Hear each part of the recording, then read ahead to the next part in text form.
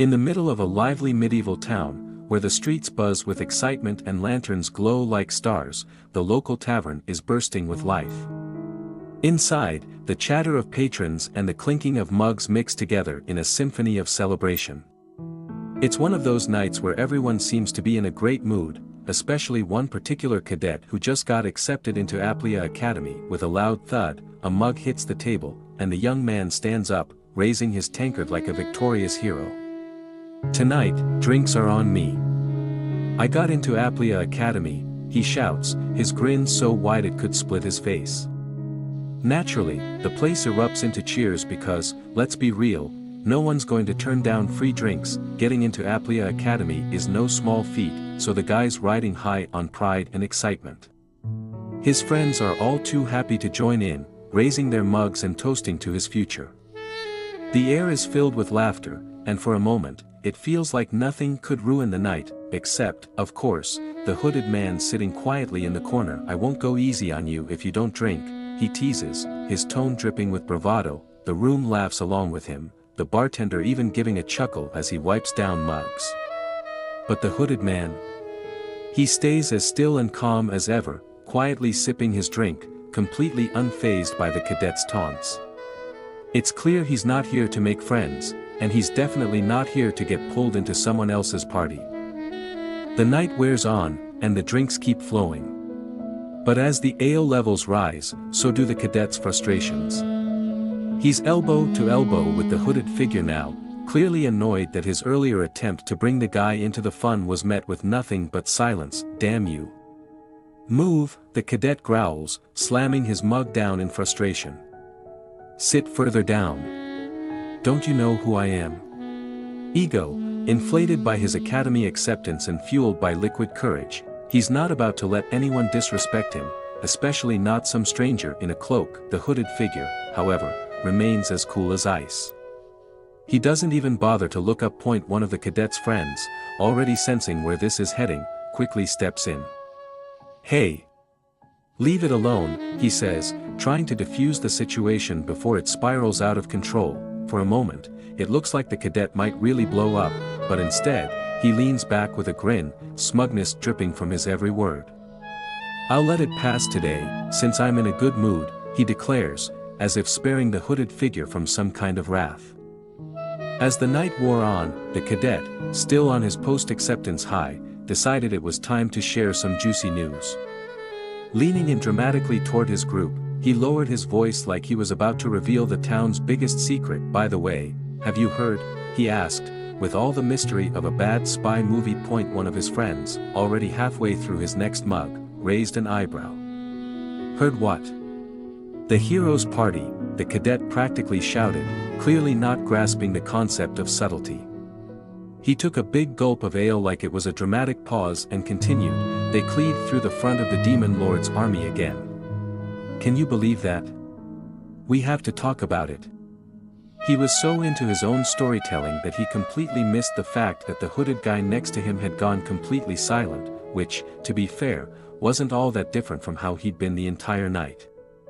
The cadet, now fully immersed in his grand storytelling, slammed his mug down and leaned in as if about to drop some major news.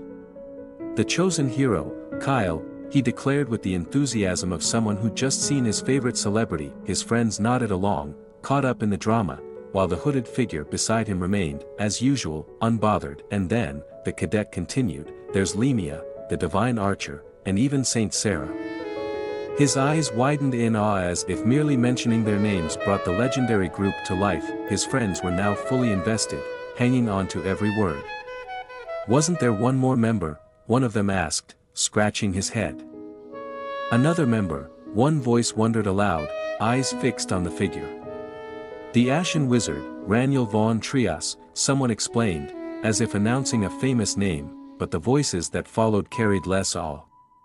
"Isn't he just on a free ride?" someone whispered, sounding unimpressed.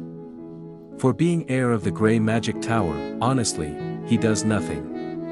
Raniel sat in silence, unaware, or perhaps unconcerned, by the whispers swirling around him. "You sound like a know-it-all," one voice chided, dripping with sarcasm. "But it's a fact that Kyle's the one doing the most, isn't it?" the response came, defensive and sure, the voice replied, their tone laced with dry humor. The Ashen Wizard is in charge of dealing with the small fry, after all. And so, the quiet tavern continued its murmur of judgments, leaving Raniel, once again, around the subtle jabs directed at him. The day before, the battlefield was chaos, an explosion of debris and magic filling the air as the heroes charged forward. Kyle, leading the charge, grit his teeth, sword raised high as his comrades fought beside him. Behind him, his party, mages and warriors alike, unleashed their powers against the onslaught of enemies. A soldier's voice broke through the clamor, filled with relief and awe. The hero's party. They came to help us.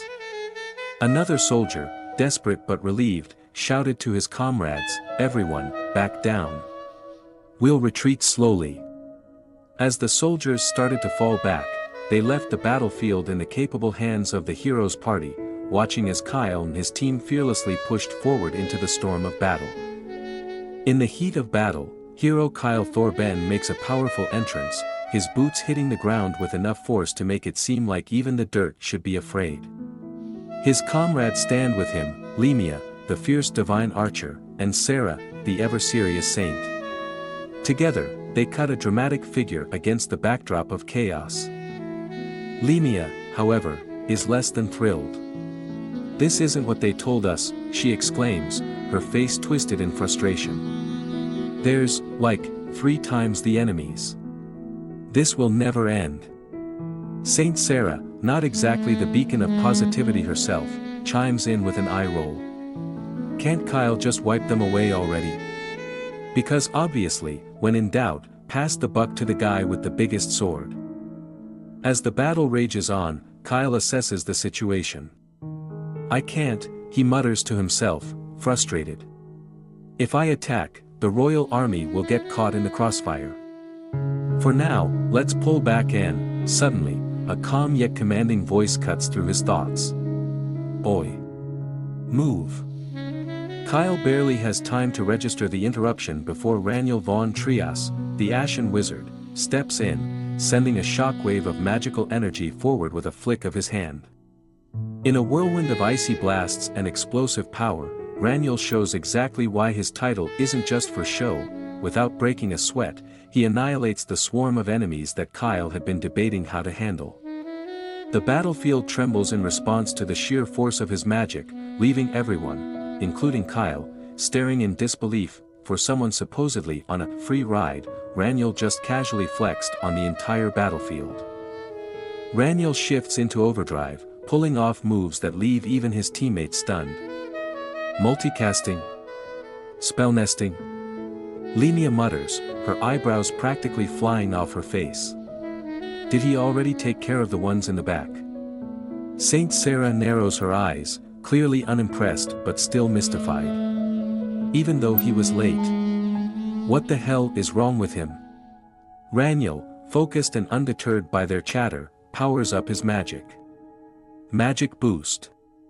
Spell reinforce, his thoughts are methodical, calculated, like a master chef seasoning his spells to perfection. In a series of lightning-fast maneuvers, Raniel deploys capture with a wave of his hand, followed by a spell that explodes in a chain reaction, decimating the enemies in front of him.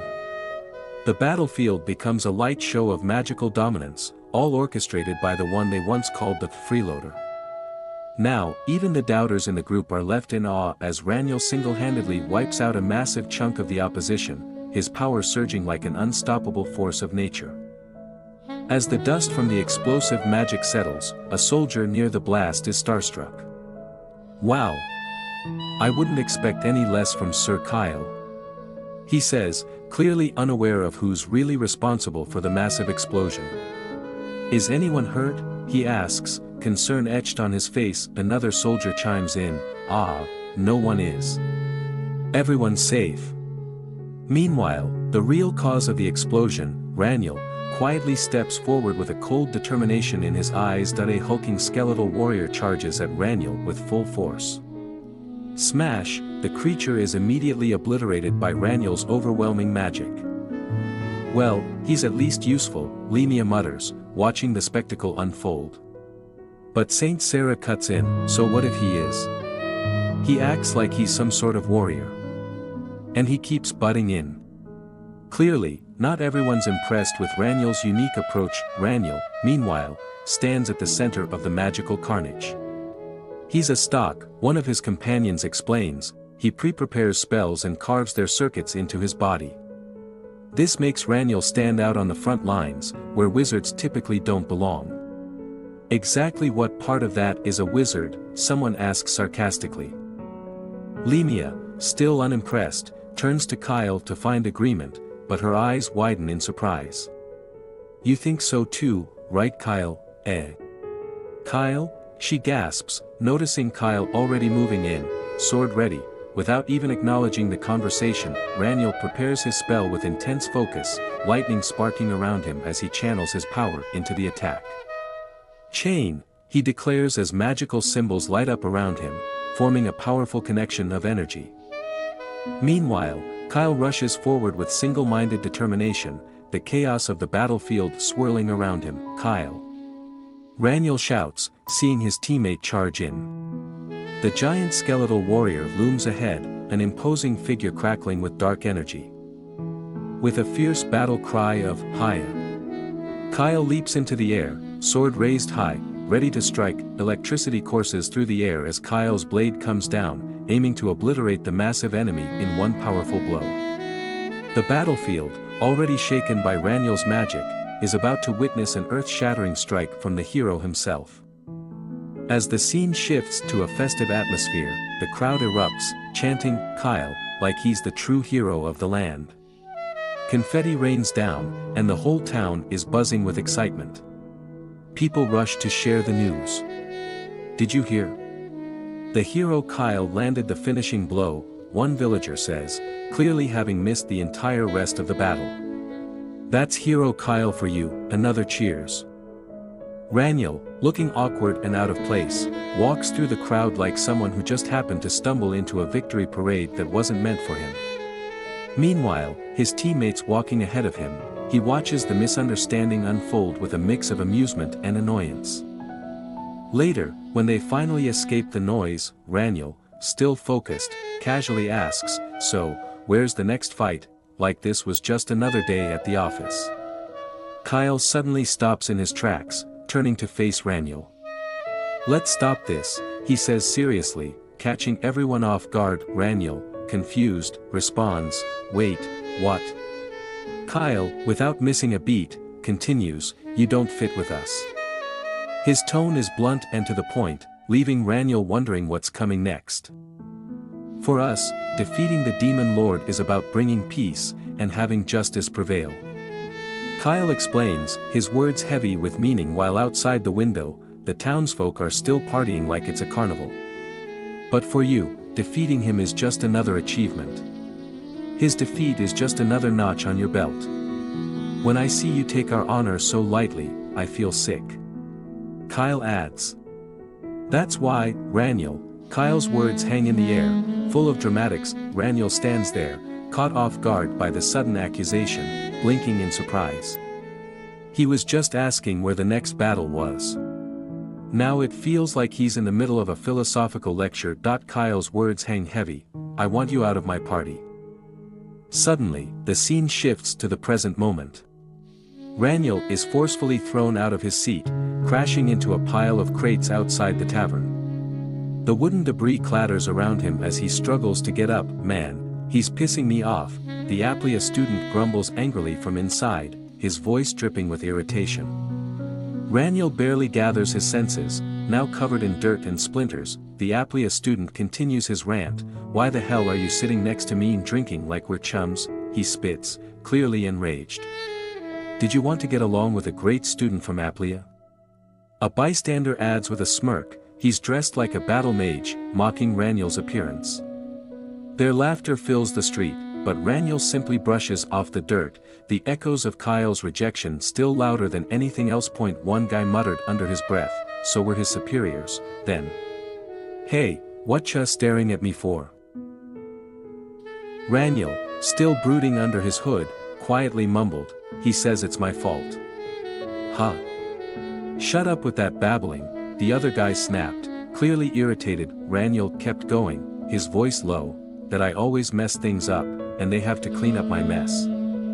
That we're aiming for different things. Someone else tossed something at Raniel. Eat this, it'll wake you right up. Did you go mad? The other mumbled, can we use magic on a civilian before joining the academy? Meanwhile, Raniel was still deep in thought. Of course, there were days I also thought I overdid it, but come on, I'm not that bad. Raniel suddenly spoke up louder, who stopped the dragon from destroying the village when those guys accidentally touched its tomb. The group whispered, what's happening? He's coming over. One guy, growing annoyed, barked, what do you want, you idiot? Raniel's voice grew stronger as he stepped forward, who saved them when they were about to be slaughtered after rushing headfirst into the demon lord's castle. Who bought them time when they had to decapitate the black dragon, one of the 4 heavenly kings. As blue flames flickered in his hand, he added, are you saying those were all small fry?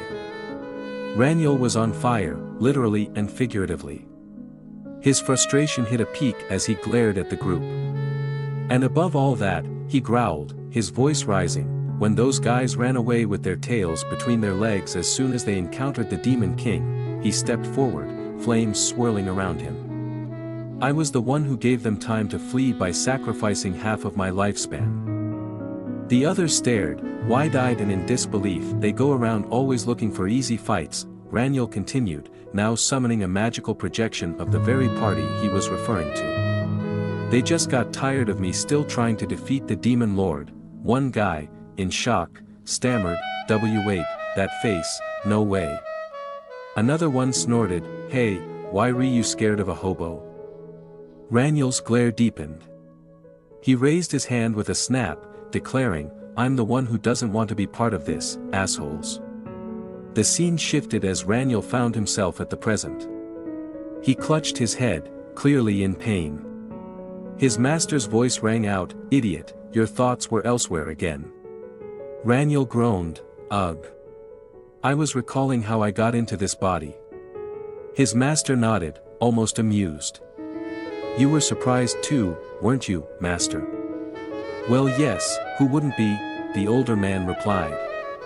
My only disciple turned up looking like that. The master looked down at Raniel, his eyes serious. Raniel, he said with a calm but firm voice, Raniel, standing amidst the blossoming cherry trees, replied, yes, master. You won't be called that anymore once you walk through that door, the master continued, his gaze unwavering. Rania van Trias. Raniel, now Rania, paused, taking in her new name. The change was significant, and it weighed on her. You'll be treated as an assistant professor at Aplia Academy, the master added, giving her a new role to embrace. Rania looked thoughtful, contemplating her future. Are you prepared for your second life? The master asked, his question hanging in the air. Rania's eyes narrowed, focusing on her next chapter. My second life. She whispered, ready to face the path ahead. As Rania reflected on her past, the memories came flooding back. I was only fighting against the Demon Lord's army for 5 years.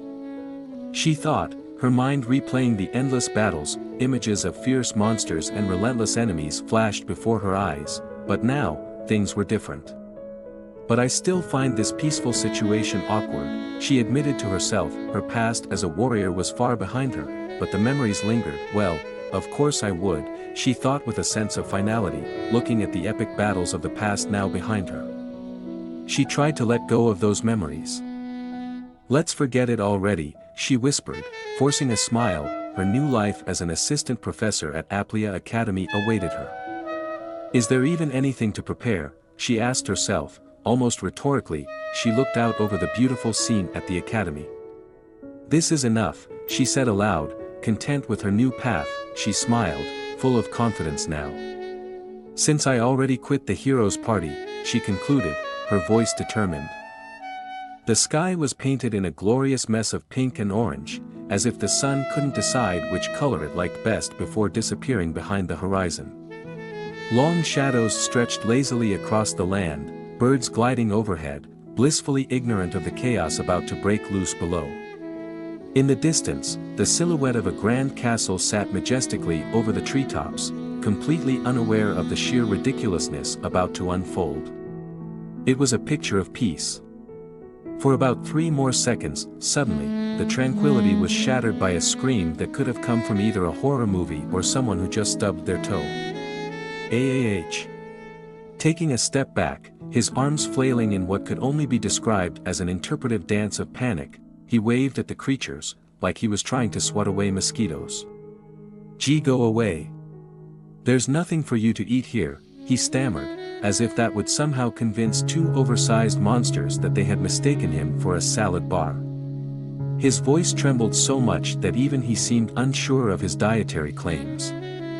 Negotiating with these beasts was about as effective as convincing a cat not to knock something off a table. They didn't care about his reasoning, or his existential crisis, for that matter. They were hungry, and his panic probably just added a nice seasoning to the whole situation. AAAAH. The young man screamed like his life depended on it, because, well, it did. He spun on his heels, attempting to flee, but fate, it seemed, had other plans for him. Splurt. A sudden spray of blood splattered across the ground, freezing him in place. His eyes widened, and his feet faltered as he stumbled forward, wondering if he had just been turned into a human ketchup packet. He blinked, wiping the blood from his brow in a daze, squinting through the carnage. But something was wrong. He wasn't dead. Well, not yet. "Wait, huh?" he muttered in confusion, his voice cracking under the weight of disbelief. The monsters, for reasons unknown to him, had stopped advancing. Instead, before him stood a mysterious figure, cloaked in shadows with an arm outstretched, glowing with a radiant, swirling blue light. The air crackled with energy, and the nearby trees seemed to bow in deference to the immense power filling the atmosphere. "Who are you?" the young man stammered, staring wide-eyed, part in awe and part still confused as to why he was not being digested by now. The cloaked figure didn't bother with formalities. With a voice smooth yet commanding, they replied, sent by the Ashen Wizard, Raniel. The beasts, who had once seemed unstoppable, were now looking a bit hesitant. The ground beneath them rumbled ominously, and with a simple flick of the figure's hand, a blast of energy erupted. Symbols and runes whirled in the air around his hand like they were performing their own little light show. The creatures, moments earlier so eager to snack, were now airborne like a couple of giant, confused ragdolls.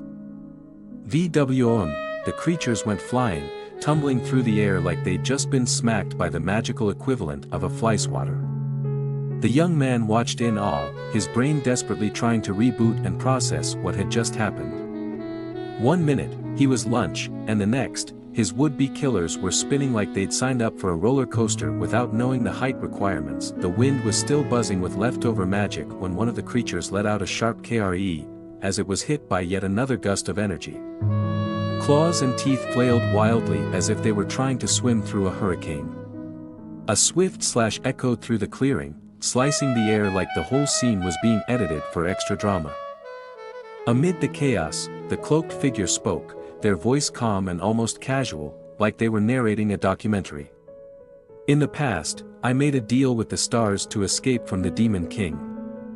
The young man, still processing the fact that he hadn't become a chew toy, stumbled backward as the figure, now hovering slightly above the ground in a display of casual godlike power, continued, by using balance. The creatures didn't care much for balance or diplomacy, though. One of them, clearly not getting the memo, let out a final, furious snarl and made a move. But with a simple gesture from the cloaked figure, it was slammed back into the earth with the force of a toddler's tantrum. Stomp. As a side effect of that deal, she thought to herself, her breath quickening with each step. The world around her seemed to blur as she sprinted, the sound of her footsteps echoing in the dense forest. I can no longer run away from the Demon Lord.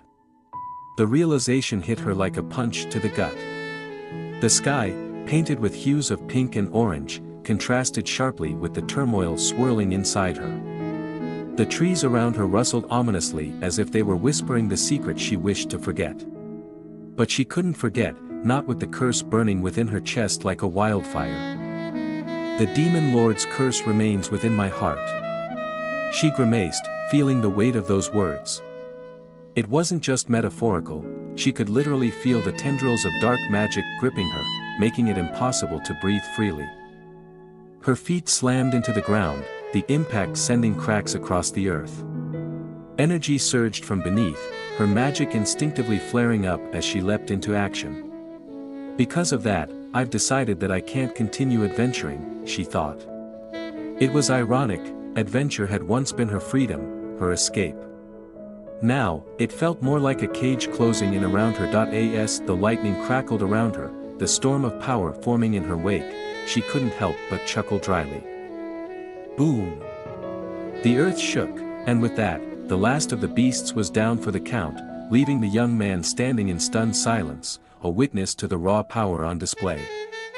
"What is this?" he muttered, his voice barely more than a whisper, his mind somewhere between amazement and panic.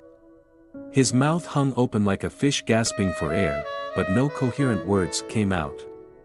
It was as though his brain had been put on hold while the rest of the world continued to spin in magical mayhem. The cloaked figure, with the calm demeanor of someone who just took out the trash, turned and asked, "Are you all right?" "Ah, yes," the young man stammered, trying to regain some semblance of dignity. Thank you. I will make sure to return the favor." The figure gave a small nod but didn't seem particularly interested in the promise. "May I know your name, by any chance?"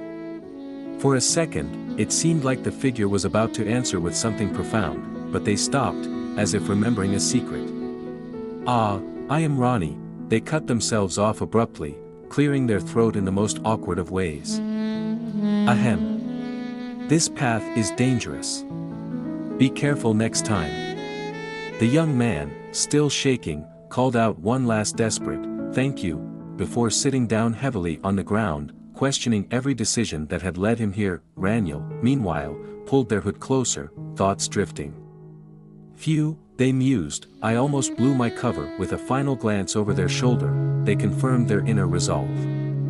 "I, Raniel, hereby announce my retirement from the battlefield." Raniel's footsteps faded into the night, the sounds of battle now a distant memory. After what felt like an eternity, Raniel came to a stop at a familiar place. It had been a long time since they'd walked this path. In front of them was the small, peaceful house they had known so well. "It's been a while since I've been here," Raniel said softly, as the gentle breeze carried their words into the still air. Raniel's footsteps continued along the path, unwavering. Their shadow stretched out beneath the trees, long and lonely. The title they'd once carried echoed in the silence. Asterisk, affiliate of the hero's party, the Ashen Wizard, Raniel. Asterisk, they walked with certainty, but their answer remained the same.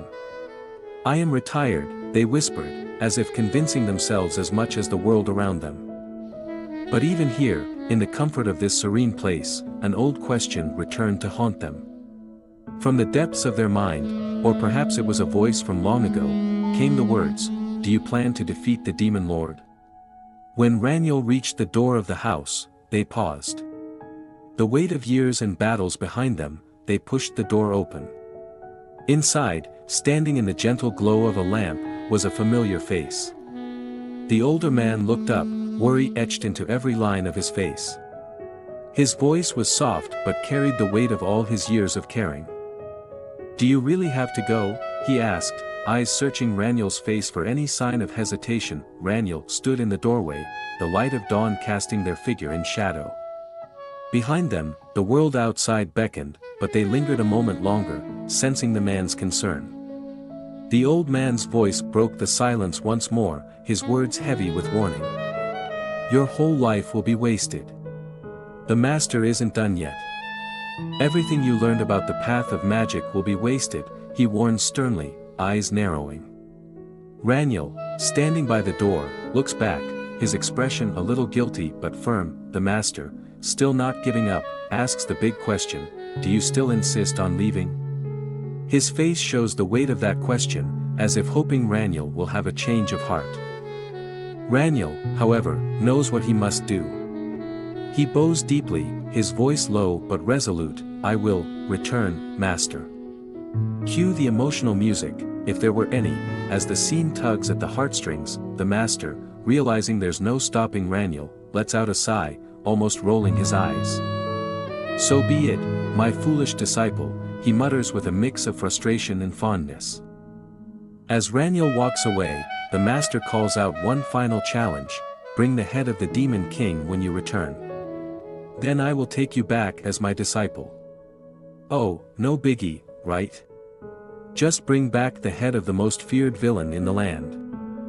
But as Raniel walks away, a dark shadow looms over him, the trees and path now ominous. That was already 5 years ago, he reflects in the darkness. What happened in those 5 years? Suddenly, a familiar hand knocks on a door. Raniel stands at the entrance, his face hidden under his hood, quietly saying, "I wanted to bring you the Demon King's head." Dramatic? Yes. Has he brought it? Only time will tell. Inside, the master, now older and wearier, hears the knock. "Who is it?" he asks, his voice a mixture of hope and trepidation as he heads toward the door. Time for a long-awaited reunion, but is it the one they both expected? Things get serious for a moment. Our heroine grabs her cloak, revealing her face dramatically as if it's a big secret, except, it's not. But hey, you have to respect the effort. With a deep, serious tone, she says, like we didn't already know, but the theatrics are appreciated." And here comes our hero again, looking bright and cheerful, cane in hand like a walking fashion statement. With a wide smile that could melt hearts, she greets, "I'm back, master." The sun shines down as if to say, "Welcome back." Her joy is practically contagious, cue the master's intense realization. His eyes go wide, his mind racing. You can almost hear the gears turning in his head. "I see. Is this what it has come to?" he mutters, as though the weight of destiny itself is suddenly dropping on his shoulders. Or maybe he's just realizing that things are about to get complicated. Either way, classic dramatic pause, the sunlight filters through the wooden beams as our main character, with flowing silver hair and a confident stride, walks up to the old master. Without missing a beat, they exclaim with admiration, "As expected of you, master. You took one look at me and figured it out." Clearly, the master's reputation for being sharp is still going strong. Suddenly, the master grows more serious. "So, did he leave any last words?" he asks with a solemn expression. It's the kind of question that leaves a heavy silence in the air, like everyone in the room is holding their breath. The master contemplates deeply, hand on his chin, as beams of light cast a reflective mood on the scene. "I doubt he left only this staff," he says, clearly implying there's more to the story than just a walking stick. "This is no ordinary farewell. At first, I was worried about him," the master admits, thinking back to when all of this started. But then, in a dramatic change of tone, he adds, "But after seeing his achievements, I was proud." Ah yes, the classic master moment where concern turns into pride. Now visibly moved, the master places a hand on his chest. "I was especially proud, when I heard he subdued," he doesn't finish the sentence, but you can tell he's reminiscing about some grand feat, probably something epic and legendary. He's having a real emotional moment here. Raniel, sweating bullets, nervously tries to explain, the black dragon Belial, one of the 4 heavenly kings. Her panic is real now, and she pleads. "Please, let me explain."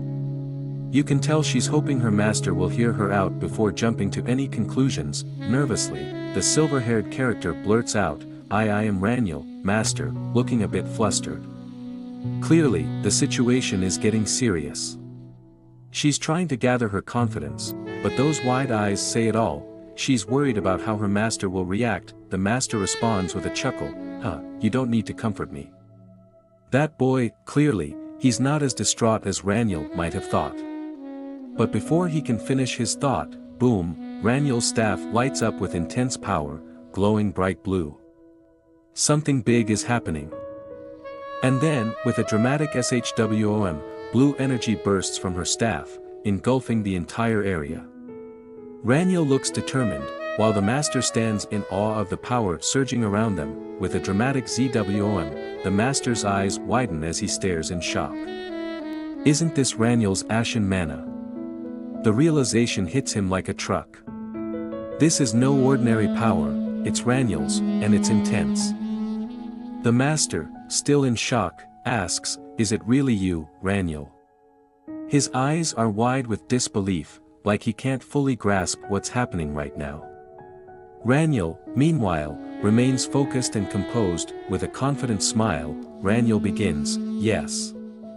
Master, I am BA," but before she can finish, a sudden VZZT interrupts her. Clearly, something's going wrong. Suddenly, a bright blast of energy appears as Raniel shouts, "Lightning bolt." The powerful magic explodes forward, leaving no doubt that she's ready for action. The master watches, astonished, as her abilities unfold before him. Crackle, a powerful burst splits the scene, as lightning surges through, violently cracking something in half. Sparks fly as the energy erupts, leaving destruction in its wake. Subtlety? Not today. She turns around, a look of realization dawning on her face, only to be met with a bright flash of light and the shocking sensation of the energy surging through her. Meanwhile, a calm figure with long silver hair turns slightly, seemingly unfazed. She simply says, "Come in." Like she didn't just hear the loudest crack in history, her face shows utter shock as the energy passes by, her mind racing. What just happened? The scene cuts to her softly chuckling, "Ha, ha ha." A quill scratches across parchment with practiced ease. The first of many letters begins, "Dear Roselle, former master of the Grey Magic Tower." But wait, that title's old news, right? A second letter emerges with some quick revisions, "Dear Roselle, Aplia Academy Professor." Sounds more up to date. Then, yet another letter pops up, like an enthusiastic overachiever, "Dear Sir Roselle, esteemed master of the Ashen Wizard." The ink isn't even dry on that one before the sky above seems to transform into a postal office for wizards. Letters flutter and twirl through the air with a sense of urgency only bureaucrats would truly appreciate. Magical seals break mid-air with dazzling effects because, well, magic. The Ashen Wizard has announced his retirement, Professor. Do you happen to know his whereabouts? As if.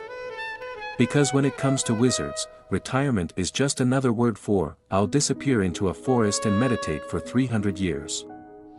Cut to the chase, as the letters continue to bombard the air. The Magic Tower, desperate for more answers, decides to take matters into its own hands. Another missive. "If I may cut to the chase, we at the Magic Tower would like to recommend the Ashen Wizard to the elders and have him by any means, only for the scroll to get interrupted. Because on the other side of the world, Roselle, the poor recipient of all these letters, stands in his doorway like an exasperated father whose kids won't stop knocking. Look." Roselle exclaims, pointing dramatically at the overwhelming pile of envelopes that could probably fill an entire library at this point. "I've already received hundreds of letters from all sorts of places." He's furious now. As if the mere idea of retiring in peace wasn't hard enough, here they are, trying to drag him back into the wizarding mess.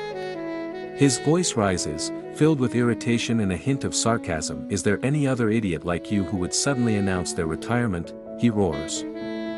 Roselle's assistant stands nearby, looking overwhelmed as more letters cascade onto the desk.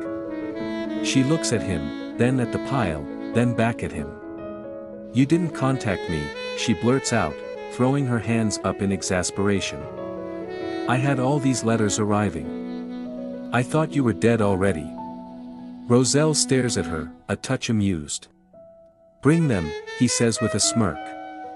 "I'll burn them all, okay?" Another letter floats in at that exact moment, its seal pristine, probably thinking it's safe from destruction. Roselle's eye twitches slightly. "Another one? He grumbles as he grabs it out of midair. He takes a look at the sender. Sender, Principal of Aplia Academy, Aaron Van Tyrant. He glances at it, unimpressed, and sighs. This one's a normal one. Elsewhere, the principal, Aaron Van Tyrant, is penning yet another letter. His desk is immaculate, his writing deliberate. He begins, to my dear friend, Roselle Van Trias, spring has sprung at Aplia Academy, the cradle of learning. Oh yes, the usual pleasantries. Flowers blooming, students eager to learn. But the letter soon takes on a more serious tone. How are the preparations for the new semester going? Then, the crux of it. Aaron's brow furrows slightly as he continues to write. I am not contacting you as the principal, but as a friend with a concern. In a final, desperate plea, Aaron's letter closes with, do you know where your disciple, the Ashen Wizard, is? Somewhere, in the scenic countryside, Roselle stands under a pink and orange sky with even more letters in his hand, looking out into the horizon as if contemplating whether to toss them into the wind and forget about the world entirely. The stars twinkled as if holding a secret, while shadows of 4 figures loomed against the shimmering cosmic backdrop. Aaron's words hung in the air like an unspoken challenge. You know, don't you? Our upcoming freshmen have the talent to lead the way in our times. The glowing energy surrounding the students radiated with potential. It was as if the fate of the world rested on these individuals, no pressure, of course. Somewhere, someone probably thought, what could go wrong? But the professors, naturally, were already in a tizzy. The professors are in an uproar. We need to bring in the Ashen Wizard as soon as possible. Because who doesn't love a good crisis? Another letter fluttered in the wind. It was probably the 100th one of the day. Roselle's patience had long since burned out. He held the stack of letters and read the last plea. I ask you to at least let me know his whereabouts. His response was simple, even borderline dismissive. Burn them. The assistant, as incredulous as ever, blinked. Are you sure? She asked as flames erupted, crackling with a menacing glow, as if the letters themselves were offended at being dismissed so easily. As the flames continued to consume the letters, the assistant couldn't shake the feeling that this was a terrible idea. A gust of wind blew through, scattering ashes into the horizon. Her eyes flickered with doubt. If there's a problem later. But before she could even finish, Roselle cut her off with all the grace of someone who has dealt with far too much nonsense. A problem? Stop talking nonsense and burn them already. There is still a lot left. And with that, the fiery rain continued. Nothing like a casual letter-burning session at sunset to cap off the day. The sun dipped lower on the horizon, casting an orange glow across the field. Roselle's face softened slightly, as if contemplating something deeply profound, or just really tired, so, he murmured, pausing for dramatic effect. His assistant, meanwhile, was staring at the swirling flames, wondering how on earth things had escalated to this point. How did they go from a simple request to a bonfire? How did this happen to you? She asked, her tone half sympathetic, half bewildered. Roselle's casual demeanor didn't exactly give off wise sage vibes at the moment. Her question was met with a half-hearted shrug.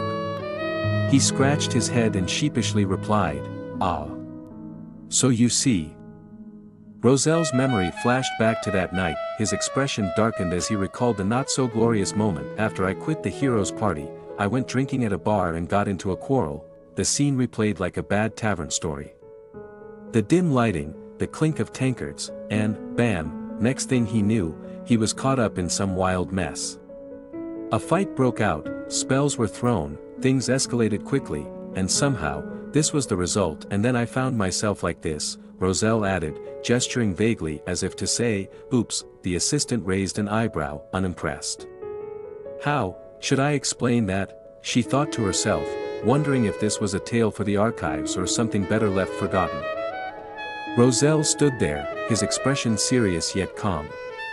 The weight of the unknown hung over him like a cloud. I'm still uncertain as well, he finally admitted, the words echoing in his mind. For someone who had seen and done it all, even he wasn't immune to the doubts that come with new beginnings. Whatever, he muttered, brushing off the lingering feelings of unease. His assistant blinked in confusion, trying to understand Roselle's nonchalant attitude, but Roselle, ever the pragmatist, wasn't one to let things linger unnecessarily. "It's you we're talking about, so there must be a reason," he said, directing his words toward his disciple. His gaze softened slightly as he continued, "Tell me about your plans from now on." Roselle stood there, his expression serious yet calm. The weight of the unknown hung over him like a cloud. "I'm still uncertain as well," he finally admitted, the words echoing in his mind. For someone who had seen and done it all, even he wasn't immune to the doubts that come with new beginnings. "Whatever," he muttered, brushing off the lingering feelings of unease. His assistant blinked in confusion, trying to understand Roselle's nonchalant attitude, but Roselle, ever the pragmatist, wasn't one to let things linger unnecessarily. "It's you we're talking about, so there must be a reason," he said, directing his words toward his disciple. His gaze softened slightly as he continued, "Tell me about your plans from now on." The name on the letter seal flickered with magic, Principal of Aplia Academy, Aaron. The magic symbols swirled around it, glowing with an otherworldly light. Roselle took one look at the letter and then at his disciple. His expression remained neutral, but the gears in his mind were already turning that he asked quietly, "Have you considered?"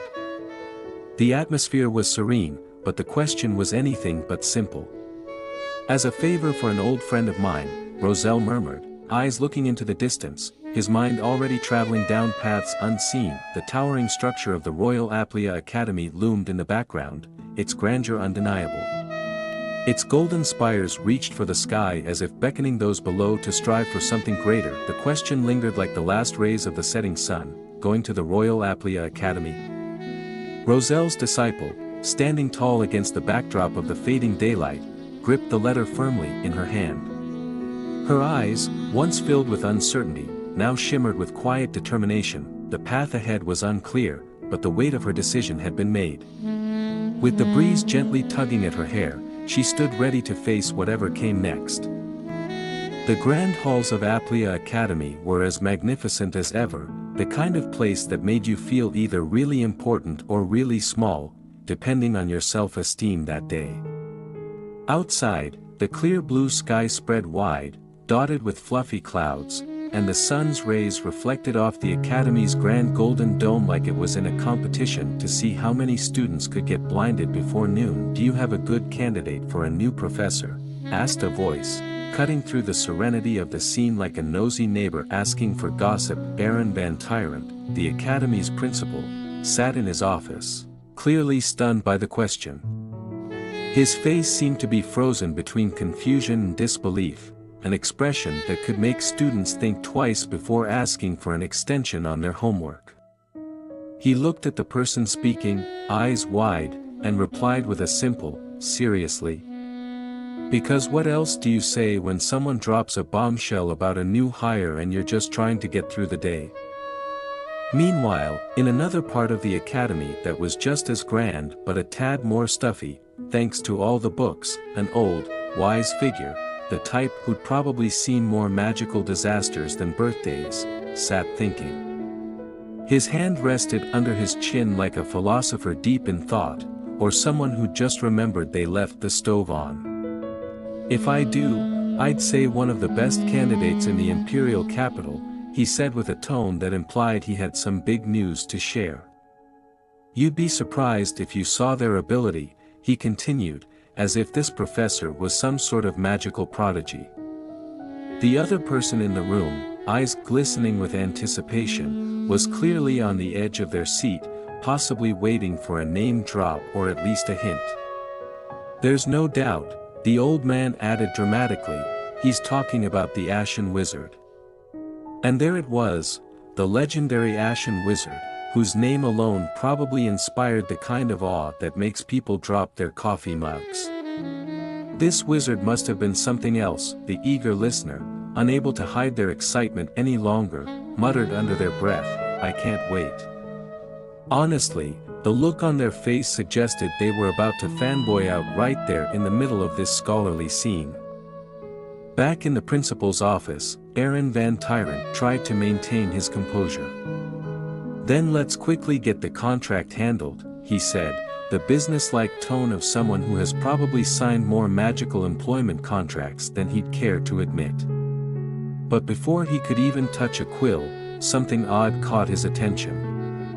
He paused and looked at the paper stack on his desk as if it might explode, which, in a magical academy, wasn't entirely out of the question. "It's my newly adopted daughter," he stated, emphasizing the word like even he wasn't sure how the whole adoption process had gone down. It had that sense of, "Oh yeah, did I forget to mention I adopted someone? My bad." The other person in the room blinked in surprise. It wasn't every day you found out someone casually adopted a daughter, let alone a mysterious one.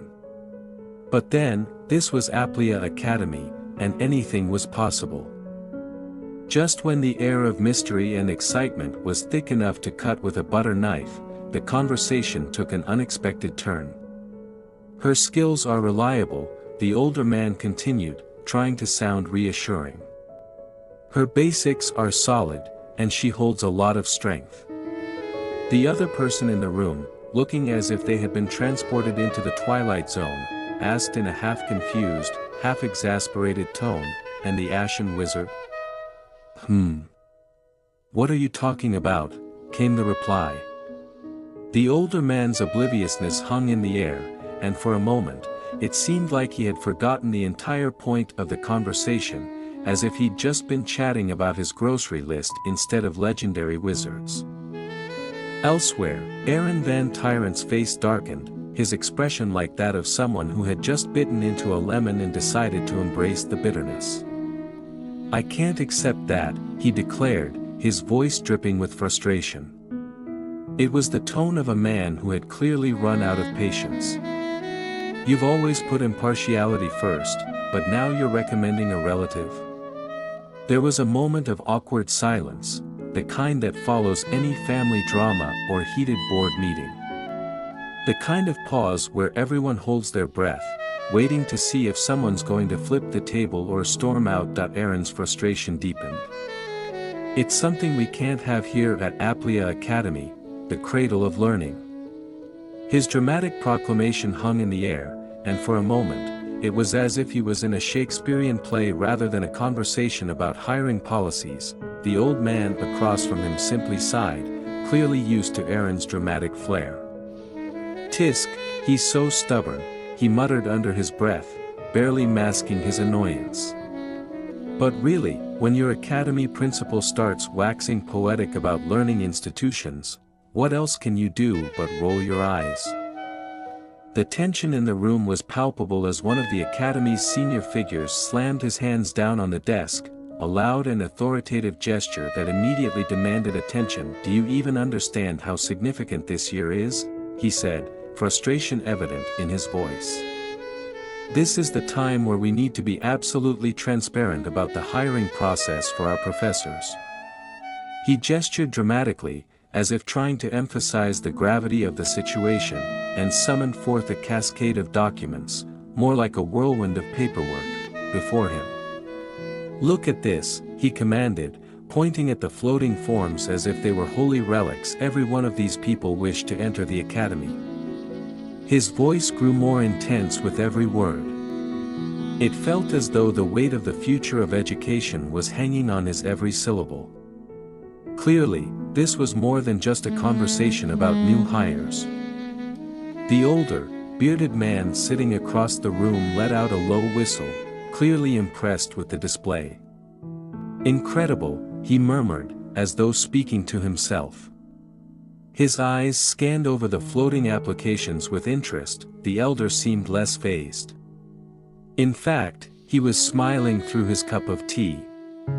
"All the more reason why you should use my daughter," he said with a wry smile. He might as well have said it as if offering someone the last slice of cake at dinner. "You damned," muttered the other man, grumbling under his breath. Meanwhile, far across the academy, the grand and ornate royal library stood as a beacon of knowledge. A massive collection of magical tomes and texts awaited those who dared to study them. It was a place where intellect thrived and where even the most mundane of students could feel like a sage just by walking in. Well, most students.in walked the protagonist, yawning. Clearly, the mystique of the library wasn't doing much to combat her exhaustion. As she gazed around at the grand halls, it felt both familiar and foreign at the same time. I haven't been here in 6 years, I think, she mused aloud, slightly nostalgic but mostly unimpressed. I only came because Master told me to, but nothing's really changed. The sound of her footsteps echoed in the grand hall as she strolled inside. It wasn't exactly awe-inspiring for someone who had, at one point, probably already read through every book in the library. Studying here? A cakewalk. Still, her master's voice echoed in her head, "You're going to be an assistant professor soon, so go study seriously." She let out an internal sigh, eyes narrowing a bit in boredom.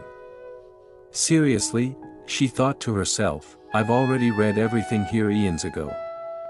It wasn't just overconfidence, it was the simple truth. The girl had devoured books like a voracious dragon hoarding knowledge. But, she conceded, since I'm already here, I might as well do something. That something, however, quickly became complicated. She noticed something strange. The mana, the very lifeblood of all magic flowing through the academy, wasn't, well, flowing. That a confused student nearby echoed her thoughts. Why isn't the mana flowing? Now things were about to get interesting. That's weird, one of the students muttered, staring intently at his enchanted pen as if it had personally offended him. He held it up in front of his face, his brows furrowing in confusion. Why isn't the pen's mana coming out? He asked, looking at the blank piece of paper before him. The pen, once flowing with the essence of magic, now seemed as useful as a dried-out quill. He tapped the pen on the paper in vain, trying to coax out any remaining magic like someone desperately squeezing toothpaste from an empty tube. Another student across the room sighed, obviously irritated, and snapped, "You there, be quiet." His tone was sharp but masked with a thin layer of exasperation, clearly done with the day already. But before the first student could respond, another voice chimed in, panicking as if the world was ending. "Please, look at this."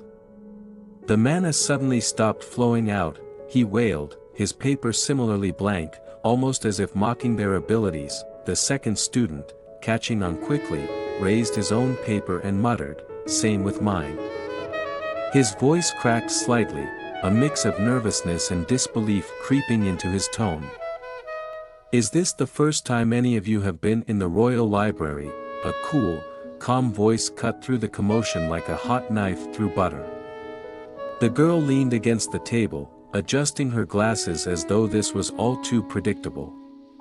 "There's only one reason why the mana would stop flowing," she explained matter-of-factly, pushing her glasses up the bridge of her nose in that very typical, "I know more than you" way. She sighed as she looked over at the confused group of students, one eyebrow raised. "Looks like they're new students." One of the students, who had been silently watching from the corner, chimed in, eyes wide with disbelief. "The mana doesn't come out." He tilted his head, not quite grasping how the magic, that they had grown so accustomed to, could just disappear. "If you focus just a tiny bit. It means that the fourth princess, Lady Yahello, is currently in the Royal Library," someone whispered, with awe in their voice. There was always an air of mystery surrounding Lady Yahello. As the words sank in, papers rustled softly, as if the wind itself had bowed to her presence. Suddenly, in her deep thoughts, Lady Yahello bumped into another student, the scattered papers flying in the air. "Yuwa, are you okay?" the other student asked in concern, snapping out of their own bewilderment about the mana situation.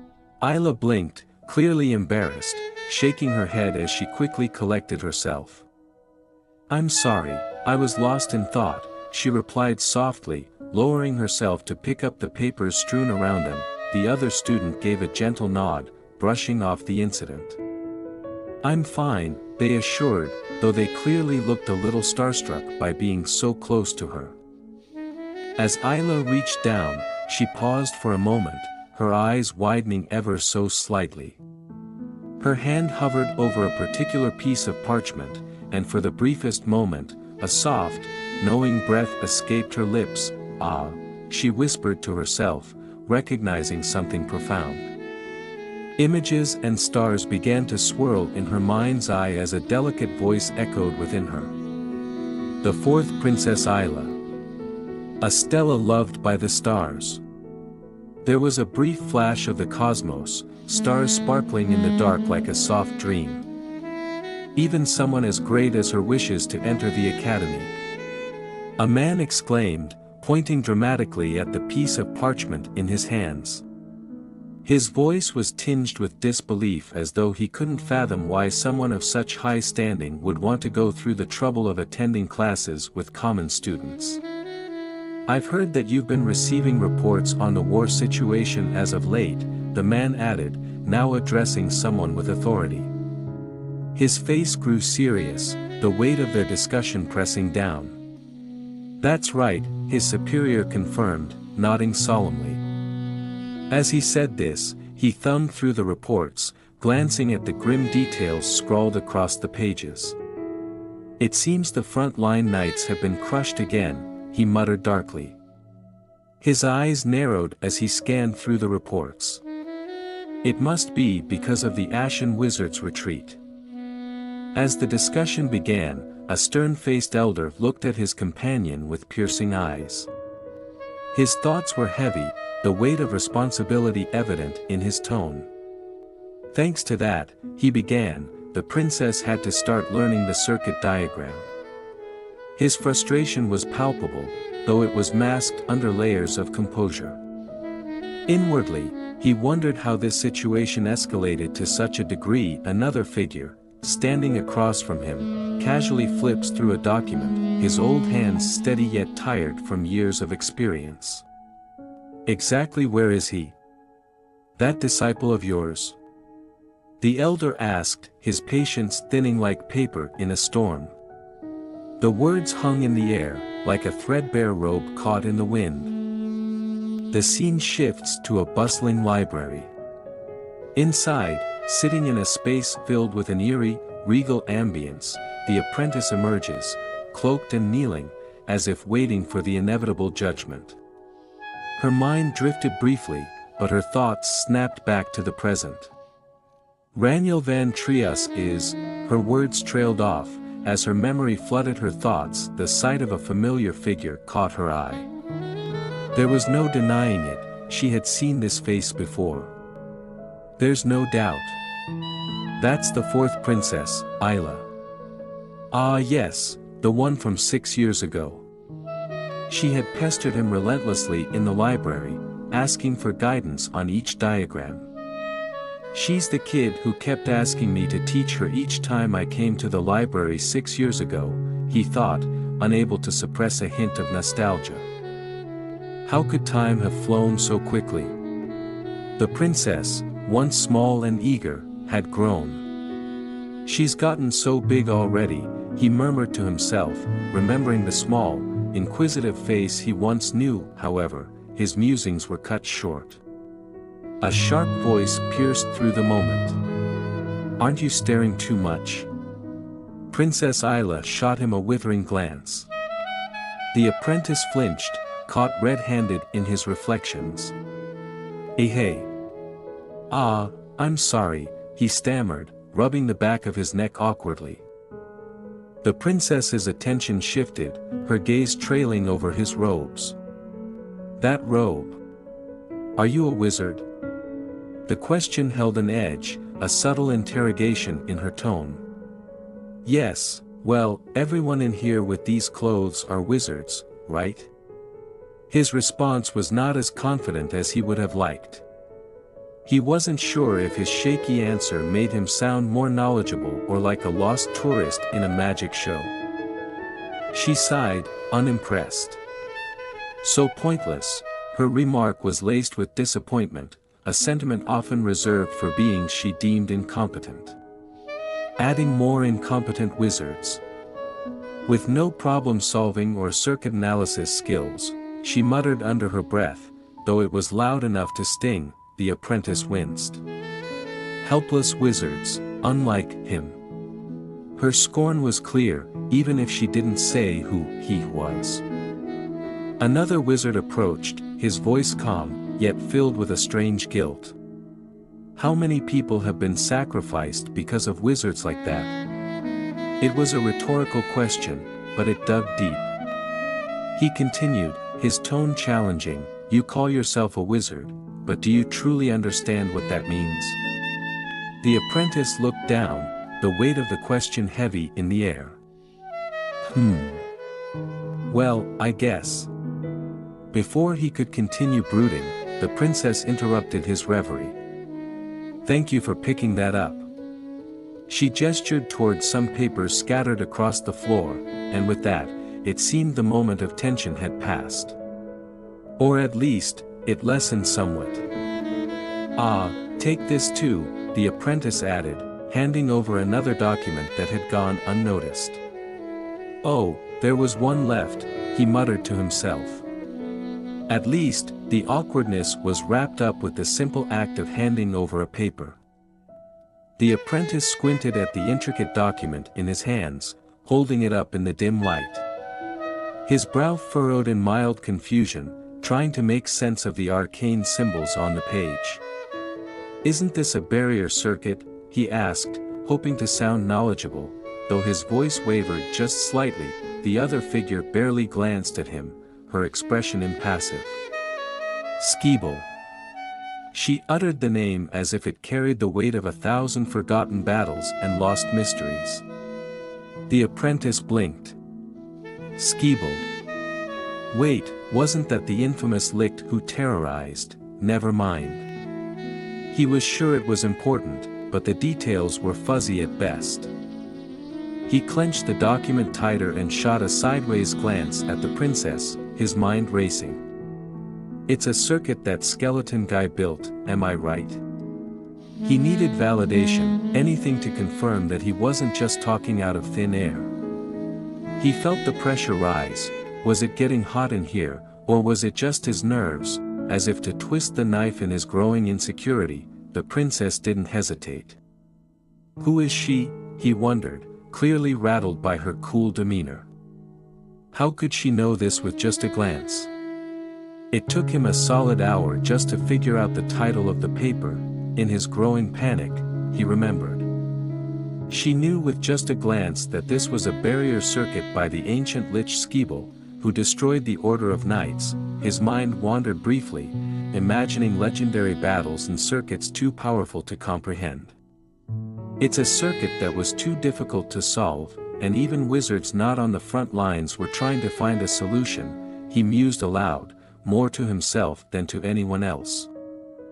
But the princess? She seemed almost bored by the whole thing. Her voice, though soft, sliced through his thoughts like a razor. "Why yes, you are very knowledgeable," he stammered, desperately trying to keep up. Was she impressed? "Unlikely, although I doubt you'd be able to solve it," she added, her tone nonchalant but with an edge sharp enough to make him wince. He swallowed hard. Well, that was a punch to the ego. "If you don't plan to solve it, can I have it back?" she asked, holding out her hand, her eyes never leaving his. The apprentice blinked, staring at the document like it was some kind of ancient relic he wasn't ready to give up just yet. This?" he fumbled. "If I mess with it a bit, I can solve it right away." "Ah yes, confidence. Fake it till you make it, right?" But as his mind whirled through possible solutions, doubt crept in. Was I wrong? He couldn't shake the feeling he might have just said something incredibly stupid. I'm sure it's his, but... The princess arched an eyebrow, clearly done with his overthinking. Then please try to solve it. Her voice was cold but direct, and in that moment, he could feel the weight of all the sarcasm that wasn't being spoken. His pride stung. You have already insulted me this much, she continued, turning her gaze away as if she were uninterested in his next move. So solve it. Insulted her? When? Wait, what just happened? The apprentice, now thoroughly confused, stood frozen in place. His head was swimming in a sea of mana restrictions, ancient circuits, and possible insults he hadn't even meant to give. Oh okay, well, for now, if you do this, he pointed awkwardly at the document, waving his hand as if gesturing to some magical solution he was still trying to figure out.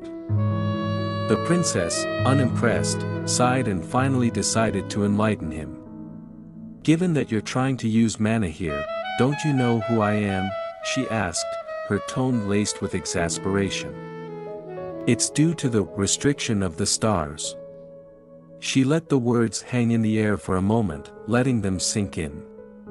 Of course. The mana restriction. How could he forget? The stars have blessed me with the right to control the mana of the wizard's Asura, she began, before cutting herself off abruptly. Excuse me, please wait a moment. And with that, she moved into action, her eyes sharp, her posture unwavering. A moment later, the room seemed to pulse with power. The apprentice watched, half in awe and half in terror, as symbols and circuits glowed around her, their magical energy swirling in a vibrant display of raw power. She was in control now, the air itself bending to her will. He gulped, realizing just how far out of his depth he truly was. As the air began to thrum with energy, the room felt like it had been transformed into a battlefield of magic. The swirling blue lights surrounded her, making her appear more like an ethereal goddess than a princess wielding spells. The apprentice, now relegated to mere spectator status, took a step back. His thoughts? Well, they weren't exactly coherent at this point. His mouth hung open, his brain desperately trying to catch up with what his eyes were witnessing. What's that? A voice echoed from behind him. It wasn't just him who was flabbergasted, other students in the room were just as bewildered. One guy in the back looked like he was on the verge of fainting. Is this mana? Another student asked, their voice high-pitched with panic. But the princess is here. The sheer disbelief in the air was almost palpable. As the magic surged around the princess, her long silver hair billowing dramatically, probably the coolest part of being a magic user. Honestly, the apprentice could do little but watch in awe. The princess, though, she seemed totally unfazed, as if this was just another Tuesday for her. No way, the apprentice muttered, finally piecing together a somewhat coherent thought. It wasn't a question, just a statement of pure disbelief. His brain was still fried from the sheer display of power she was casually wielding. She materialized Skeeble's barrier in an instant, he thought, his mind flashing back to all the books and scrolls that told him this kind of magic should take at least a team of 12 highly trained wizards and a month of prep work. But nope, here she was, doing it solo in about 3 seconds flat. How should I describe it? The apprentice wondered, half in awe, half in self-pity. Solving it is easy, but explaining it is hard. It was like trying to explain a high-level algebra problem to someone who just learned how to count. Impossible. No, wait, give me a moment. The apprentice's panic surged again. He wasn't quite done being floored by all this. I'll show it to you directly, he mumbled, desperately trying to salvage his dignity. But who was he kidding? His metaphorical ship had already sunk. Please look closely, the princess commanded, her voice calm, even gentle, like a teacher guiding a particularly slow student through a simple equation. The symbols and circuits swirled around her like a cosmic storm, far too much for his mind to process. And then, in a blaze of radiant light, the building itself seemed to resonate with her magic. The entire space was glowing, the kind of glow that said, "Hey, you're witnessing something far beyond your comprehension." "You still haven't heard anything?" a voice suddenly broke through the chaos. A different scene unfolded before him. They were seated now, as if the previous cosmic display had been a mere moment of interruption. The older man across from him sighed. "He's quite stubborn." "The principal's name is Aaron, right?" the princess asked, her tone casual now, like they were talking about the weather and not a wizard who could single-handedly upend the laws of magic. "Yeah," the older man replied, his voice laden with the kind of weariness that only comes from dealing with impossible students. And just like that, the tension that had hung so thick in the air moments before dissipated. Everything seemed calm again, for now. Rania and the elderly professor sat at a wooden table, enjoying a quiet moment amidst the chaos of the day. The professor had a serious expression as he pondered their recent conversations. "You still haven't heard anything?" Rania asked, sounding concerned. It wasn't like him to stay so quiet for this long. The professor let out a long sigh, scratching his beard in contemplation. "He's quite stubborn," he finally admitted, as if this was some great revelation, something unknown to everyone. As he spoke, his hand brushed against his thinning hair. "His feelings for Aplia are genuine," he added, his voice trailing off as if he'd just lost his train of thought. "But sometimes, he can be too headstrong." A beat passed, and it was clear that the professor was thinking about his own head. Was the stress making him go bald? Rania, meanwhile, flipped through a thick, dusty tome, glancing up with mild sympathy. "Maybe being an assistant professor is no longer a possibility," she muttered, though it was unclear if she meant for herself or for him. She continued reading, knowing full well that stubbornness seemed to run rampant around here. The professor sighed once again, looking into the distance as though he was searching for a solution in the far-off horizon. "Well, what else is there to do if you won't allow it?" he murmured, leaving the question hanging between them like an unsolved riddle. Rania, ever pragmatic, looked up from her book. "Don't worry, we'll find another way," she said confidently. Outside, the scene shifted. Three men approached a house tucked away in the woods, the sunlight filtering through the trees. They seemed determined, each step closer bringing them nearer to some unknown goal. Their matching uniforms suggested they were here on official business. Inside the house, just as Rania was about to speak again, a sharp knock echoed through the room. Both the professor and Rania glanced toward the door.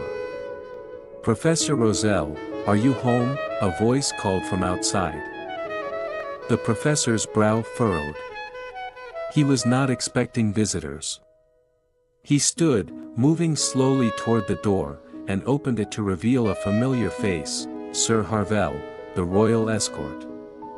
The knight offered a polite smile as he stepped inside. "Professor, it's been a while," Harvel greeted. His voice was formal but warm, the tone of someone who had spent much time in the professor's company. The professor raised an eyebrow. "Aren't you the royal escort?" he asked, as though he hadn't been able to place the man for a second. "What brings you here?" Harvel glanced over his shoulder, gesturing to the men behind him. "Is Lady Rania van Trias home?" Rania, still seated at the table, raised her head, a bit taken aback by the mention of her name. "Yes, my daughter is here," the professor replied, gesturing towards her with a tired wave. Harvel stepped forward, lifting the lid of the box to reveal a stunning piece of fabric. "I have something to deliver to her," he explained, holding the box delicately, as if its contents held the answer to some grand mystery. The box itself looks like it can feed a family of 3. How much does the gift inside cost? With lighting effects and background music that sounds like angels are singing, it was revealed that the content is a robe.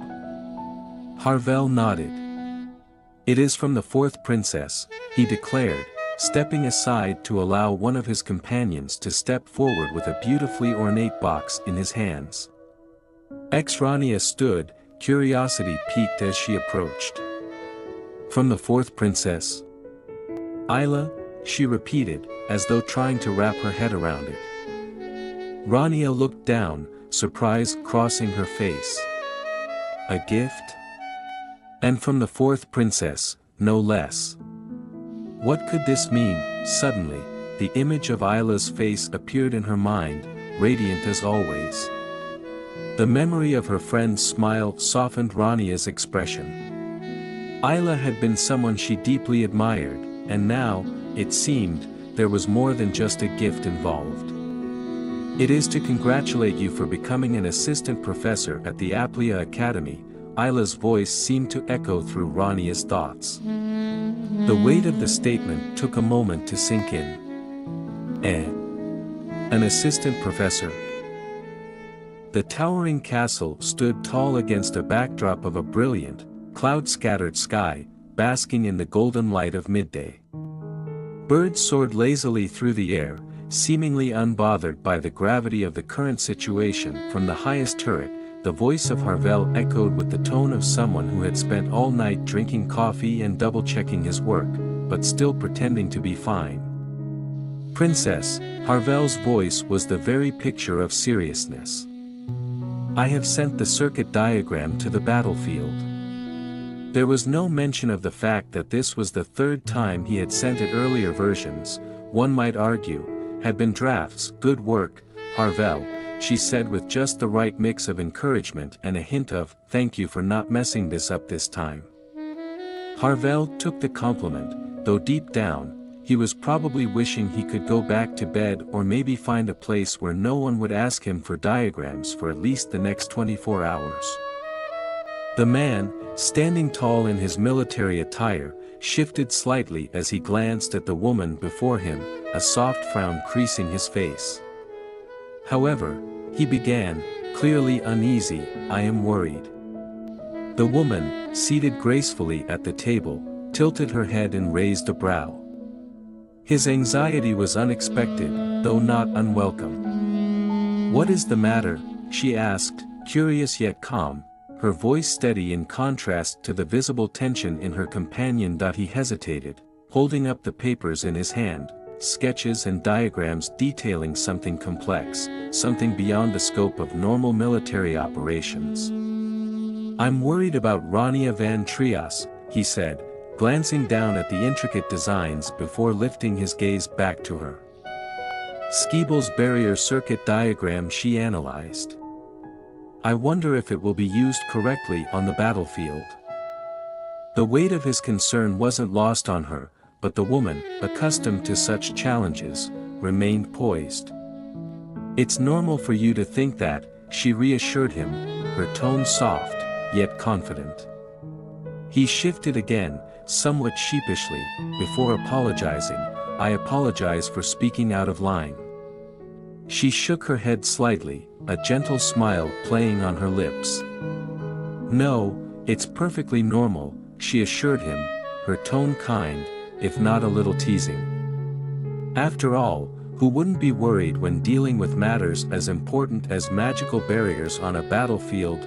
The woman straightened in her seat, her fingers lightly tapping the papers before her as if weighing the gravity of the situation. That is what today's meeting is for, she reminded him, refocusing their attention. I am sure everyone has a lot of questions. A small glint of determination sparked in her eyes. After all, that's why they were here, to sort through the uncertainties and prepare for the days ahead. The man nodded, feeling slightly better, though there was still one nagging question in the back of his mind.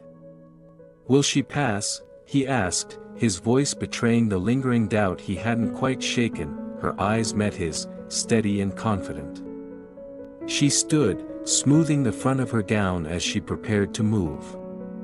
"Of course," she said with a smile that was both knowing and reassuring. "Trust me." As she walked toward the window, the sunlight bathed the room in a warm glow. She paused, staring out through the window's lattice, her golden hair catching the light. Her voice was soft, almost to herself, but full of confidence. "It will definitely go well." Meanwhile, across town, another scene unfolded. A young woman stood staring in disbelief at the ornate gown she was now holding, beads and embroidery cascading down like something straight out of a royal closet. "I have to wear this to go," she exclaimed, her eyes wide with shock. Her companion didn't miss a beat. "You received it from the princess as a gift," they reminded her, already moving toward the door with a tone that left no room for argument. "Change into it quickly and go." She grimaced, holding the fabric up in front of her as if it might swallow her whole. Just my luck, she thought, preparing herself for the inevitable. The thing she did for duty. In the dimly lit office, a distinguished older man stroked his long beard thoughtfully. "You mentioned a gathering with the masters of the magic tower, right?" he asked, raising an eyebrow at his companion. His voice carried the weight of years of experience and just a hint of bemusement. The younger figure standing before him nodded, still holding the paperwork that seemed far too serious for his liking. "Yeah. Looks like they've properly considered my endorsement." He tried to sound nonchalant, but the truth was, anything involving the magic tower was always nerve-wracking, no matter how seasoned you were. The older man tapped his papers lightly on the desk with a knowing smirk. "And I was told there's a new student associated with the magic tower masters," he continued, glancing over at the younger man's reaction. "They're probably wanting to test you." His voice dropped into a more conspiratorial tone. "They're looking for your rough edges." The younger man sighed heavily. "Of course they are," he muttered under his breath. "Nothing like being scrutinized by some of the most powerful mages in the land, right? No pressure at all."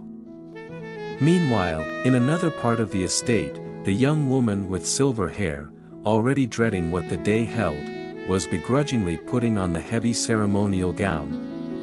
She looked at her reflection, frowning. "Put it on quickly," she muttered to herself, mimicking her companion's earlier instructions, as if the outfit was the thing holding up her progress. "Got it," she said to the empty room, trying to psych herself up. This was going to be a long day. As she tightened the last button and adjusted the heavy cape that seemed to weigh more with every step, she glanced back at her reflection, momentarily caught off guard by how formal and, well, regal, she looked.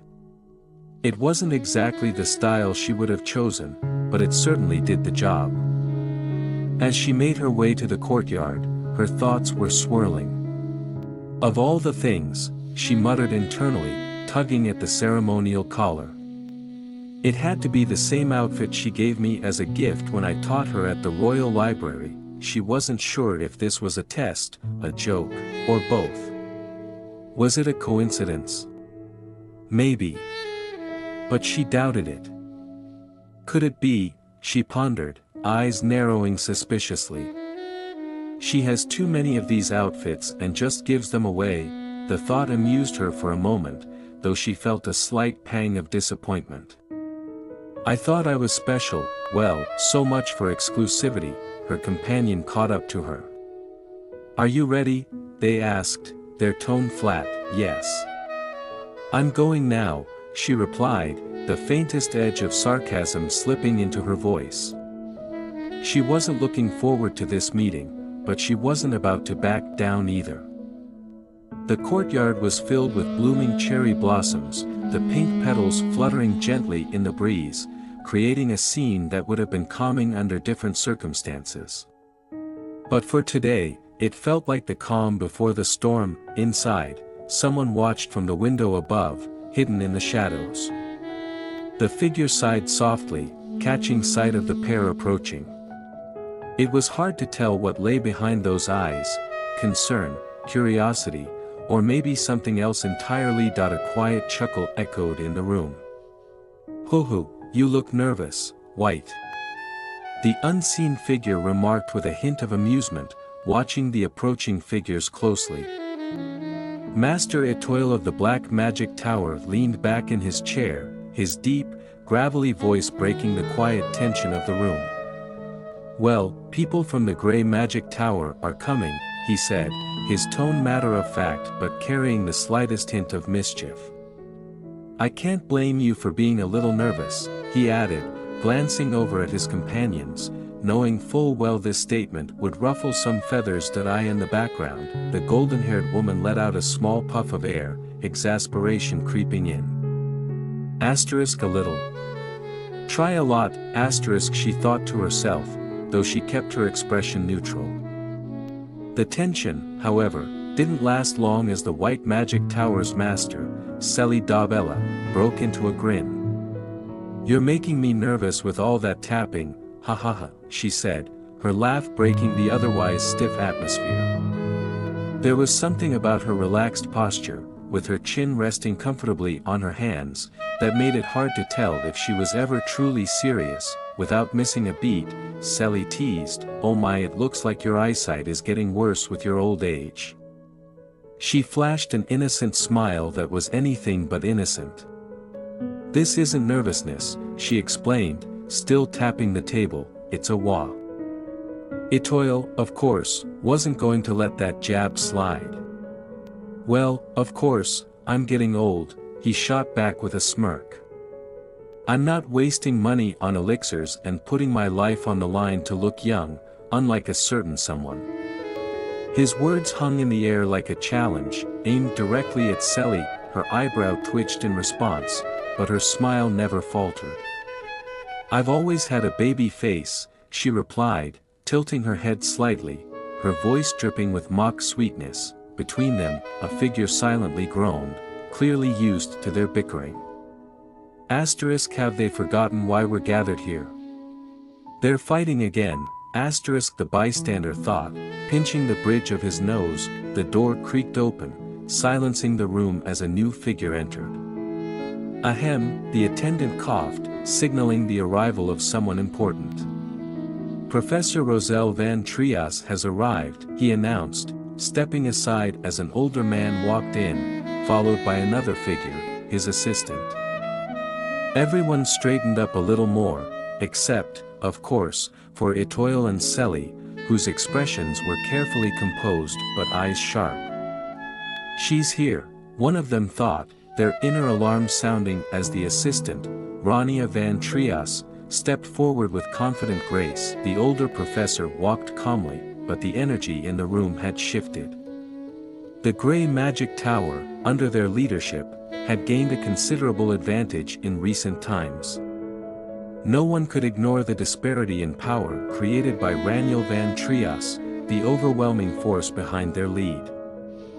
From the corner of the room, one of the seated observers narrowed her eyes, her lips quirking upward ever so slightly.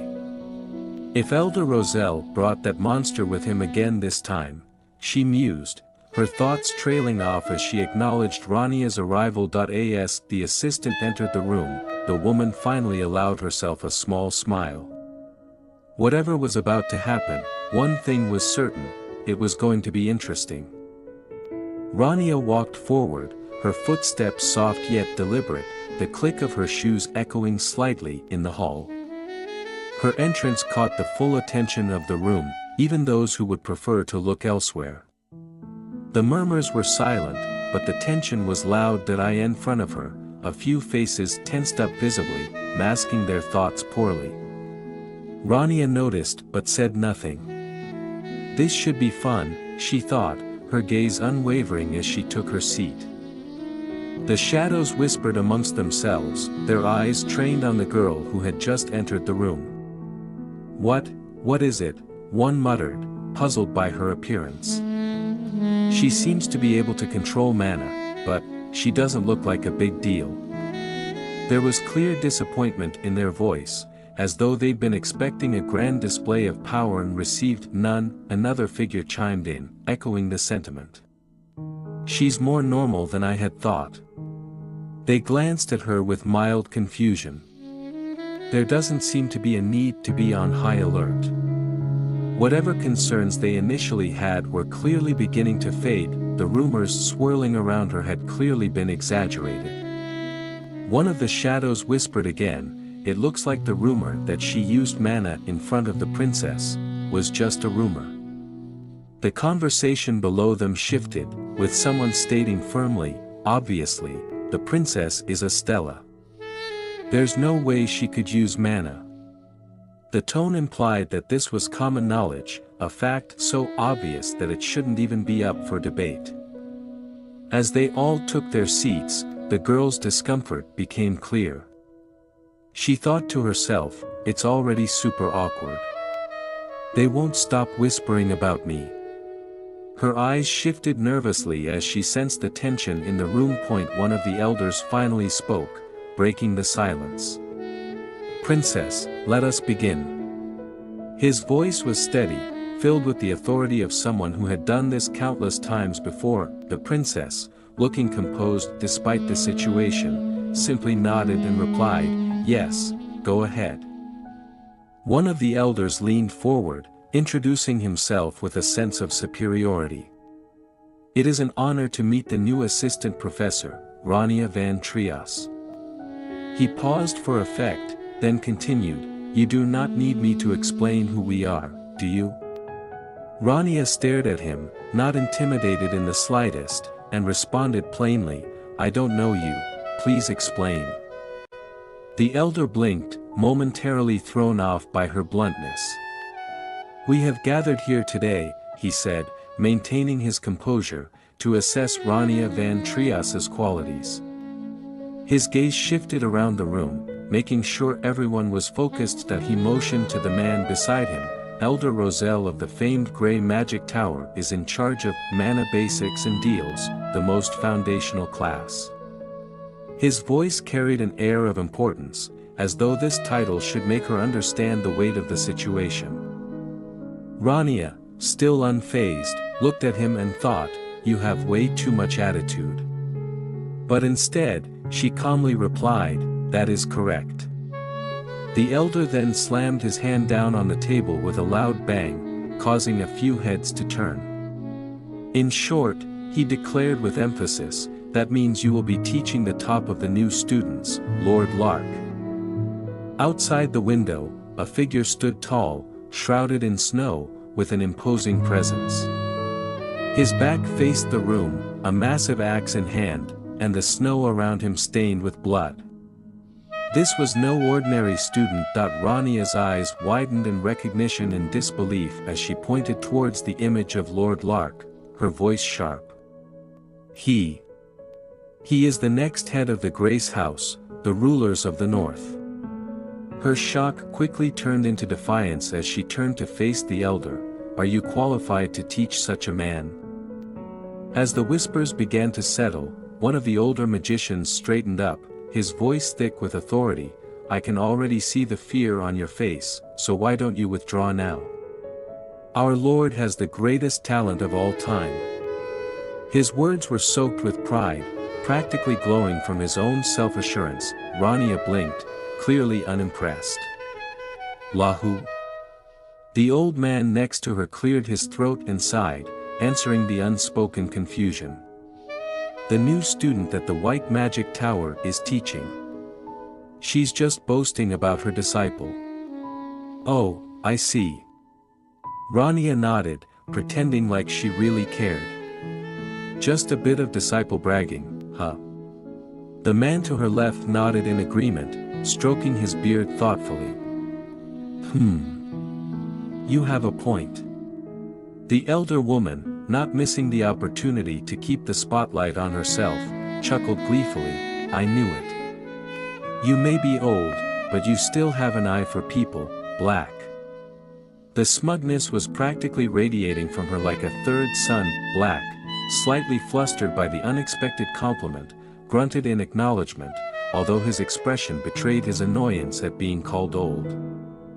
But before anyone could retort, the conversation took a sharp turn. "You see," she continued, waving her hand in the air like she was delivering some divine revelation, "no matter how strong your students are, ours is Belnoa, the strongest of all new recruits." Her smile widened, waiting for the reaction. Rania's head tilted in confusion once again. What do you mean?" As if on cue, the scene shifted dramatically in Rania's mind, depicting the cold, formidable figure of Belnoa, standing menacingly with a bloody blade in his hand, surrounded by the aftermath of what could only be described as a massacre. The air was thick with power, and even through the memory, Rania could feel the weight of his presence. Back in the present, Black leaned forward, his voice filled with a grim seriousness. "No matter how good your kid is, they'll never be able to destroy a slumlord's organization like that. He's a monster. A beast," he added, his face twisting with both fear and admiration. Rania barely flinched. "Bel who?" she asked again, genuinely trying to keep up with all the names being thrown around. Her older companion beside her finally couldn't take it anymore, facepalming. "A new student the Black Magic Tower is raising. Don't listen to him." Hearing that, the other magician exploded in anger. "Huh? Are you insulting me?" "Yes, you heard that right," someone else chimed in, backing him up. One of the students standing nearby tried, unsuccessfully, to calm the situation. Please, calm down, masters." The tension in the room was rising again until a new voice cut through. "May I have a word?" It was the elder magician who had been silent for most of the proceedings, stroking his beard in thought. The room fell silent. "I understand the feelings which all the Magic Tower masters hold toward Aplia." His words were calculated, slow, almost too diplomatic. The kind of speech that usually meant nothing would actually get resolved. Rania glanced at him, her lips curling into a small, knowing smile. "However," he continued, "what does this assessment care for your whims?" His eyes swept the room before landing back on Rania. "I believe that the ones evaluating her should be the students she will teach." There was a moment of quiet as his words sank in. Rania, clearly enjoying the validation, gave a small, approving nod. "Quite right." "Ahem." She tried to sound modest, but her smirk told another story. "Well, you're right." The older magician leaned forward again, presenting a proposal. "Here's my suggestion. For the class placement test that all students in the upper range shall take before the entrance ceremony," he explained, as if this was the ultimate solution to the brewing tension. "The class placement test." Rania thought, now intrigued. It seemed like things were about to get even more interesting. With the tension high and a lot of eyes on her, Rania could feel her heart pounding a bit more than she'd like to admit. After all, the stakes here were massive. The tall figure of the elder spoke with authority, declaring, "I will appoint Assistant Professor Rania as one of the supervisors." His words held weight, and Rania's internal monologue began to go into overdrive. "Wait, what? Supervisor? Me?" She wasn't ready for this, was she? Was there an instruction manual for being a supervisor somewhere that she missed? Maybe an instruction scroll. But before she could gather her thoughts, the elder added, "If she successfully accomplishes that task, then she shall be deemed qualified to teach students." "Master," Rania whispered, her face now showcasing a mix of disbelief and silent panic. This was one of those moments where you wished you had a heads up, any heads up. A "this is your life now" kind of heads up. She kept her composure externally, but internally she was screaming. Such an important matter. Her mind repeated, her thoughts now barreled down a tunnel of questions. What even was a supervisor supposed to do? manage things, boss people around. She couldn't help but blurt out in her mind, "Tell me in advance." So much for keeping cool, right? In the distance, the beautiful scene of her main forest opened up, as students and supervisors alike gathered. The elder began his explanation. "Now then, we will explain the class placement test." Rania was still mentally stuck on the whole supervisor thing, though, trying to comprehend what that would mean for her. Wait, what? Didn't we already finish the entrance exam? A student's voice broke through the forest's calmness, a valid concern after all. Another student, trying to sound like the genius of the group, muttered, "If they're doing a class placement test, then there must have been a lot of skilled students." "I can already hear the sound of grapes dropping," the first student muttered back, clearly not thrilled at the possibility of even more tests. Who would be? But then came the real kicker. And why did the test have to be in the Hermain forest? Great question. Couldn't they have picked a more normal place, like a cozy library or a magic study hall? But no, forests were the trend these days for high-pressure exams.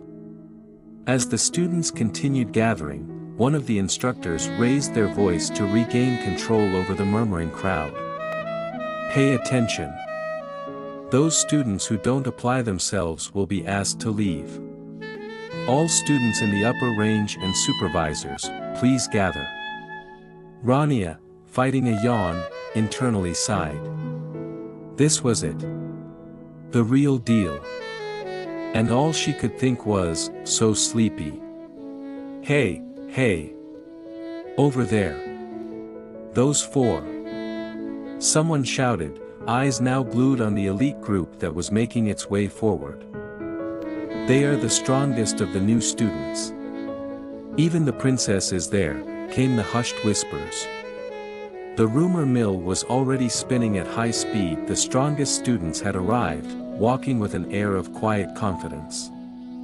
Among them, their faces as sharp as their reputations, were students so gifted, even their peers could only whisper in awe.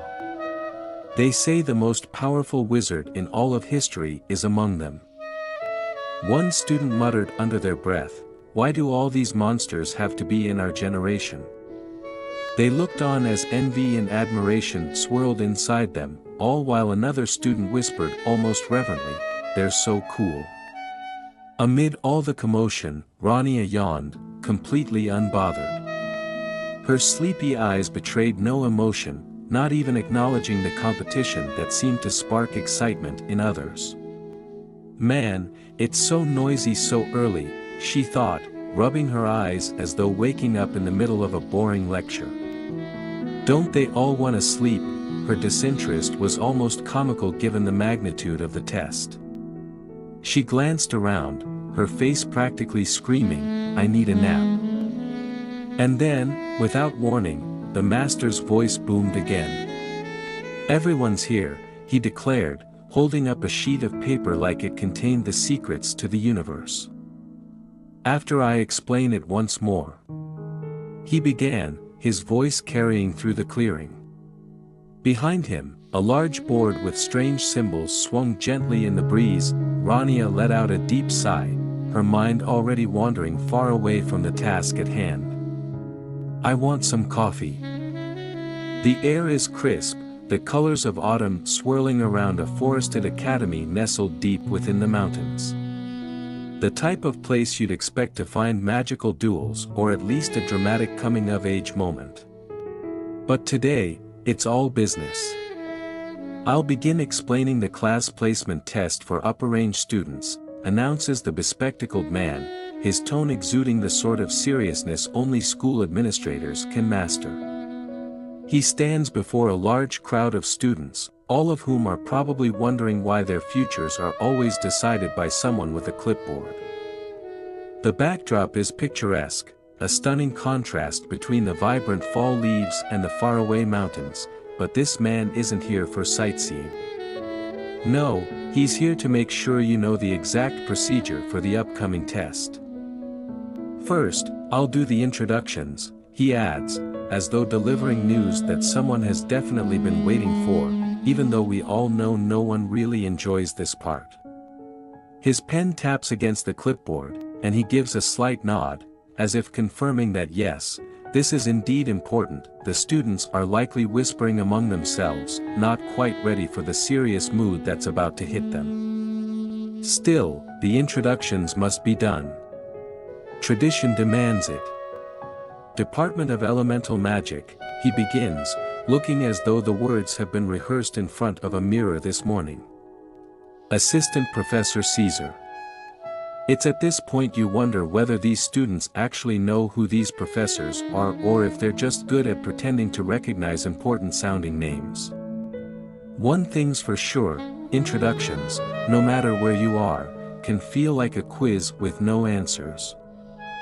And this, the announcer continues, not letting anyone catch their breath, is the newly appointed assistant professor, Rania van Trias. The spotlight, figuratively, shifts to Rania, who, by the looks of it, wasn't quite expecting to be called out so soon. Her eyes widen just a touch, her silver hair catching the sunlight in a way that might distract the entire audience if they weren't too busy wondering whether they'll make it through this placement test alive. A pleasure, she begins, but the words seem to get stuck somewhere between her mind and her lips. It's not every day you get thrown into the center of attention like this, after all, and just like that, the introductions wrap up, leaving the students both enlightened and slightly unsure of what they just witnessed. Just another day in the world of magic academia. The professor stands in front of a captivated crowd of students, clipboard in hand, and glowing magical runes swirling around his fingers like he's about to drop the most important announcement of the century. But in reality, it's just another set of instructions for a class placement test. Well, to the students, it might as well be the most important test ever. Now, I'll explain how the class placement test will be carried out, he says, as if the students weren't already trembling at the mere mention of this test. The exam shall be held in the Hermain Forest, he continues, and immediately, a low murmur ripples through the crowd. Some students exchange nervous glances, probably thinking, great, a test in the middle of a forest, just what I needed today. That's Professor Roselle's assistant, whispers one student excitedly. The other nods in response, deadpan, seems so. Clearly, the gravity of the situation isn't lost on them. The professor, oblivious to the students' chatter, powers through his explanation. Students will be divided into 4 regions for the test. The magical map appears before everyone, each region lit up by a massive glowing crystal. The students' eyes widen, either from excitement or fear. Maybe both. The map feels like something out of a fantasy video game, only this time, there's no save point to help them out. In the center of each region is a magic stone, he explains, as if it were a perfectly normal thing to expect during an exam.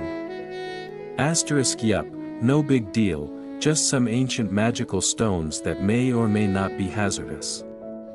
Totally standard. Asterisk students are nodding along, but the tension is building. You will receive points only for the amount of time you spend touching the magic stone in your region. Suddenly, this doesn't sound like a test of knowledge but more like an extreme sport. Who knew the final exam was a contact sport? But wait, there's more.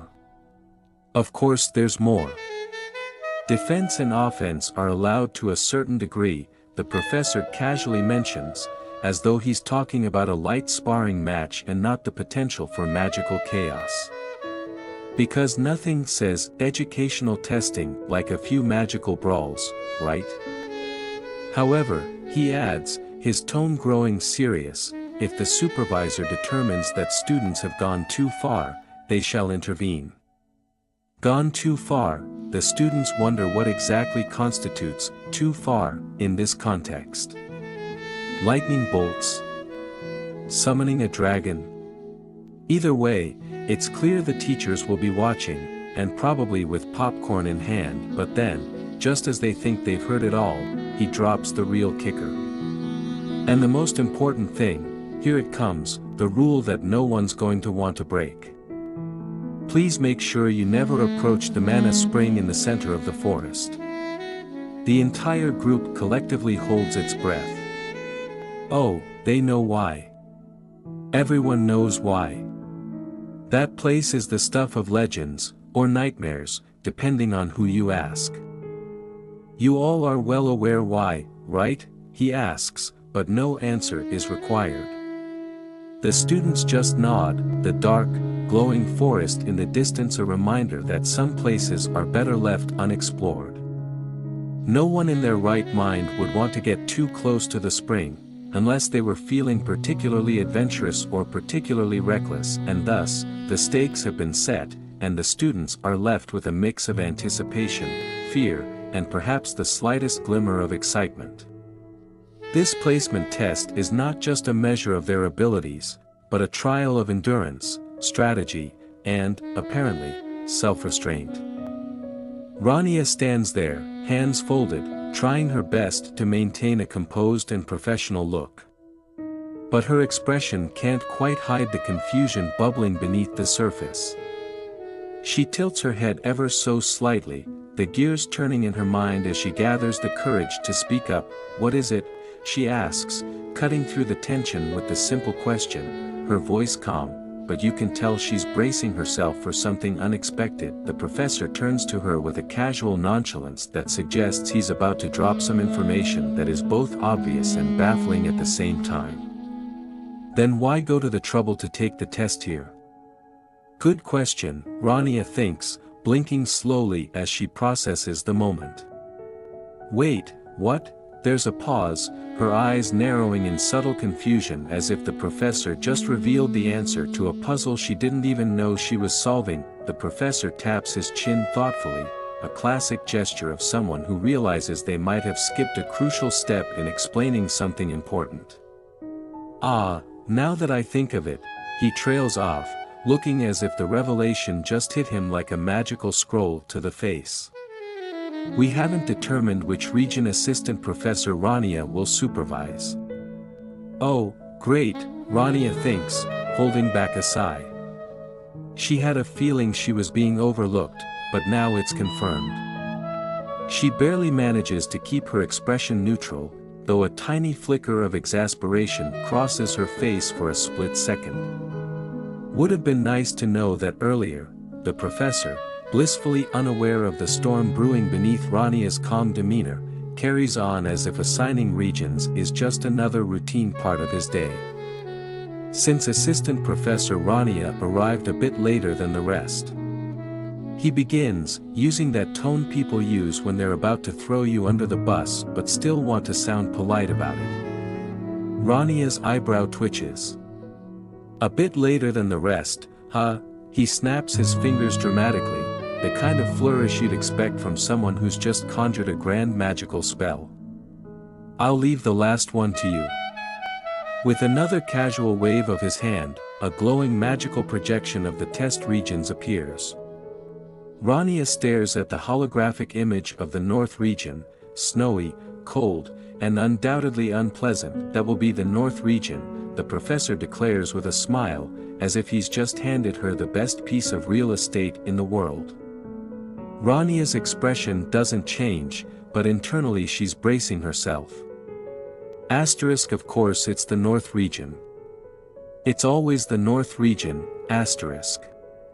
The professor, standing tall and confident, crosses his arms with a smile that says, "I've got this under control." He peers at Rania with a calm, almost too relaxed expression. "There shouldn't be any problems. I trust you'll do a fine job," he states, radiating the kind of confidence that comes from someone who doesn't actually have to go into the northern region himself. Rania's eyes twitch slightly. "No pressure, huh?" she thinks. Before she can even respond, a chorus of gasps rises from the crowd. "Yuwa," one student blurts out, their face going pale as they process what just happened. Another, wide-eyed and panicked, adds, "They're sending a new bee there." The group collectively shudders, as if Rania's fate has been sealed by some cruel cosmic force. It's clear they all view the northern region as a no-go zone, like some sort of magical punishment reserved for only the bravest or the most unfortunate. Now then. The professor claps his hands together, once again blissfully unaware of the rising anxiety in the crowd. He steps forward dramatically, his cloak billowing slightly behind him. The class placement test for upper range students begins. His voice rings out like the start of a gladiator match, as if he's just unleashed chaos upon the world. Suddenly, the students spring into action. One bold individual steps forward, his cloak whipping behind him as if he's the hero of his own story. "I'll go first." "See you," he says with the kind of nonchalance that makes you wonder if he's actually just trying to get it over with before anyone realizes he's terrified. His friend nods, equally casual, "See ya." And just like that, they vanish in a flash of magical light, disappearing to their assigned regions. A buzz fills the air as students begin teleporting away, like workers clocking in for a shift, except this shift involves surviving magical combat in a forest. Rania watches them, her fingers twitching slightly. "I'm going to the north region," she reminds herself, trying to keep her cool despite the ominous dread hanging over her like a cloud. The professor's voice rings out again, and this time, it's personal. "Assistant Professor Rania," he says, his voice dripping with an almost too cheerful tone. Rania doesn't turn to face him, but she can feel it, the smirk. "This guy keeps smirking at me," she notes, her eyes narrowing ever so slightly. She doesn't need to look to know he's probably wearing the same smug smile that has haunted her since this conversation began. Great, she thinks. Just what I needed, a boss who thinks he's funny. With a deep breath, she steels herself for what's to come. Rania stands confidently, her silver hair flowing slightly with the breeze as she addresses the professor. "Ah, yes, what is it?" she asks, her tone calm and measured, though there's a hint of curiosity in her eyes. The professor, not missing a beat, responds, "I have some things to explain about the north region you were assigned." His tone shifts ever so slightly, indicating that this is not just any region, it's special. Rania's gaze sharpens as she listens. The professor gives her a knowing smile. "That region is a special one, like you." Rania raises an eyebrow, but before she can respond, the professor continues, his voice carrying a weight of importance. "Black Magic Towers Belnoa," he starts. And Rania's mind flashes to the imposing figure of Belnoa, a student whose presence alone radiates power. His connection to dark magic is legendary, and Rania knows that dealing with him will not be easy. And White Magic Towers Lark Van Grace. Another flash of imagery strikes Rania. Lark, with his piercing gaze and mastery of white magic, is equally formidable. His reputation precedes him, known for his precise control over powerful spells. Together, these two students make quite the dangerous pair. The professor's expression grows more serious. "Those two students were assigned to the north region," he says, watching Rania closely for her reaction. "Will you be fine?" Rania pauses, taking in the information. These aren't just any students, they're prodigies from two opposing magic towers. But Rania stands firm. She's not about to be intimidated. She nods subtly, showing no hesitation. The professor smirks, almost playfully, as if he's enjoying the tension. "Hoo, what's the matter? You don't think you can handle that, do you?" Rania remains stoic, her eyes narrowing slightly. She doesn't dignify the professor's taunt with a response, her silence speaking louder than any words. "She'll handle it," whatever it takes. The professor's tone drops lower as he delivers the final warning.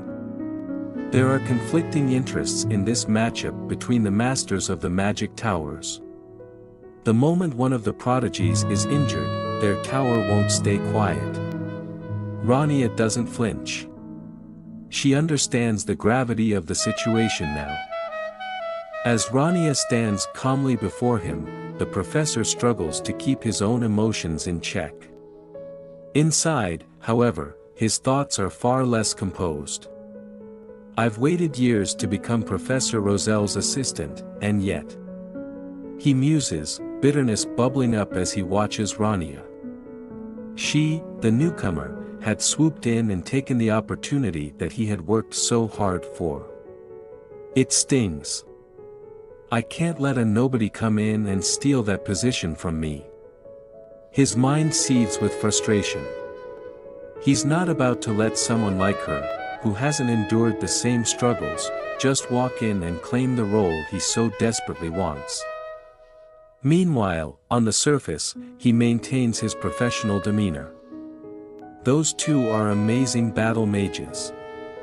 Please take good care of them, he says aloud, his words polite, but internally, he's practically sneering. Take care of them, he chuckles inwardly. This is going to be the end of the blatant show of nepotism. His glasses catch the light, a glint of his own scheming satisfaction visible. Hoo hoo hoo, his laugh is low, quiet, laced with hidden malice.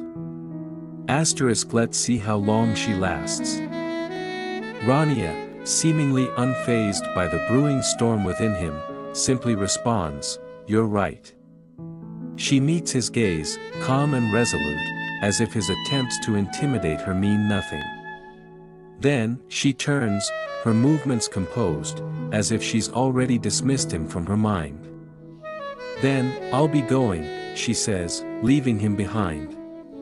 But as she walks away, she can't shake the feeling that he's watching her with condescension. I feel like he's looking down on me so hard, she thinks, though she doesn't let it bother her. She knows her path, and no bitter colleague is going to derail her now.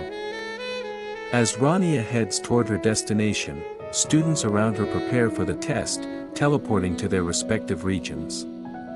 This place is full of weirdos, she mutters under her breath, steeling herself for what's to come. Behind her, the professor watches her go, his bitter thoughts still swirling. This is my chance. Meanwhile, in the distant tower, the preparations are complete. A subordinate informs the Tower Master, the test has started. The Tower Master, seated in a grand room with a view over the academy grounds, simply replies, "I see." His voice is calm, controlled, yet his eyes suggest he's waiting for something more. He knows this test holds more significance than it appears. The Tower Master sits in his office, his hands folded under his chin, deep in thought.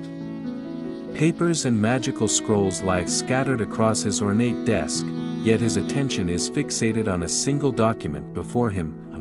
He hums, staring down at a profile picture, the name on the file catching his eye. His thoughts drift for a moment, reflecting on his intentions for the day.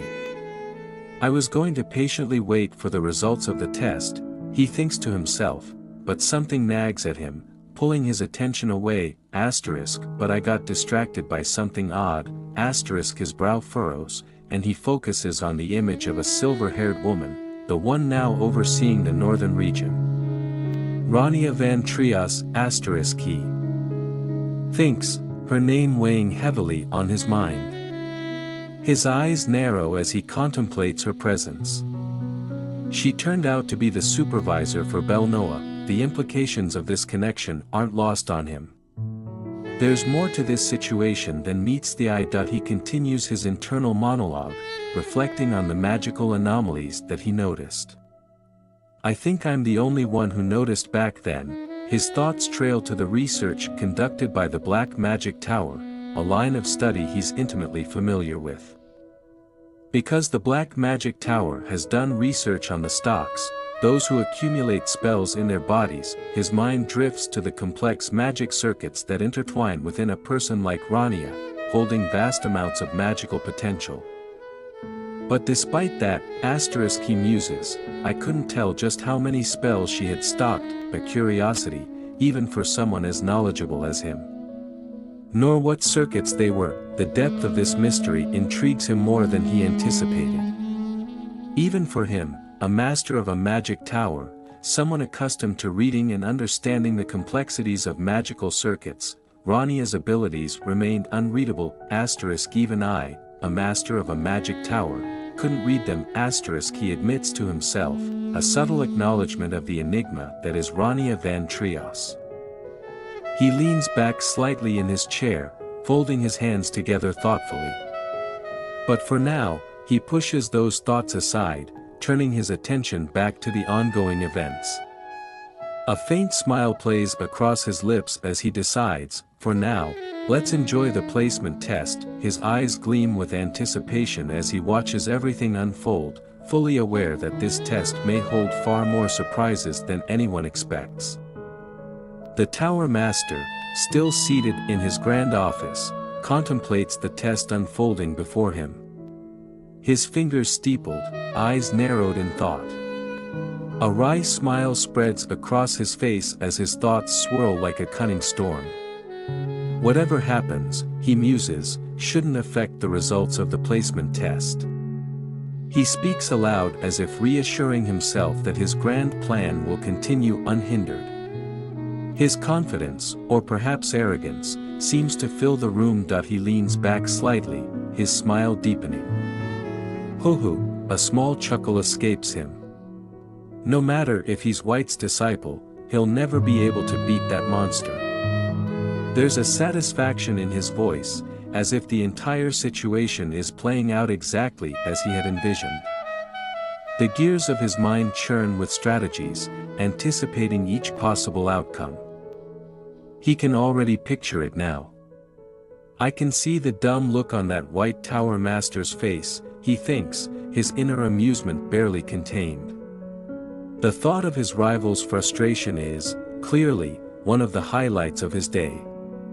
What a priceless expression that will be. As he revels in these thoughts, we shift to the scene of the challenge at hand, Hermain Forest, North Region.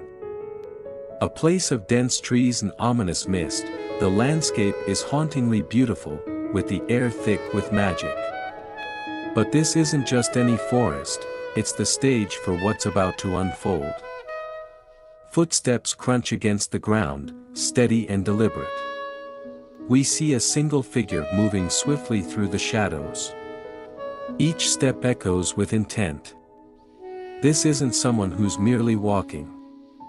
No, they are gliding with purpose, like a predator stalking its prey. His foot falls on something dark and sinister, liquid-like, that slithers underfoot. It writhes and moves as if alive. The shadows beneath him seem to twist and shift, obeying his every move, as if they are an extension of him. Sorcery. Shadow weaving, the narrator's voice echoes the technique's name. The forest almost seems to bend to this magic, responding to the dark aura that envelopes this mage. Then we see him, Belnoa, the black magic prodigy, suspended just above the ground, cloaked in the shadows he commands so effortlessly. His expression is calm, cold, and calculating. This is no ordinary spell, this is his domain. The dark energy surrounding him hums with power, as if the forest itself has come alive under his influence. The tension rises as the shadows writhe beneath him, waiting for his command, ready to strike at a moment's notice. Whatever challenge lies ahead, Belnoa looks ready, no, more than ready, he looks like he owns the battlefield. The forest is eerily quiet, save for the faint crunching of footsteps against the forest floor. A lone figure strides through the trees, his cloak swaying lightly behind him. The trees around him seem to whisper secrets in the breeze, but Lark Van Grace isn't listening. His eyes are sharp, focused, his senses attuned to his surroundings. Is he the guy that Old Black was talking about? Lark's thoughts race as he moves forward, but his expression remains cool and unreadable. His mind flashes back to the words of his mentor, and a sense of anticipation fills the air. There's no time for doubt. Meanwhile, deeper in the shadows, Belnoa stands with a quiet intensity, his figure shrouded in darkness. His mind echoes with the voice of his mentor, the one who had trained him, guided him, and molded him into the force he is now. Did you get it, Belnoa? Asterisk. The words from his mentor resurface, taunting him from the recesses of his memory. Show them you're better than that disciple of the White Tower. Belnoa's crimson eyes flash briefly, a glint of determination hidden behind his calm facade. This is no different from the requests I always take. He tightens his grip on his staff, ready to prove himself, ready to show them all who he truly is. The tension in the forest is thick, as though the trees themselves are holding their breath. Lark's eyes scan his surroundings, unyielding. Then, his gaze locks onto something in the shadows, something that feels different. There. Lark's eyes narrow, his instincts kicking in. He doesn't hesitate. With a sudden motion, Lark steps forward, the ground beneath him cracking under the sheer force of his energy. His hammer swings out, cutting through the air with precision, as if daring the forest to challenge him. Don't hide. Come out. His voice rings out, strong and commanding, reverberating through the forest like a battle cry. His tone leaves no room for hesitation. Warriors don't hide, his thoughts reaffirm, as if reminding both himself and his unseen opponent that this battle isn't for the faint of heart. The moment is charged, the air thick with anticipation. Both mages, now locked in an inevitable confrontation, are ready to clash, their abilities and pride on the line. The calm of the forest shatters in an instant. The ground erupts as Belnoa's dark magic surges forward, splitting the earth beneath him. His magic slices through the air with terrifying precision, black tendrils of shadow tearing apart the landscape like claws. The sheer force of the attack sends chunks of debris flying in every direction, the very trees groaning under the pressure. But Lark Van Grace isn't one to be caught off guard. As the wave of destruction charges toward him, Lark's body moves with speed and precision, sidestepping just as the shadow tendrils come crashing down. His expression doesn't waver. This isn't his first time facing overwhelming power. Belnoa's magic lunges again, black and crimson energy swirling in deadly arcs. With a swing of his arm, Belnoa unleashes another blast, and this time, it aims directly for Lark's chest. But Lark's sharp instincts kick in again, his hammer flashing with brilliant blue energy as he counters the attack. The impact sends sparks flying, the dark and light magic colliding in an explosive clash. The forest trembles from the sheer force of their exchange. Belnoa, eyes narrowed and focused, doesn't relent. His attack strikes with the precision of someone who has done this countless times before. He's used to battles like this, used to overpowering his enemies, yet, Lark isn't the kind to be easily overwhelmed. His feet slide slightly, barely leaving marks in the dirt, but he holds his ground firmly. His hammer swings with the power of a seasoned warrior, deflecting Belnoa's shadow tendrils with practiced ease, but it's not easy. Suddenly, one of Belnoa's attacks slips through, striking Lark's side. He grunts, feeling the weight of the blow, his body momentarily thrown off balance. The sharp sting of the magic pulses through his veins, but Lark's eyes remain focused that he quickly regains his stance, his feet digging into the dirt as he prepares for the next move. This isn't a fight that either of them can take lightly, there's too much at stake. Both mages, powerful in their own right, face each other with a mixture of respect and determination. Each one knows that the next strike could determine the course of the battle. The air is thick with tension, the clash between dark and light magic sending ripples through the forest around them. Belnoa braces himself as the impact from Lark's previous attack reverberates through his body. His eyes narrow as he steadies his footing, the weight of Lark's strike heavier than he anticipated. "It's heavier than I thought," he thinks, realizing the full force behind Lark's movements. Just as he starts to recover, Lark vanishes from his sight in the blink of an eye. Belnoa's eyes widen in surprise. "Huh?" His sharp senses kick in immediately, scanning the area. But there's nothing. No sign of Lark. He's gone. Belnoa's mind races. Where did he whips his head around, eyes darting to every possible direction, but Lark is nowhere to be seen. The realization hits him quickly. He really does look like a battle mage. Belnoa's thoughts carry a grudging respect, but the tension in the air remains thick as ever. He can't afford to lose focus now. Then, without warning, Lark reappears. Haste. Wait. Lark's voice is low and controlled as he mutters the spell, his hammer now glowing with enhanced speed and density. His movements are lightning fast, almost impossible to track with the naked eye. Belnoa barely has time to react before Lark comes crashing down from above, his hammer swinging with deadly precision. The weight of the strike, combined with his magical enhancement, sends shockwaves through the air. The ground cracks and shudders under the pressure as Lark's weapon moves with terrifying force. Belnoa grits his teeth, summoning his dark magic in response. His shadowy tendrils lash out, ready to meet Lark's attack head-on. But the sheer force of Lark's hammer sends ripples through his defenses, the clash of magic and weaponry sending sparks flying in every direction. Their powers collide, dark magic against battle-hardened strength, each strike echoing through the forest as the two mages refuse to give an inch. The energy around them crackles as if the air itself can barely contain their power. Lark's hammer strikes the ground with a thunderous force, the impact sending shockwaves through the earth as debris scatters in every direction.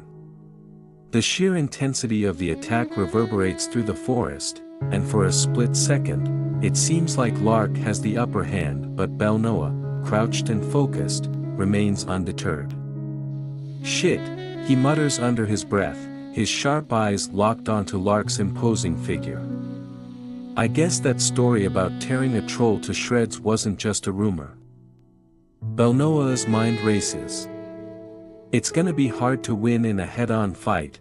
He quickly assesses the situation, knowing full well that brute force isn't his forte.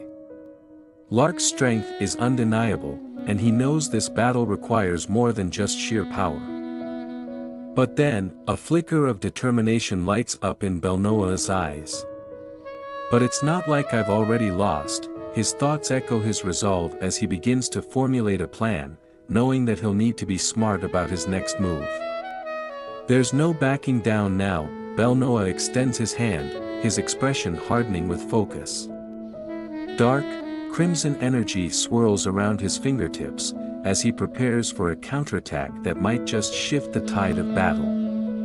His lips move silently as he casts his next spell, the shadows around him twisting with malevolent energy. "Offering," he whispers, his hand moving in a swift, deliberate motion. The air thickens with dark magic as Belnoa taps into his deeper powers. Suddenly, the ground beneath him cracks open, and from the depths, black tendrils of shadow erupt, spiraling into the sky with terrifying speed. The forest groans under the strain as the dark energy surges forward like a tidal wave, crashing toward Lark with deadly intent. The shadows pulse, almost as if they're alive, responding to Belnoa's command with a vicious hunger. The crimson-tinged energy barrels forward, swallowing everything in its path as Belnoa stands tall, his eyes filled with unshakable determination. The battle has entered a new phase. and he's ready to show exactly why he's known as one of the Black Magic Tower's most formidable students. Rania crouches high up in the trees, observing the unfolding battle with a mix of curiosity and mild amusement. Her gaze sharpens as she watches the two prodigies clash, their raw power evident with each strike. "Ooh," she says quietly to herself, her voice a little playful, "these youngsters are pretty good." She can't help but be impressed by their skill and the intensity they're showing in the test. It's almost like watching an intense duel unfold for real, not just a test. She leans in slightly, getting a better view of the action. They're so full of energy.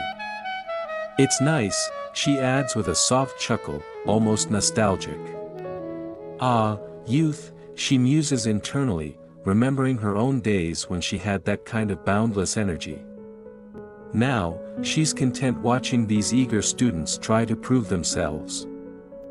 Her eyes flick between Lark and Belnoa, her mind replaying the words of their respective tower masters. Their tower masters were boasting so much, I couldn't tell how they'd really be, she admits, a hint of skepticism lingering in her voice. She had heard plenty of big talk before, but rarely did it live up to the hype. "But they are pretty good," she concludes, nodding to herself as if confirming her own thoughts. The talent these two possess is undeniable, and she's starting to see why their masters spoke so highly of them. Her gaze lands on Lark, who is executing his techniques with precision and strength. "That one in particular looks like he could be sent to the battlefield right now," she muses. There's no doubt about it, Lark's control over his magic and physical prowess is remarkable. No wonder the White Tower Master has made him her #1 disciple, she adds with a knowing look, fully understanding why Lark has earned such a prestigious title. But her attention shifts quickly to Belnoa, the dark magic user, whose aura is becoming more intense by the second. "But the one the Black Tower Master sent out." She trails off, eyes narrowing as she senses something off. Rania frowns, her previous amusement fading slightly. "Even if they're fighting as if this was a real battle." Her voice lowers, a hint of concern creeping in. She watches Belnoa as the dark energy around him grows stronger, more unstable. "This is a bit too much," she finally says, her expression growing serious. For a test, she thinks, this level of intensity might be crossing a line. The shadows swirling around Belnoa are no joke, and Rania can't help but wonder how far this fight will go. Stars. Yes, stars. The all-powerful, glowing balls of gas that seem to control everything. Not just for astronomy anymore, they are the so-called truth, they are this world in all its glory. Because nothing says truth and glory like distant burning spheres. Forget life lessons or self-discovery, the stars have you covered. The stars provide wizards their power according to the price they pay. You want magical powers? Better be ready to cough up something valuable, your lunch money, perhaps. The stars don't give discounts. And the foundation of this exchange is... Alright, here comes the big reveal. What are we trading for all this cosmic power? Gold. Good vibes. The divine scale. Oh, of course. The divine scale. Because nothing screams cosmic justice like a scale that judges your life choices. It's like a cosmic version of those scales at the doctor's office, but way more judgmental. An extraordinary skill, perfect understanding of the divine scale is required before one can use it. So it's not just hey here's a scale have fun. Nope. You need extraordinary skill.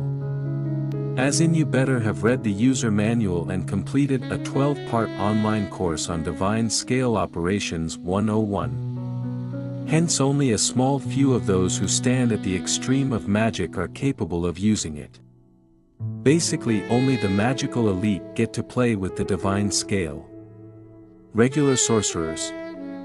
Nah, they're still stuck doing card tricks at children's birthday parties.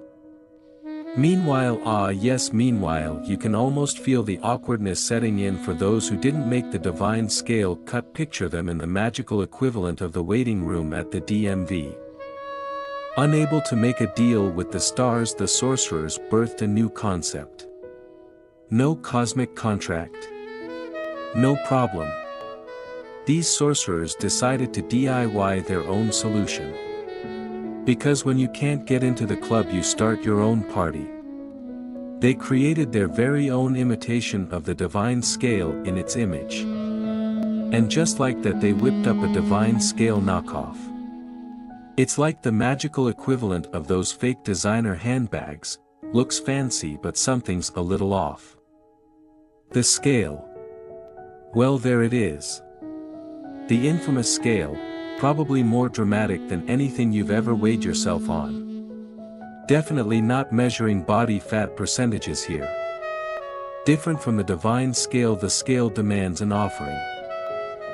Because if it's not a divine scale, it's an extra needy knockoff.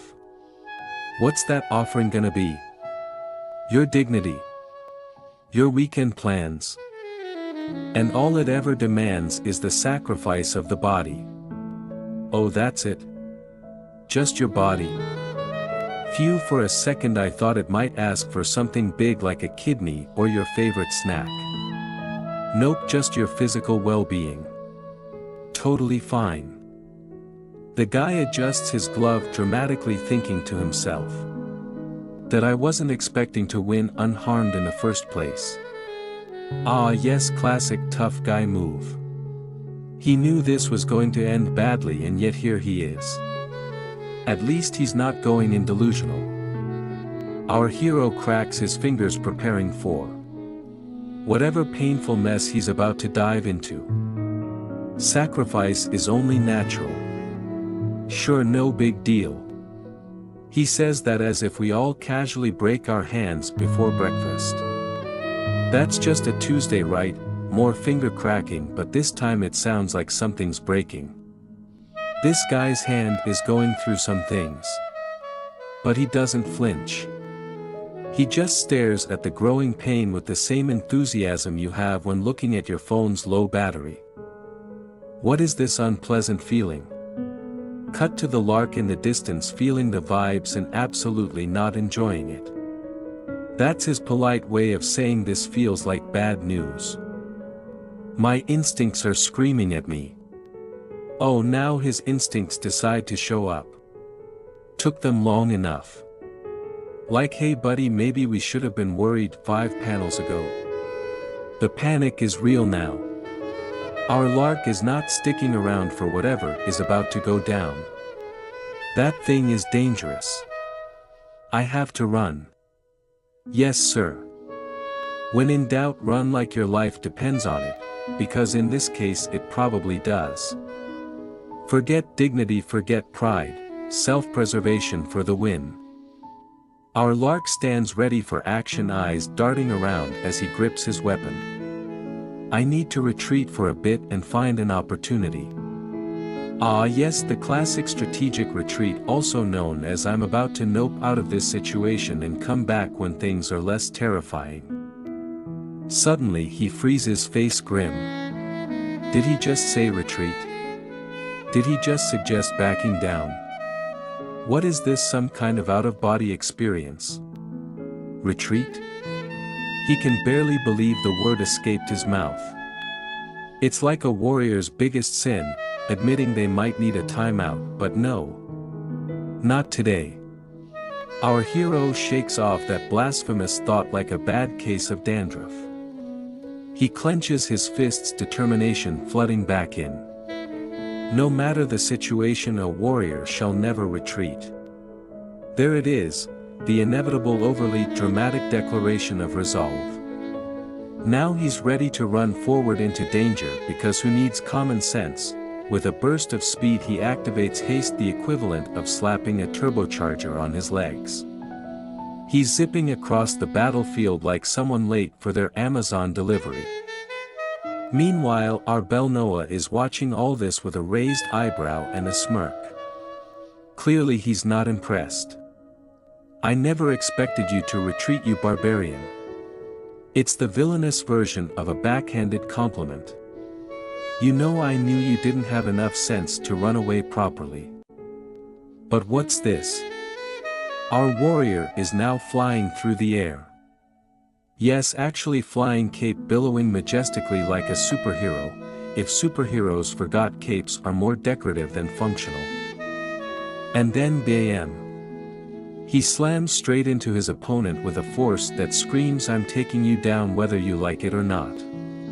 Blood splatters dramatically as if they hired an overenthusiastic special effects team. Both warriors land with a thunderous crash. Our lark winces, but it's not the pain that concerns him. Nope, it's the fact that something feels off. Something about you clearly changed. He exclaims as if his opponent just swapped from decaf to double shot espresso. But your majesties can't possibly be normal. Well, when someone's majesty is clearly up to something sketchy, calling them normal is off the table. Our Belnoa stares with fierce determination, looking like someone who's just been insulted by the last person on earth they wanted an opinion from. Normal? Who are you to dictate what is normal? Yeah, pal. Who needs your normal? Maybe throwing red ominous energy everywhere is totally normal in his world. Suddenly the word offering flashes in bold red letters like it's the world's most terrifying pop-up ad. And this isn't just any offering, something crackles ominously as if bones are protesting whatever is about to happen. Cut to our lark looking like he just walked into the wrong end of a horror movie. What is this ominous feeling? You mean the evil red energy swirling everywhere wasn't a clue already? Good instincts, buddy.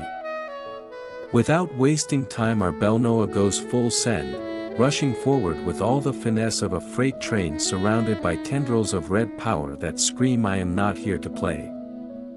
Suddenly there's chaos. Red energy lashes out like a wild hose and our lark is desperately dodging it.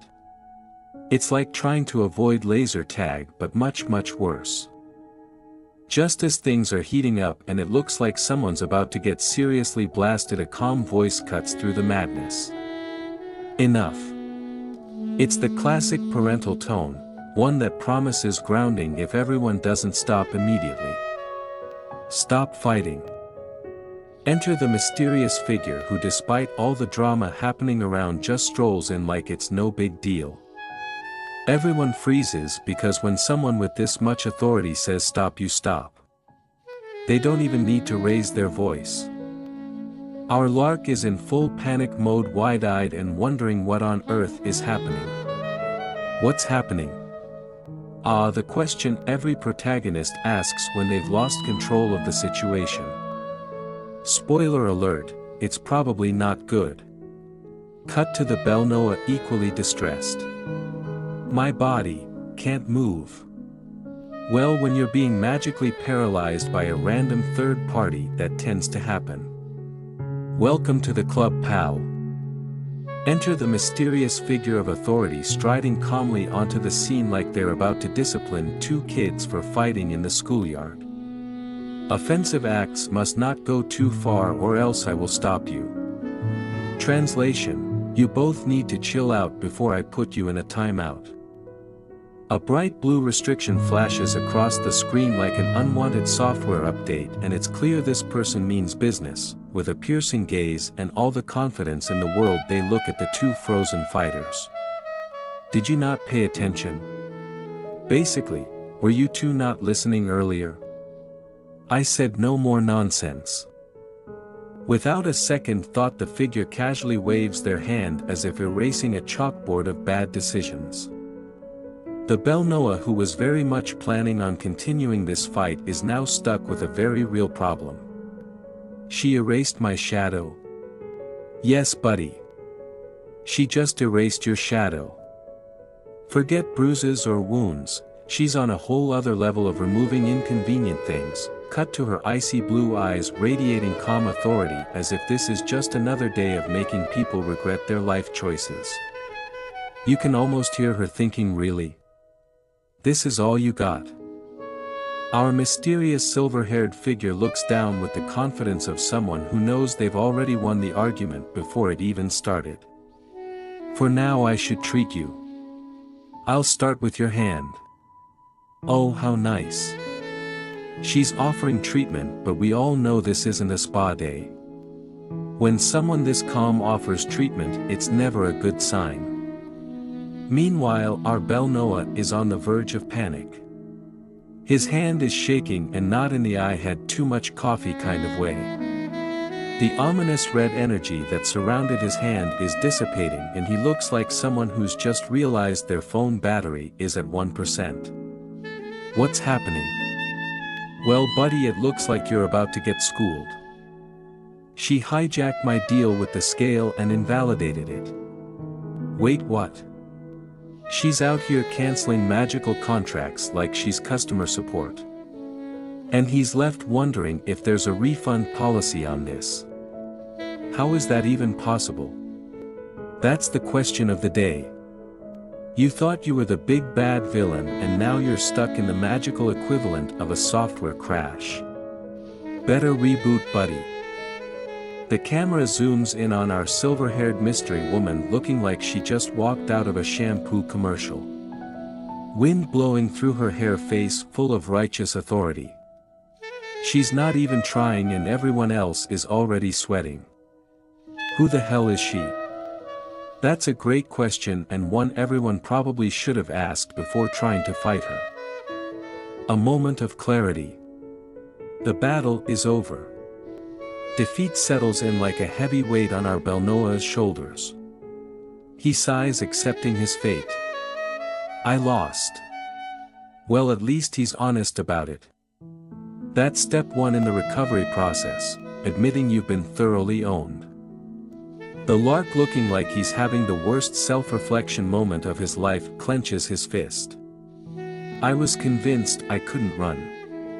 This is the moment he realizes, stubbornness isn't always a great battle strategy. Maybe listening to your instincts isn't such a bad idea after all. He looks over to his Bel Noah, finally ready to admit defeat, but not without explaining his convoluted plan first. So I was thinking that if I could destroy your arm, your shadow would multiply from there. Buddy, that was your grand plan? Destroying arms? This is like the villain equivalent of overcomplicating things for no reason. His Bel Noah looks on, not entirely convinced, but plays along. Even without your arm, your shadow, while V persisted. No. Lark said. You got it right. Bel sigh, happy that the duel is already done. But is it too soon to celebrate? Finally, with a deep sigh, the lark admits what everyone already knows. Then that would be my defeat. I admit it. I lost. You can practically hear the sound of his pride deflating like a balloon. At least he's taking it like a champ, sort of. But hold up. He has a bigger concern now. More importantly. And now we get to the real issue at hand. Is every professor as strong as her?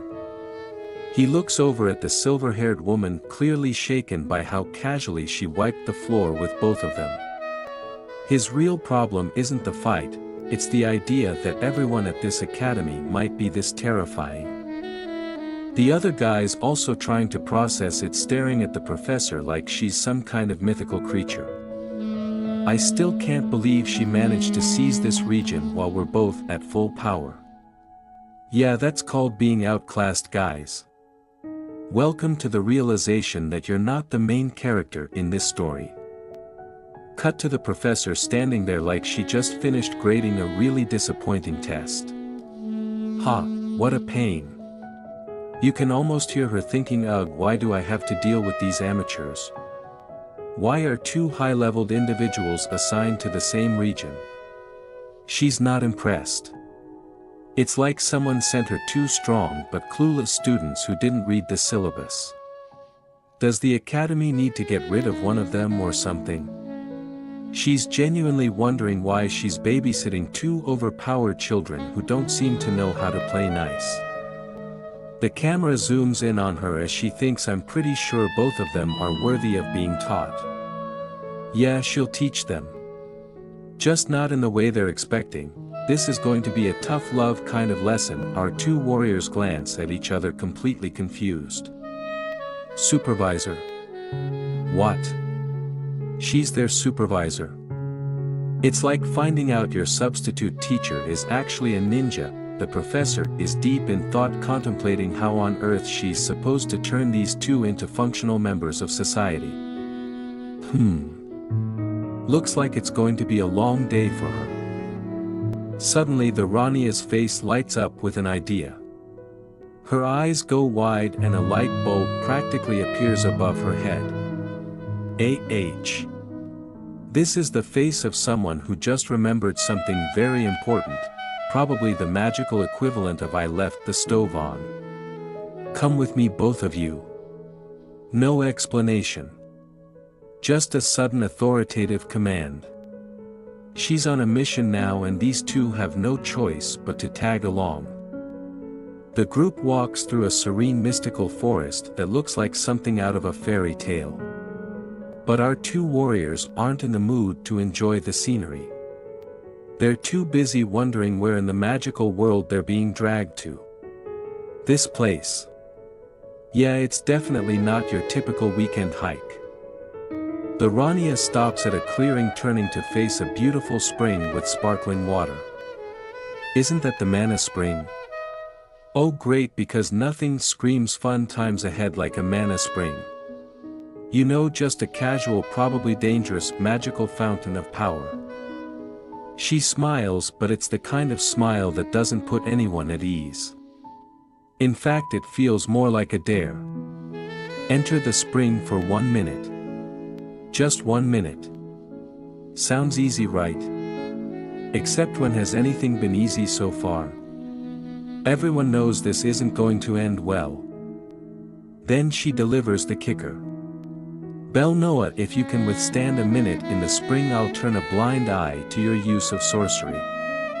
It's like a game show challenge but with much higher stakes, and no prize money. You can see the gears turning in their heads. A minute? That's all I have to do. How bad can it be? The two warriors exchange worried glances. They're not sure whether to be excited or terrified. The lark looks like he's calculating the risk, while the Bell Noah is already questioning all his life choices that led him here. The Rania turns her gaze to Lark, flashing him a challenging smile that screams, "Are you ready for this? You too, Lark. If you can withstand it for a minute, then I'll ask Professor Rosal to put you into the upper range." Translation: Hey, want to be promoted? All you have to do is survive a magical spring that could maybe kill you. No big deal.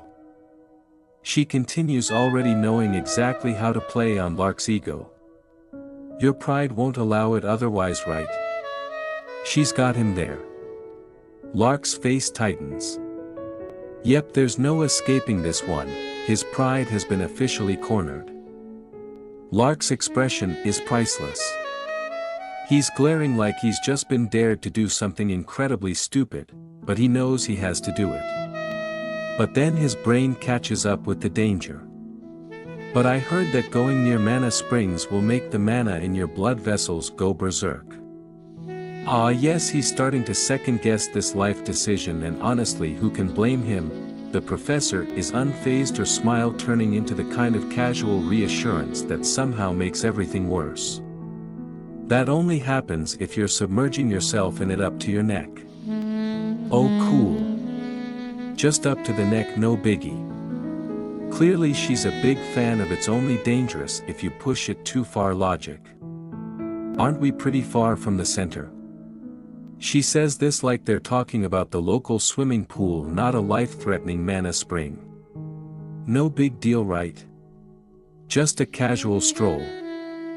Now she lays out the real dangers, still in the most casual tone possible. At most your blood vessels will be a bit ruptured. And your lungs will fill with blood. There's also a teeny tiny chance of death. But not much. Just a little bit of lung blood and death. Don't worry, it's Phythian. Her words are like a cheerful warning label for a particularly dangerous roller coaster. Lark's eyes widen in pure horror as he absorbs this. With enough luck you won't die, you know. She says it like it's the magical version of hey, maybe you'll win the lottery. Only this time the lottery is not dying. The Belnoa just stares off into the distance, fully rethinking his choices in life. Both of them are speechless. They exchange looks. There are no words. Just the quiet internal screaming of two guys who realize they've been tricked into the worst challenge ever. They both start walking toward the spring with the enthusiasm of two kids who just got grounded. Are you entering? It's the ultimate question. One that neither of them knows the answer to. Lark shrugs, utterly defeated. That I don't know. You. This is it. This is their collective resignation to their fate. No one knows what's coming, but whatever it is they are not ready for it. I don't know. The Belnoa, after what seems like a lot of internal back and forth, finally takes a deep breath. I'll do it. His tone is the kind of resigned determination that says, well, I've already made enough bad decisions today, so what's one more? Not to be outdone, Lark immediately jumps in. Then I'll do it too. Because obviously if one person is going to risk their life, Lark isn't about to be left behind. Peer pressure. Thy name is Lark. Lark clenches his fist, getting more dramatic by the second. A warrior of the North shan't accept defeat so easily. He's basically just written himself a movie tagline. You can almost hear the epic music playing in the background. He flashes a confident smile like he's trying to psych himself up, but his Belnoa is clearly not buying it. However, that doesn't mean he should accept being bested. Lark is giving himself a pep talk, but his companion's face says, yeah, sure, whatever you say, buddy. The Belnoa just rolls his eyes, completely unimpressed. Yeah, whatever. You can feel his energy shift to just let's get this over with before I regret even agreeing. The group stands before the mana spring, their serious expressions totally at odds with the colorful picturesque setting. Okay, let's get started. The professor gives the green light, and you can tell she's trying not to grin too widely. This is definitely more fun for her than it is for them. They dip their toes into the water. Lark is visibly bracing himself, but... Wait, this isn't so bad.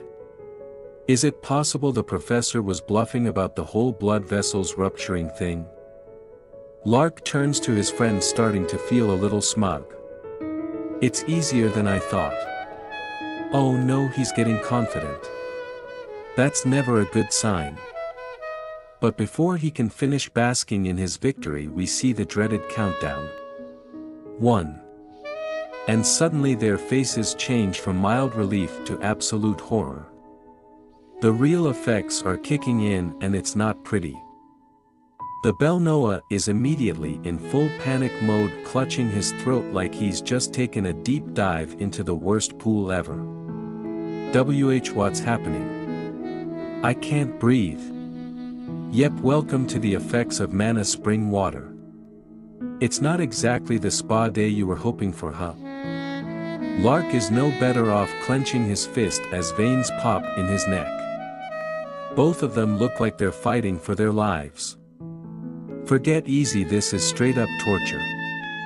The professor, standing perfectly calm in the background, is just watching them struggle like this is a normal Tuesday. The countdown continues ominously.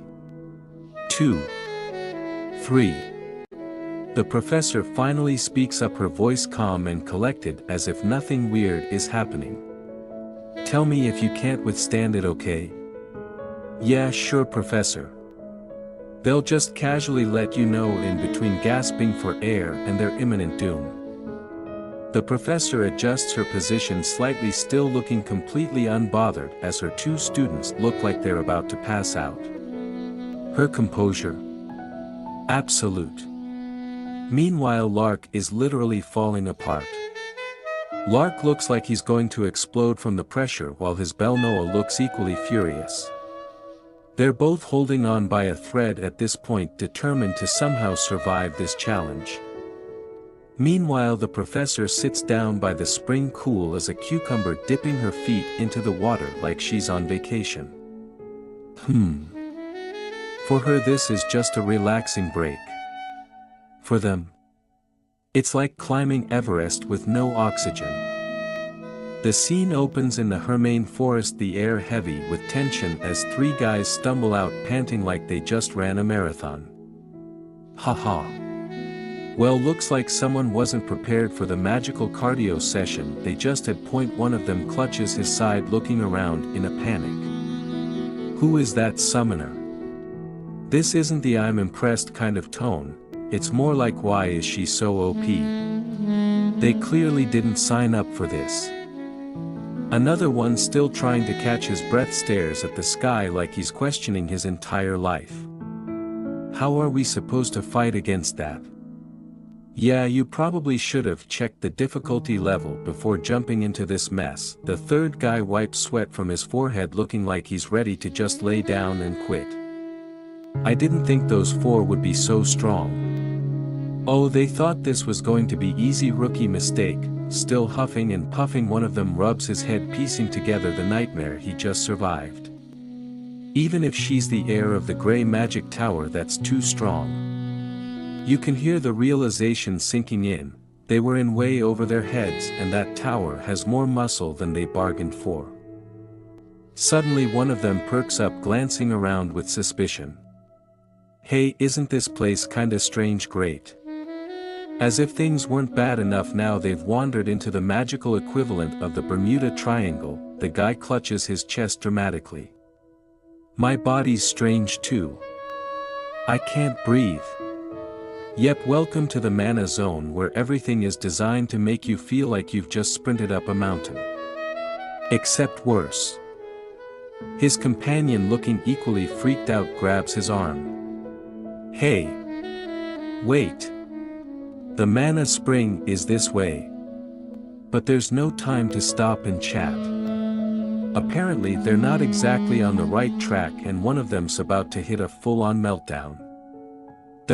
What? Yeah, this is what happens when you're so busy running for your life you forget where you're even going. Now they're officially lost. Fantastic, but one of them finally snaps out of it, looking like he's just been hit with a reality check. Jeez. Let's go back. We'll start spitting blood if we go further. Oh, so now he decides that maybe, just maybe, this wasn't a good idea.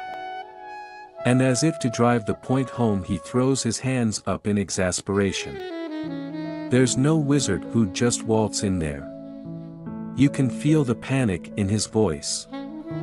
He's done with this situation, and honestly, who can blame him? This whole Mana Spring misadventure is turning out to be a major health hazard.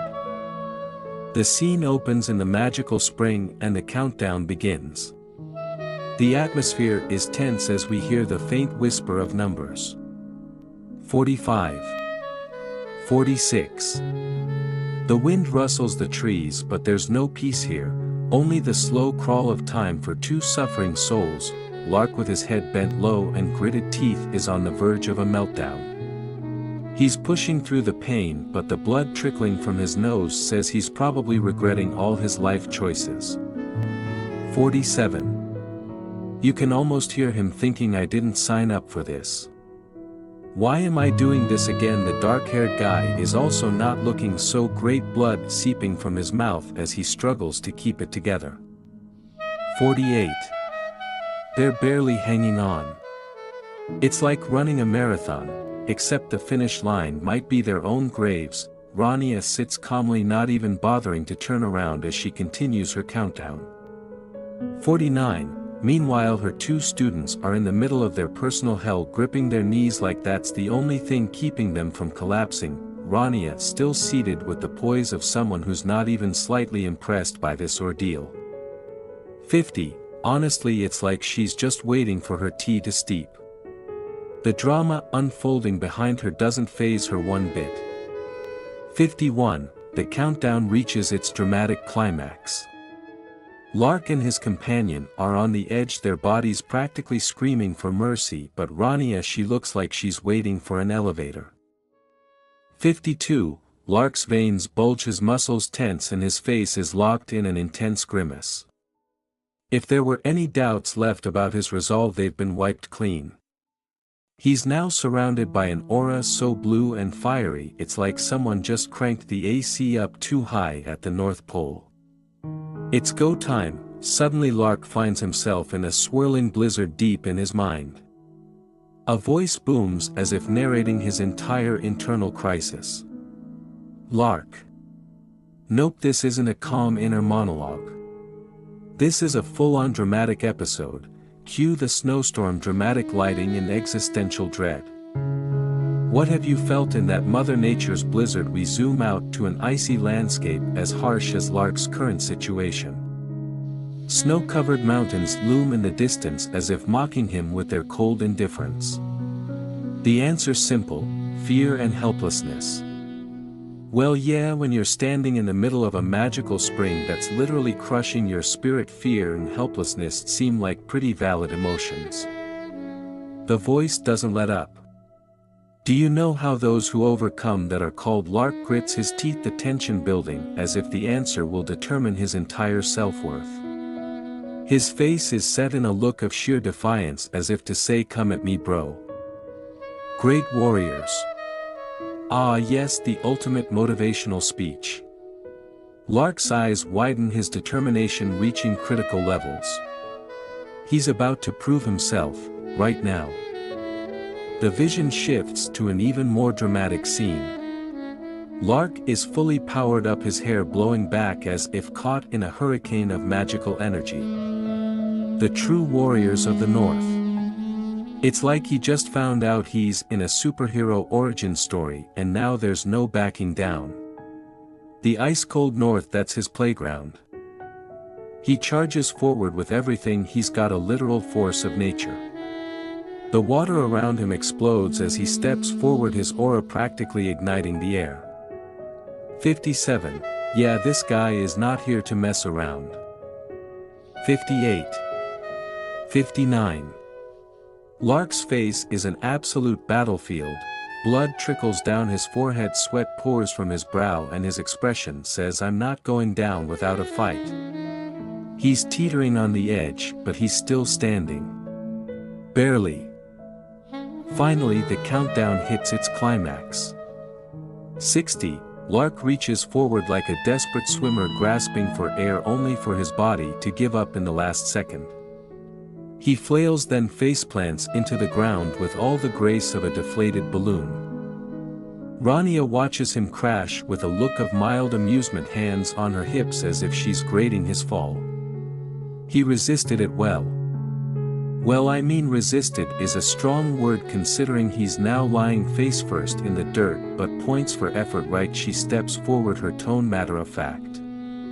I was going to let him pass if he endured 30 seconds since he's at a disadvantage here. Wow.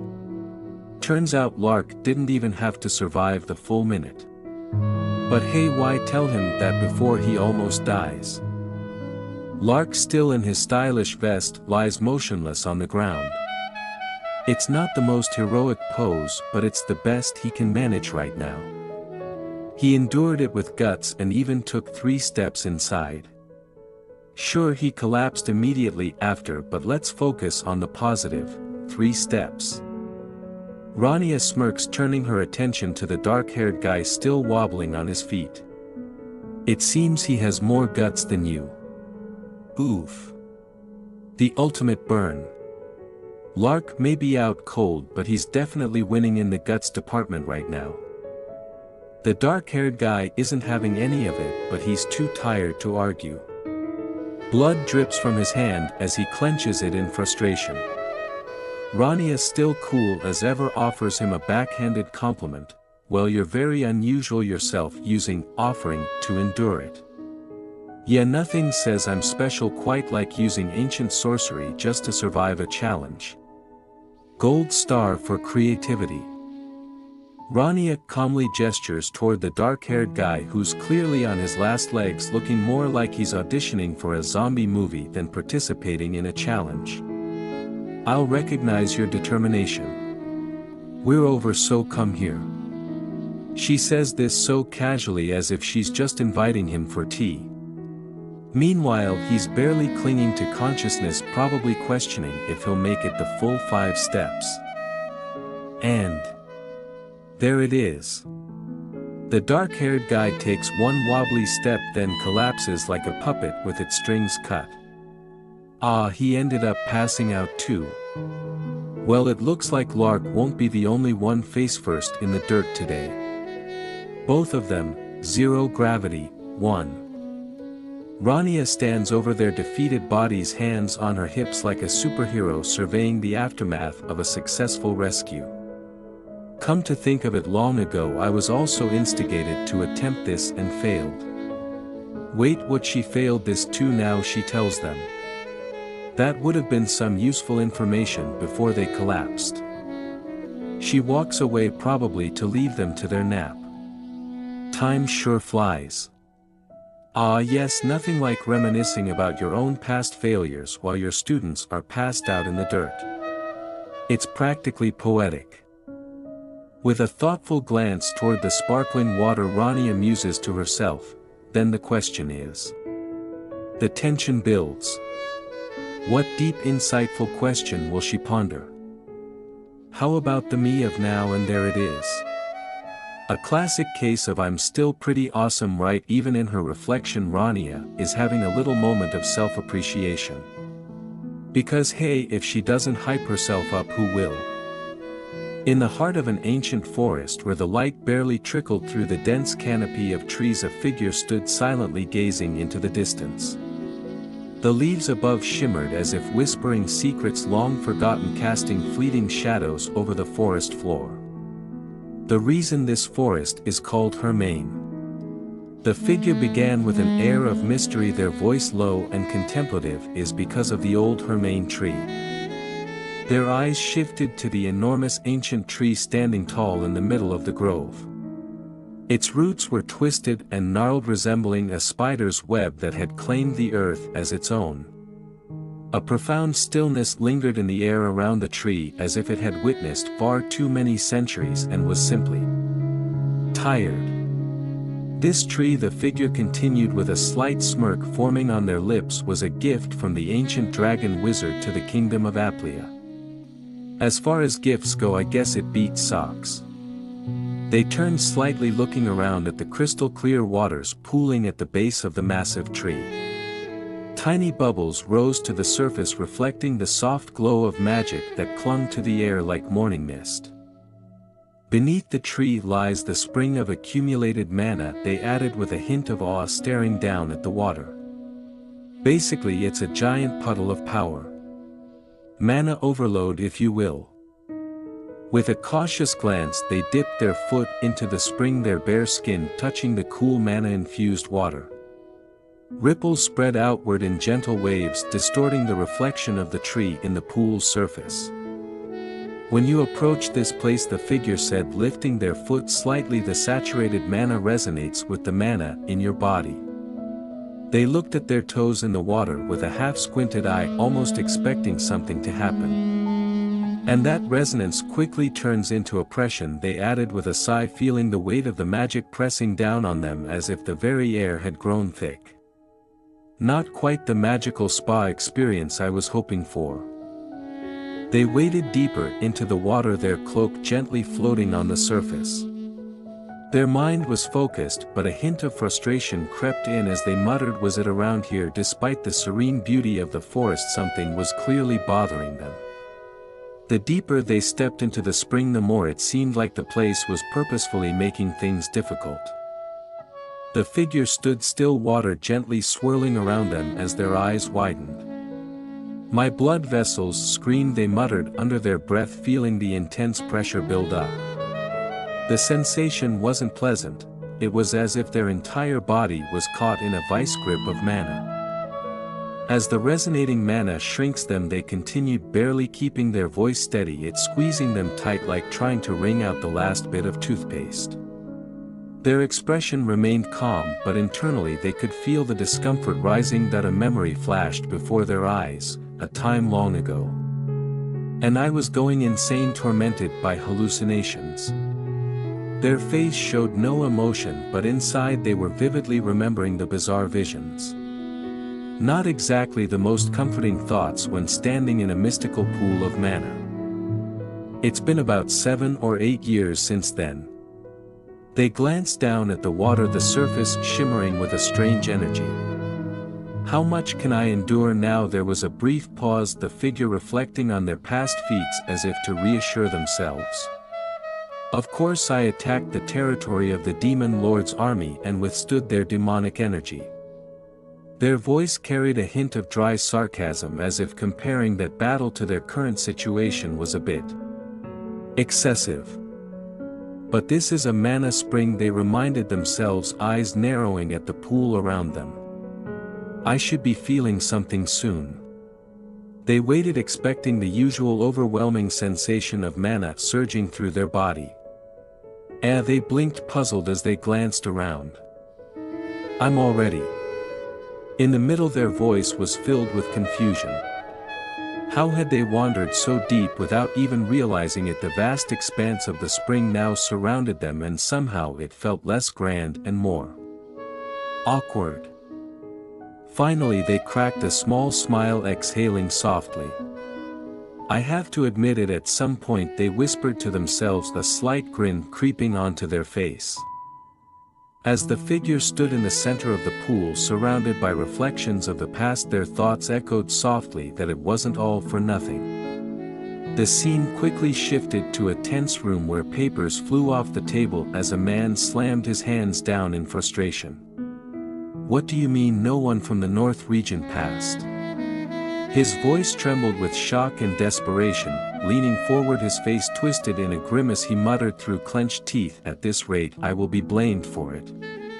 His thoughts seemed to spiral further, panic evident in every word. Across from him 2 individuals sat calmly, unfazed by his growing anxiety. The young silver-haired figure stared blankly at the man's outburst, not betraying a single emotion. The older gentleman beside them remained stoic, watching as the chaos unfolded. The man's frustration boiled over. He snapped at the seated figure, what are you wearing that stupid face for after failing both of them? Are you looking down on me? His voice rose shaky and filled with anger as he slammed his fist onto the table, grabbing at the scattered papers. It will be my fault as the one in charge. His hand clenched the edge of the desk, fingers digging into the wood as though his grip on the situation was slipping away just as fast. As the tension hung in the air, the old man sitting across from the frantic, frustrated individual let out a sigh, rubbing his forehead slowly as if the situation was beginning to give him a headache. It's not that no one passed, he said softly but firmly, like a parent trying to explain why broccoli wasn't actually the worst thing in the world. He glanced at the younger figure beside him and then back at the man who was losing his grip on reality. The older man continued, his tone level yet carrying a weight that could cut through the chaotic emotions in the room. The frantic individual, clearly on the edge, wasn't having it. If you're taking her side because she's your dog, his voice trailed off, too angry to even finish the accusation. The old man wasn't fazed in the slightest. He'd probably heard worse and was in no mood to entertain these theatrics. I believe you've also seen the report, he interrupted calmly before getting right to the point. He wasn't about to let the conversation spiral into personal accusations. Lark Van Grace shows a high awareness and excellent mental strength, the old man stated as if reading from a well-rehearsed script. You know, the kind of person you don't want to argue with at 3 a.m. when you're both exhausted. Images of Lark appeared in the frantic man's mind, flashes of her skills in sorcery and combat. It was like watching a highlight reel of someone who never let a moment go to waste. The guy had to admit she was impressive, and his frustration simmered slightly, though it didn't vanish completely. And then there's Belnoa Ekel, the old man continued, pointing to yet another student. Excellent in comprehension and strategy. The kind of person who would win every board game night and probably have fun doing it. The man's expression shifted as the truth started sinking in. Both students had undeniable talent. We can say they're both talents who deserve a befitting education, the old man stated with a matter-of-fact tone, as if he was discussing the weather rather than two incredibly powerful and skilled individuals. He gestured towards the institution's grand building, the shining beacon of knowledge and status they were all standing behind. Therefore they were put in the upper-level class at the request of the supervisor, right? He asked rhetorically, his eyes sharp as he drove the point home. There was no room for argument, and the man standing across the table was beginning to realize that. With a smooth flick of his wrist, the old man reached into his robe and pulled out an official-looking document. Here's the principal's letter of confirmation for them, he added with finality, placing it on the table as though it was the mic drop of the century. The room fell silent for a moment. It was clear, there was no going against this. The tension in the room began to ease, but only slightly. The old man continued speaking, his voice unwavering as he laid out the facts. They were evaluated objectively on their abilities alone, he stated, like a teacher explaining why two students got the highest marks on a test. He casually gestured towards the reports, emphasizing every word with precision. It was not influenced by the white and black magic powers relationship, he added, making it clear that this was all about merit, not about who had better connections, or better magical alliances for that matter. His eyes flicked toward the two profiles on the table as though to remind everyone that they were the real deal, whether anyone liked it or not. And thus he concluded, his tone flat but with a hint of satisfaction, they both entered the same class. He turned his gaze toward the frazzled figure across from him. Isn't that thanks to you, Caesar? The old man's voice had a slight edge to it, almost like a verbal nudge in the ribs, forcing Caesar to acknowledge his role in all this. Caesar froze for a moment, clearly uncomfortable. Beads of sweat formed on his brow as he swallowed, his lips curling into an awkward, forced smile. Yes, he stammered. It is as you say. His face twitched slightly as if the words left a bitter taste in his mouth. The old man didn't seem to care about Caesar's discomfort, though. Without missing a beat, he straightened up and said, "Let's end the meeting here." The finality of his words echoed in the room, signaling that there was nothing more to discuss. It was over. The door shut behind them as they walked out, the young silver-haired figure trailing after the old man. They glanced back for a moment, watching Caesar through narrowed eyes. "I'm surprised he doesn't get tired living like that," they muttered, half amused, half exasperated. The old man didn't even need to look at them, he simply nodded as if he'd heard it all before. "Right," the old man replied, his tone almost fatherly. Then without any warning he added, "Good job on your first time in the class placement test." The compliment came out of nowhere, catching the silver-haired figure slightly off guard. They blinked but recovered quickly, offering a nod of acknowledgement. It wasn't every day you got praised by someone as sharp as him. Walking alongside the old man, the silver-haired figure's eyes lit up with enthusiasm. They were quite interesting. They raised a finger as if about to dive into a detailed analysis of the recent battle, their face almost glowing with excitement. Clearly this was a topic they found far more enjoyable than the recent meeting. Their way of using magic kind of resembles mine, they said, a grin spreading across their face. There was a distinct pride in their voice, as if discovering they had some secret magical twin in the world. But then they frowned slightly, their expression turning more serious. But they were fighting mainly hand to hand. They paused as if to let the absurdity sink in. They're supposed to be using magic. If they're wizards, they added, exasperated. The old man walked beside them, not missing a beat.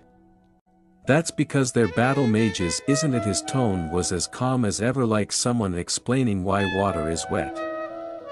The silver-haired figure stopped mid-step, crossing their arms and frowning in disapproval. Anyway, I don't like it, they declared, as if their opinion would single-handedly change the entire field of battle magic. If they had the magic to survive on the battlefield, they wouldn't have suffered this much, they muttered, clearly dissatisfied with the idea of battle mages going in for fistfights rather than spellcasting. It was like watching a chef try to hammer nails with a frying pan. As they continued walking, the silver-haired figure cast a sideways glance at the old man, their brow furrowing slightly. This guy. He doesn't know he's the one who inspired the battle mage class, they thought, feeling the irony of the situation weigh heavily. It was like watching a cat claim it had no influence over the mouse population. The old man's voice interrupted their thoughts. Stop complaining and go to the infirmary to see how those two are doing, he said with the patience of someone who's had this exact conversation far too many times. Ye's going. The silver-haired figure replied, rolling their eyes but following orders nonetheless. Their steps quickened as they headed towards the infirmary, though the slight huff in their tone indicated they weren't quite done with their internal commentary. Entering the building, they muttered to themselves, still slightly annoyed by the whole ordeal. But hey, at least they'd get to see how their interesting new battle magic friends were holding up after all that hand-to-hand nonsense. The silver-haired figure walked briskly down the hallway, a confident stride in their step. The infirmary loomed ahead and they glanced around, squinting slightly as if unsure. I think the infirmary is here, they muttered to themselves, slowing down as they approached. They looked left then right before their eyes lit up with recognition. They tilted their head and smirked. I was right. A small sigh of relief escaped them, though whether it was because they found the place or just enjoyed being right was up for debate. They continued inside the cold stone halls, echoing with their footsteps. Are you perhaps? They began, eyes narrowing as they approached a figure lying still in one of the infirmary beds. Rania van Trias. The figure in the bed stirred slightly, the air around her thickening with tension. Slowly she raised herself, and when she spoke her voice was laced with sharp disapproval. How could a supervisor who can't properly mediate a test dare come here? The silver-haired figure blinked, taken aback. Their brains scrambled for a response, but nothing witty came to mind immediately. Instead they stared at Rania, a mix of confusion and amusement tugging at their expression.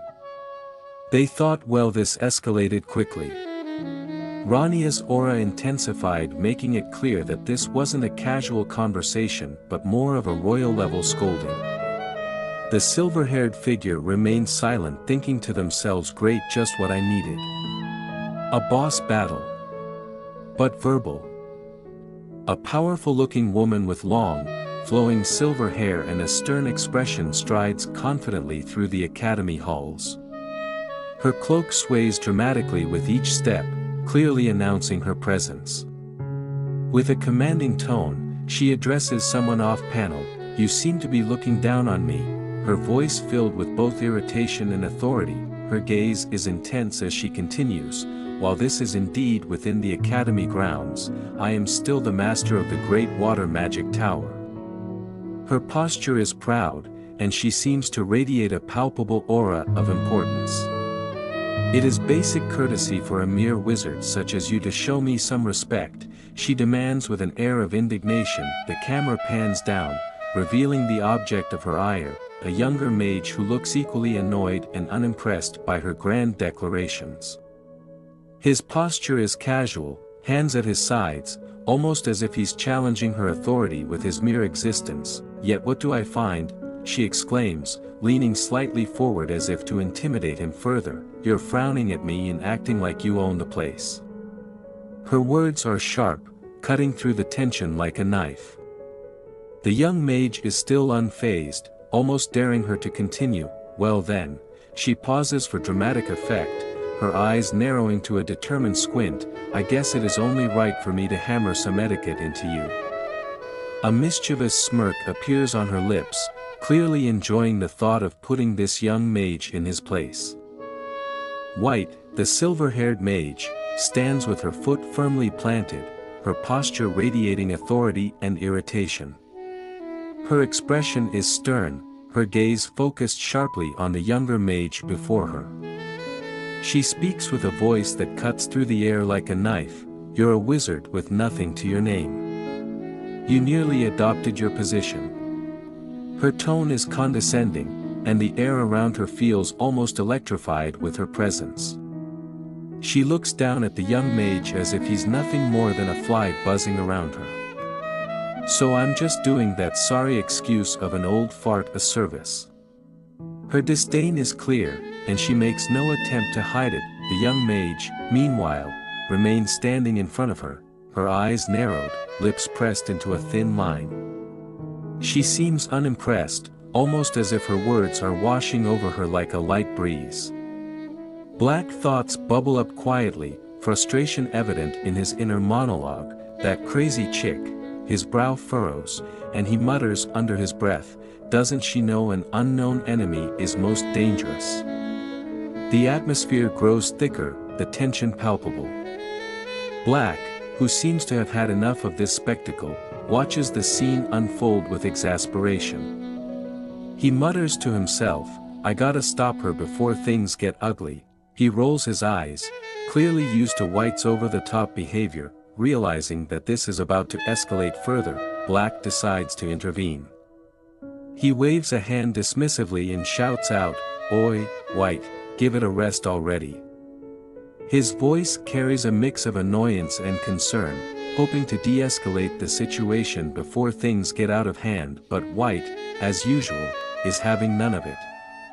Her eyes are sharp, a flicker of amusement dancing within them. Her hand begins to glow with a crackling light, the energy building up rapidly.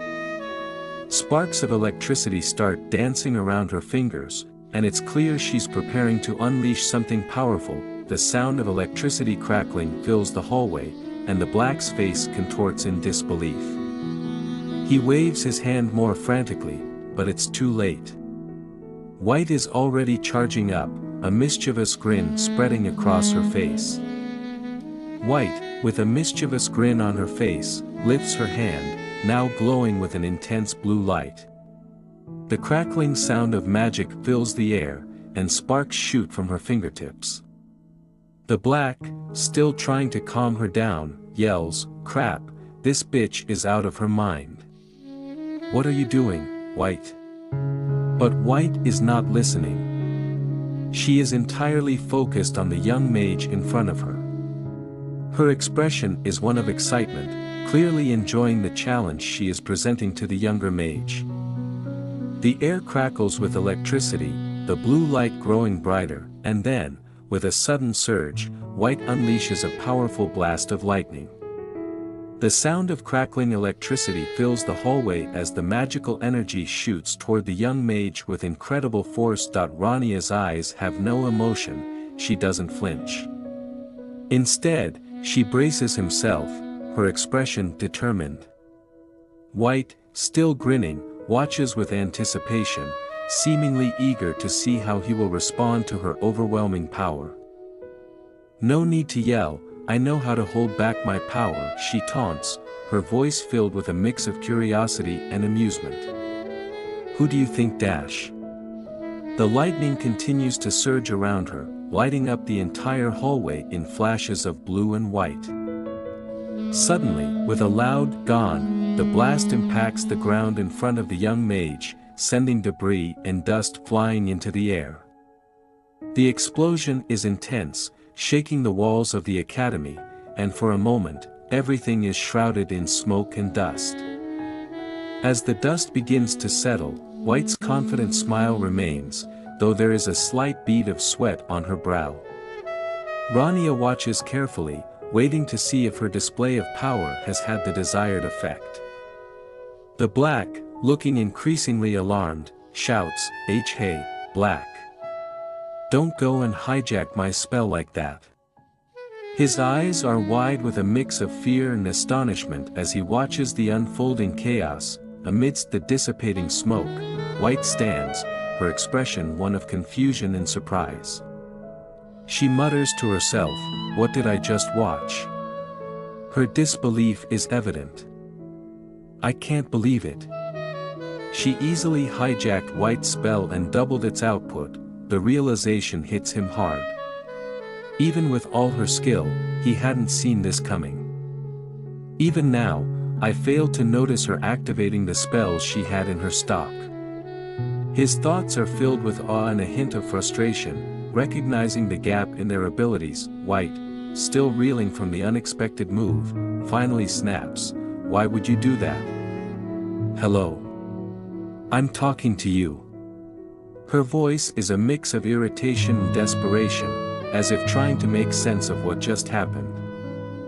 The Black coughs slightly, a clear attempt to regain some composure. Ahem.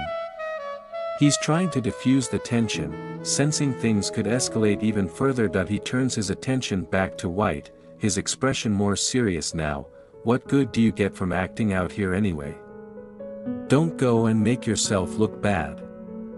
His words are cautious but firm, trying to bring some reason to the heated moment. White, however, isn't having it. She spins around to face him, her frustration bubbling over. "Are you messing with me? Hey!" She waves her arms, trying to get his full attention, feeling her authority slipping away. The Black sighs, turning slightly to address Black. "You're worried about your disciple, right? Come on." His tone is calmer now, almost as if he's trying to appeal to reason. But White isn't done yet. "Why are you always like this?" she mutters, frustration evident in her voice. Her stance is defiant, unwilling to back down. She stomps her foot, the sound echoing through the hallway. "It's my pride on the line here. Hello. Are you listening?" Her eyes are wide, demanding some acknowledgement, but the Black looks on, now more resigned than before. He mutters under his breath, almost regretfully, "I should have let her be." The scene closes with White still fuming, the Black deep in thought, and Black standing quietly, the tension still hanging heavily in the air. The tension in the air begins to subside. White takes a deep breath, letting out a relieved sigh. Phew, she seems to calm down a bit, her shoulders relaxing as she reflects on what just happened. "Well, I did bring their disciples into the mana spring, so I was ready to take a punch or two," White mutters to herself. Her expression shows a mix of self-reassurance and a touch of irritation. She glances down at her shoes and continues, "But leave my shoes alone, come on." Clearly, she's more concerned about her footwear than the magical skirmish that just took place. She looks around at the mess left behind, the cracked walls, and the dust settling on the ground. Her expression changes to one of mild regret as she realizes the extent of the damage. I sure messed up," she admits, a small bead of sweat appearing on her forehead. Inside the academy, another figure moves quietly along the wooden floors. A young mage with dark hair mutters, "Crap, that spooked me." He's clearly shaken by the recent events. "What's got you so jumpy?" a classmate asks, noticing his unsettled demeanor. He glances around nervously and responds, "I was running away from her all the way to the mana spring." His voice is filled with a mix of fear and disbelief. I thought you got the West region," the classmate inquires, clearly confused by the young mage's frantic behavior. "I heard she's number 1 in the overall score for all areas combined," he explains, his voice hushed, as if worried she might hear him. "Hell if I know." "Don't look at her too much," he advises, looking around cautiously. Descending the staircase, a girl with purple hair, wearing a cloak and holding a book, catches everyone's attention. The whispers continue among the students. Well, she is the heir of a magic tower after all. They speak with a mix of awe and respect. The girl's name is revealed, Lesty Eleanor, heir of the Grey Magic Tower. She moves with purpose, her eyes focused, her expression serious. As she descends the stairs, she thinks to herself, the Mana Spring. Lesty thinks hard of what happened at the Mana Spring as she sit down, gripping her book tightly. She still thinks if what really happened at the Mana Spring is real, or just a rumor. Because you know what happens when you go to a spring, at a secluded region, right? 2 days ago, her main forest, West Region. The scene shifts to a serene forest setting with a crystal glowing in the middle, surrounded by trees and magical familiars. The air is thick with tension as multiple mages watch from the shadows. Impossible. She's perfectly handling 10 familiars at once, one of them whispers, their disbelief evident. She's on a whole other level, another mutters, watching her carefully orchestrate the magical creatures. Just give up. Might as well head to a different region, someone suggests, knowing they stand no chance against her. Lesty remains focused, seemingly in her own world. Her eyes glow with a faint light as she activates a magical ability, Shared Vision. A beam of purple magic connects her to a bird familiar, and she gains a broader perspective of the surroundings. I guess all the nearby participants gave up, she thinks, realizing that she's cleared the area of competitors. Should I call it quits then, she wonders aloud, considering her next move. Suddenly, through the shared vision with her familiar, she spots someone unexpected. Rania van Trias. She's a supervisor for the North region. Lesty recognizes the figure immediately. Her brow furrows, puzzled. But why is she soaked? The only water in the forest should be.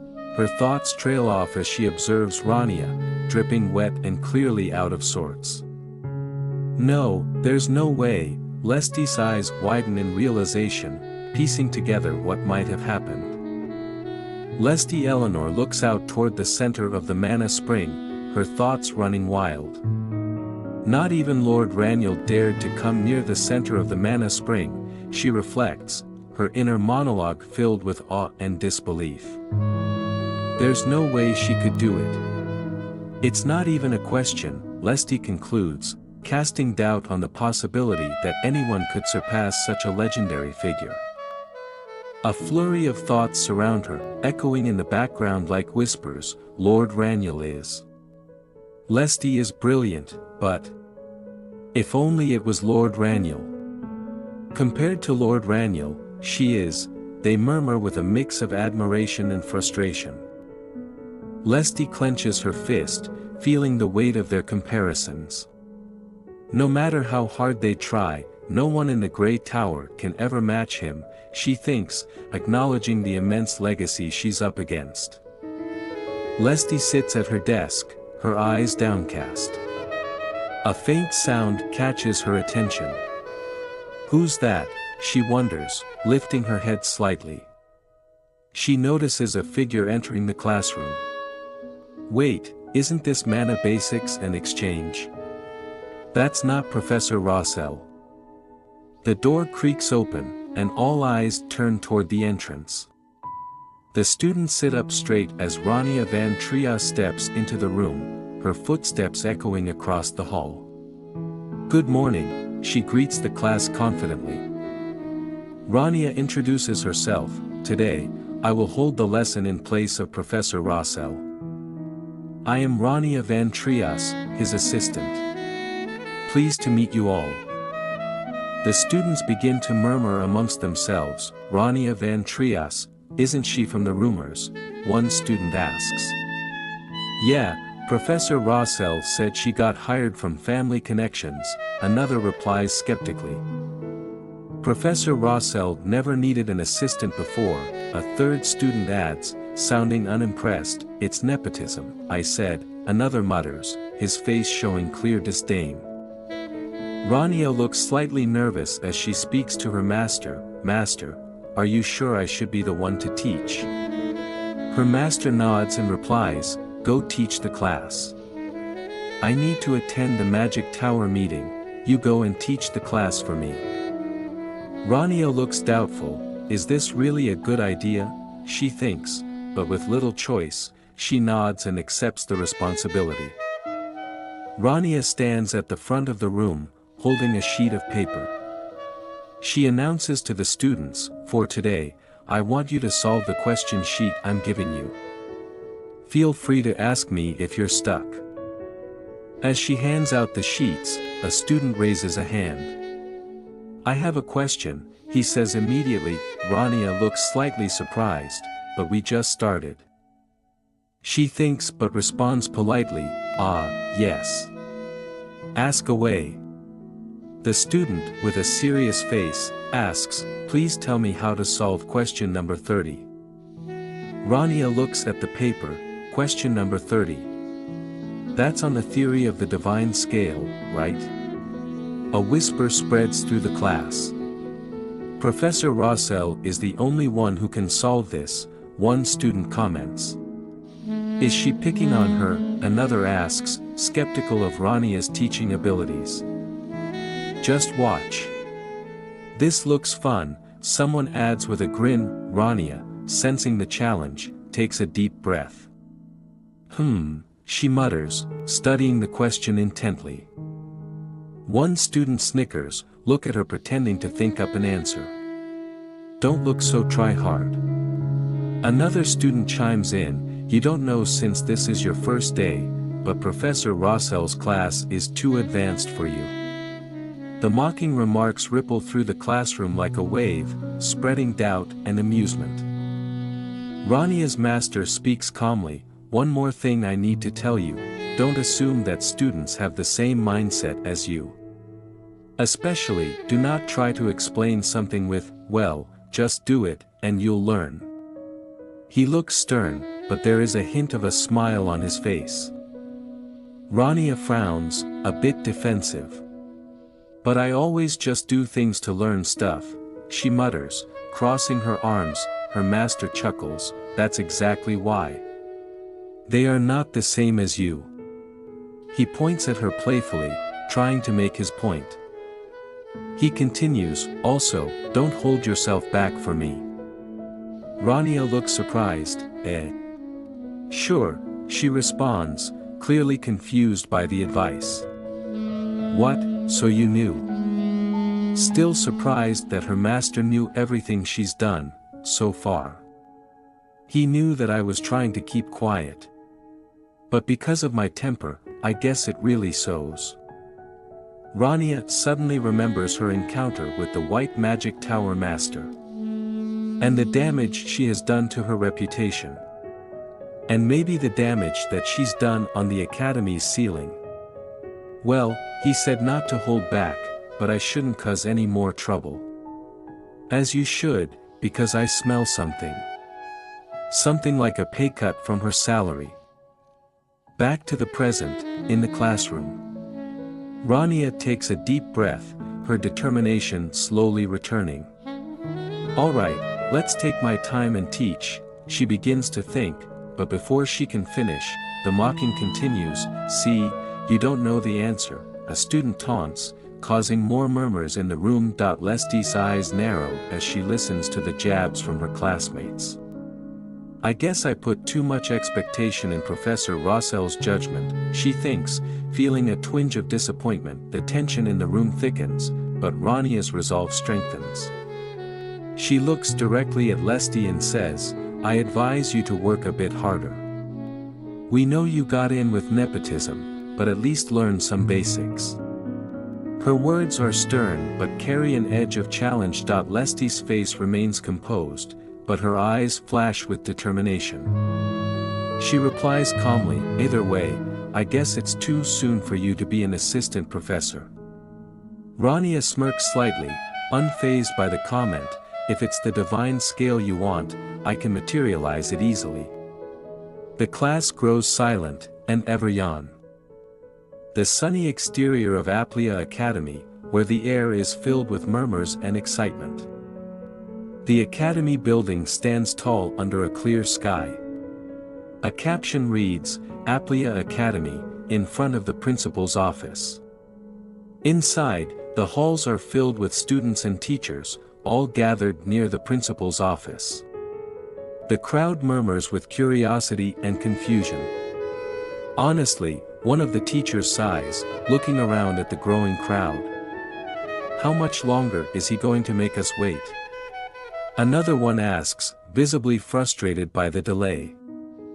Professor Rossell, noticing the commotion outside his door, thinks to himself, "Why are there so many people in front of the principal's office?"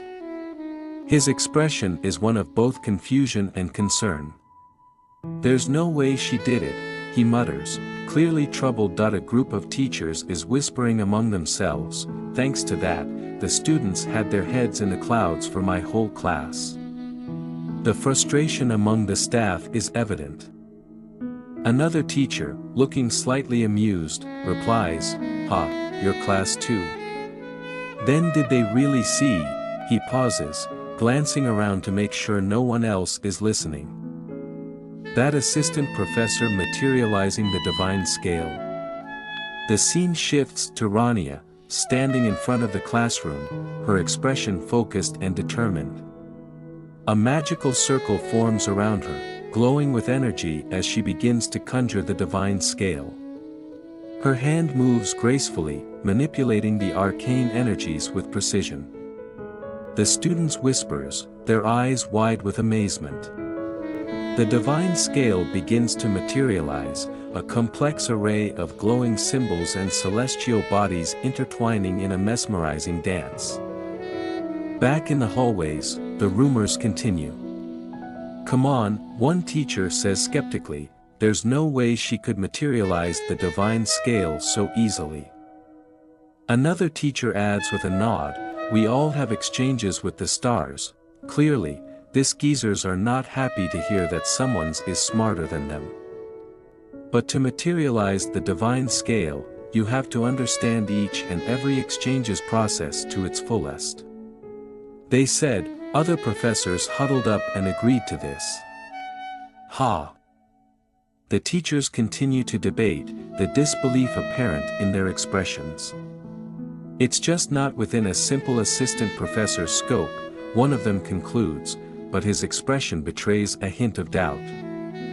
"No, but, it seems like they saw it in person," another murmurs, conflicted between disbelief and the reports they are hearing. "I guess that can be solved rather easily if we check it for ourselves," someone suggests, their curiosity clearly piqued. Rania's master, the Grey Tower Master, felt like he aged 10 years. One day, just only one day, and this what happens. "Rania, what the hell did you do?" He felt another 10 years coming to him. "It's a total of 20 now. I think I can picture it." The principal sits at his desk, visibly annoyed. "Why did the assistant professor give the class to start with?" he grumbles. "It's outrageous for an assistant professor to cause such a commotion and confuse the students." He slams his hand down on the desk, causing papers to scatter. Grey Tower Master, sensing another 10 years coming to him, left the scene quickly. "Let's come back later. That damn Roselle. He caused a ruckus and doesn't even show his face. I'll have to control this somehow," he mutters under his breath, clearly frustrated with the situation. He calls out to the crowd, "Everyone, quiet." As he slammed the table, trying to regain control of the situation, with a stern expression, he announces, "If you're doubting that assistant professor's ability, you should go see and judge her for yourselves." He leans forward, determined, "I'll exert my authority as the principal and have Rania van Trias teach an open class." Rania walking away from the academy building, seemingly unaware of the storm brewing around her. In the scene, Lesti Eleanor, the heir of the Grey Magic Tower, finds herself in a bit of a predicament. As she walks down the hallway, papers filled with intricate magic diagrams and notes flutter down around her. "Ah," she mutters, realizing that she's dropped them, and they scatter in every direction, creating a chaotic mess on the floor. Nearby students glance over, some mildly curious, others surprised by the sudden downpour of paper. Lesti looks at the papers, a mix of frustration and determination in her eyes. She begins to gather them up quickly, but before she can make much progress, a tiny figure appears beside her, a small, blue fairy-like creature with a concerned expression. "Master, are you all right?" the little creature asks, its voice tinged with worry. Before Lesti can respond, the fairy declares, "Leave it to me." In a flash, the tiny helper zips around, creating a small whirlwind that neatly gathers the scattered papers back into a tidy stack. With a simple clap, Lesti muses, watching the fairy's efficiency with mild amusement. But then, with a thoughtful look, she murmurs, "No, an even easier hand movement than that." Clearly, her mind is already analyzing how to make the process even more efficient, her determination never wavering. She turns her attention back to the task at hand, but the interruption clearly lingers on her mind. That assistant professor, she thinks, recalling her earlier encounter with the mysterious figure, materialized the divine scale with ease. Lesti, still doubtful of Rania's ability, thinks of anything that she could have possibly done. She had to have used a trick. Meanwhile, a fellow student approaches her, holding one of the scattered papers. "You didn't need to go so far, did you?" he comments, offering the sheet back to her.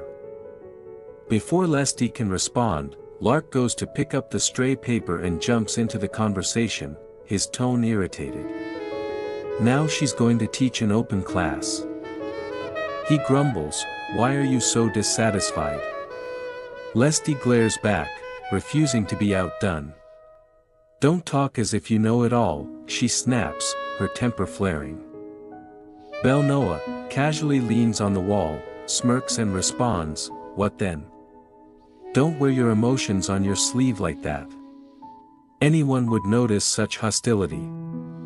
As the verbal sparring continues, another figure steps in, trying to calm things down, but the tension in the hallway is palpable. Belnoa, with irritation clearly evident, "This wouldn't have happened if you'd been in the north during the test." Lark simply agrees, "True. There was no need to go through the trouble of having her prove it in an open class." Then the dialogue takes a humorous turn. The Belnoa quips, "I guess even barbarians can reason," causing the Lark to react, "It's too cruel to call her a barbarian, Lesti, don't mind him." The black-haired boy, still engaged in the verbal sparring, points directly to the purple-haired girl and says, "Can't you tell I'm talking about you?" The moment is met with visible confusion from her, illustrated by the question marks hovering above her head. Frustration mounts as the purple-haired girl responds sharply, "Shut up. What would you Magic Tower protégés know?" This statement hints at a deeper divide, perhaps a rivalry or a perceived superiority among students, identified here as Magic Tower protégés, suggesting they belong to a special group or class within the academy that may look down on others or hold themselves to a higher standard. As the purple-haired girl walks away, clutching her papers and clearly miffed, the black-haired boy and the white-haired boy discuss her reaction. The black-haired boy, seemingly proud of their elite status, declares, "We at Grey have a standard." The Lesti adds that this standard is the absolute standard of his shadow, which might imply a high benchmark or an overshadowing presence that the other Magic Tower struggles to meet. As she walks away, lost in thought with a stern expression, Lesti observes, she must be draining her brain trying to prepare for the open class right about now. This comment suggests that despite the previous criticisms and the pressure they put on her, there's an acknowledgement of her efforts to meet the high expectations set for her. Far away, the conspiratorial voices continue, plotting. Since all of the professors and the tower will be there for it, her luck and tricks won't work anymore. Go ahead and try your best, Rania van Trias, they whisper, with malicious intent. But somewhere, perhaps closer than they think, someone else is observing, saying softly, "You worked so late. Good job." Back at a cafe, Rania sits with a warm cup of coffee in front of her. "Here's the coffee you ordered, Professor," says the server cheerfully, startling her slightly. Professor?" "Ah, yes, thank you," Rania replies, trying to sound confident. She stirs the coffee absent-mindedly, deep in thought. "Professor, huh?" Still not accustomed to her new title. Do professors normally give open classes like this? She wonders silently. I wonder if this is okay. Her musings are interrupted by a voice. "You're doing a good job," remarks a fellow student seated across from her. Was I thinking out loud? Rania asks, embarrassed. Yes, very clearly, the student replies with a chuckle. Rania blushes slightly. Because technically, she is still a he.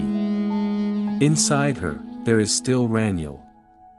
And in front of him is a very beautiful princess. Well, a student is inviting me for coffee after my first class. That means I didn't do badly, right? The narration humorously concludes, extremely positive. I thought it was wonderful. Princess Isla responds to Rania's worry. The first time we met, during the placement test, and in the class as well, she says as they take their coffee, drinking it while worrying it might get cold. You stick to your own styles.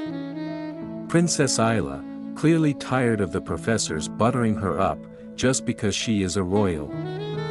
She smiles warmly, while holding the cup of coffee. I don't think she's ready to put it down either.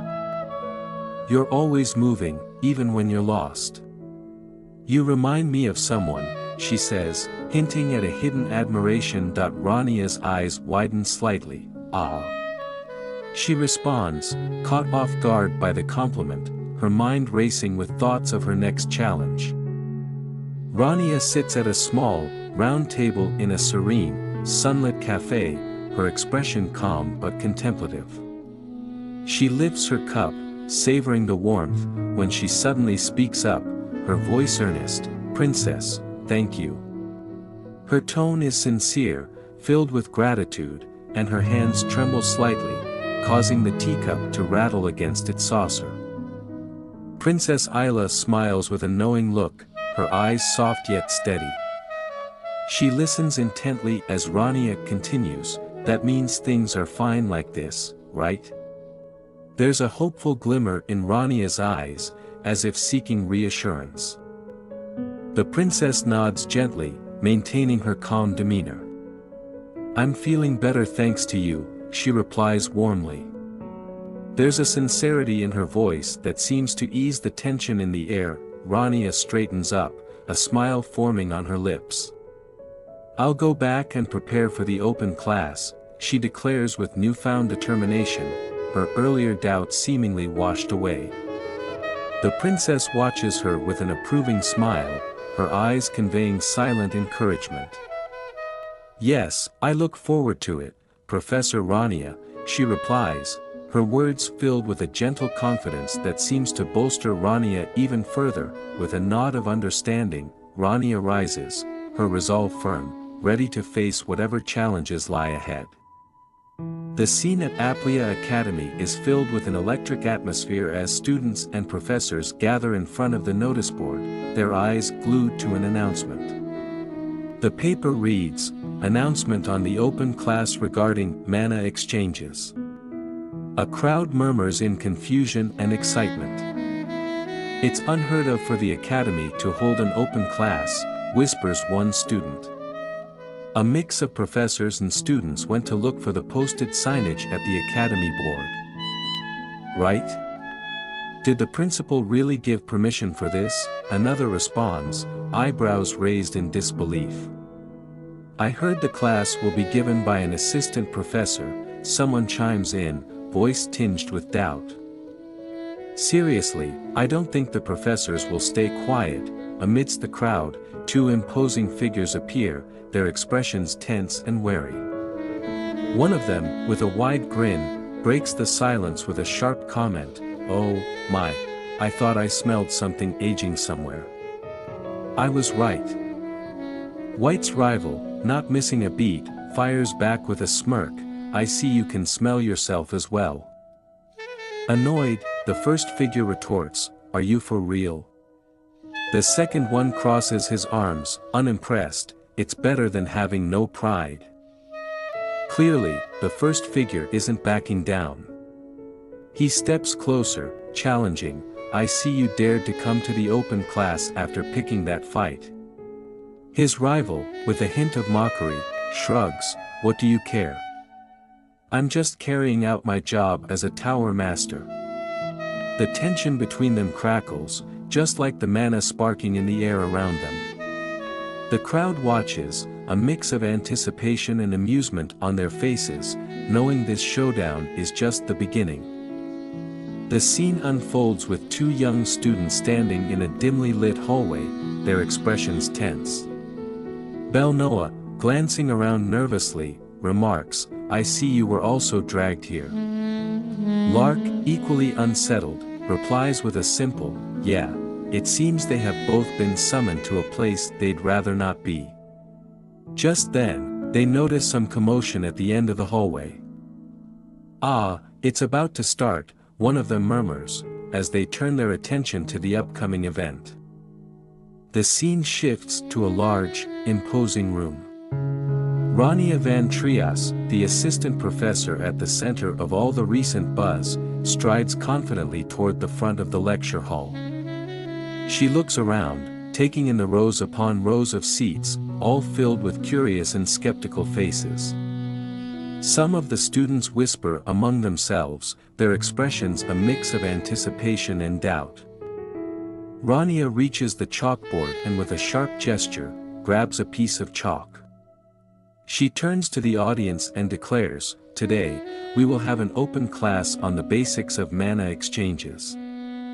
Her voice is calm, but there's an underlying determination that makes it clear she's ready for whatever challenges this open class might bring. With the attention of the entire room on her, Rania continues, "I am Rania Van Trias." Her tone is polite yet firm. "I may be lacking in some ways," she admits, acknowledging the murmurs and glances of doubt from some of the students, "but please focus and listen carefully."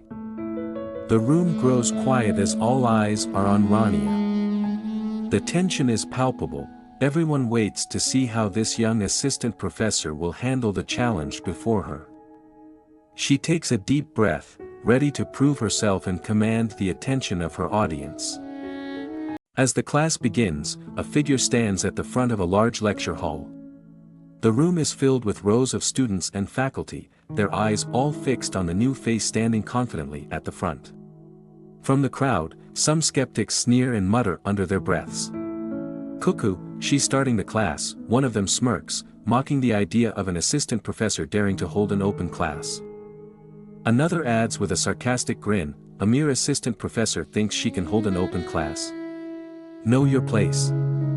White, with a smirk, says to another faculty, "She has the principal's backing, after all. This boomers doesn't accept defeat easily." Amidst the muttering, another skeptical professor murmurs, "As the real wizard's here, let's see how she fares. This can't be anything more than a game for people like us." The class is filled with an air of tension and expectancy. Rania senses the judgment but remains unfazed. She takes a deep breath, her expression calm, yet determined. "Hello, everyone." She starts, a soft yet firm voice cutting through the room's murmur. Do you know the 3 steps required to activate a spell? The seasoned wizards in the audience raise their eyebrows, unimpressed. Humph. I was expecting more, but she's just reciting the basics that even a 5-year-old brat would know, one of them snorts, leaning back in his chair. This isn't off to a great start, whispers another. Rania, aware of the skeptical eyes watching her every move, remains undeterred. She knows that while strength is important, teaching is a different skill entirely, one that takes patience and understanding. Right, she thinks to herself, it doesn't matter if she's strong, knowing something and teaching something are worlds apart. The truth of the matter is that, White says, while still eyeing Rania in front of the open hall. Knowing something and teaching something are worlds apart. She continues, everyone here has centuries of experience in magic and teaching. She acknowledges their experience. A mere greenhorn can't catch up to the time we've spent. White was bewildered on what Rania did. Rania clasps her hands together in a simple gesture, and the crowd looks on, bewildered. A clap, someone sneers. She thinks a meaningless gesture can, but before they can finish their thought, a dazzling burst of light erupts around Rania. The room fills with a luminous energy, and the audience is left momentarily stunned, their jaws dropping as they realize this is no ordinary display. Rania's confident expression suggests she has something more planned, and the crowd, suddenly silent, leans forward with anticipation. In the scene, tension fills the air as a group of onlookers suddenly realizes that something extraordinary is happening. Wait a minute, it can't be. One of them exclaims, his eyes widening in disbelief. Is that what the students claim they saw? Another gasps, squinting at the spectacle unfolding before them. An elderly man grumbles, using underhanded tricks in class is vulgar, but his voice betrays a hint of nervousness. Another person interjects, hey. Don't stand in front of me. I can't see. Everyone's eyes are now glued to the young girl in the center of the room, who is the cause of all this excitement. With a calm expression and unwavering confidence, she stands at the heart of a complex magical circle, glowing with mystical energy. She declares, it's the supreme spell used to make a deal with the stars. The divine scale. Her voice carries a certain authority that commands the attention of everyone around her. With a calm expression and unwavering confidence, she stands at the heart of a complex magical circle, glowing with mystical energy. She declares, it's the supreme spell used to make a deal with the stars. The divine scale. Her voice carries a certain authority that commands the attention of everyone around her. More specifically, the creation of circuits. Her fingers move gracefully, drawing glowing symbols in the air as she explains. Monograms and words started to float on the air as Rania swiftly drew the symbols. The scale appeared, glowing in gold while circuits of symbols were flowing around it. The size of it is as big as the center of the open hall. The display was mesmerizing, as if the backdrop used was the galaxy itself.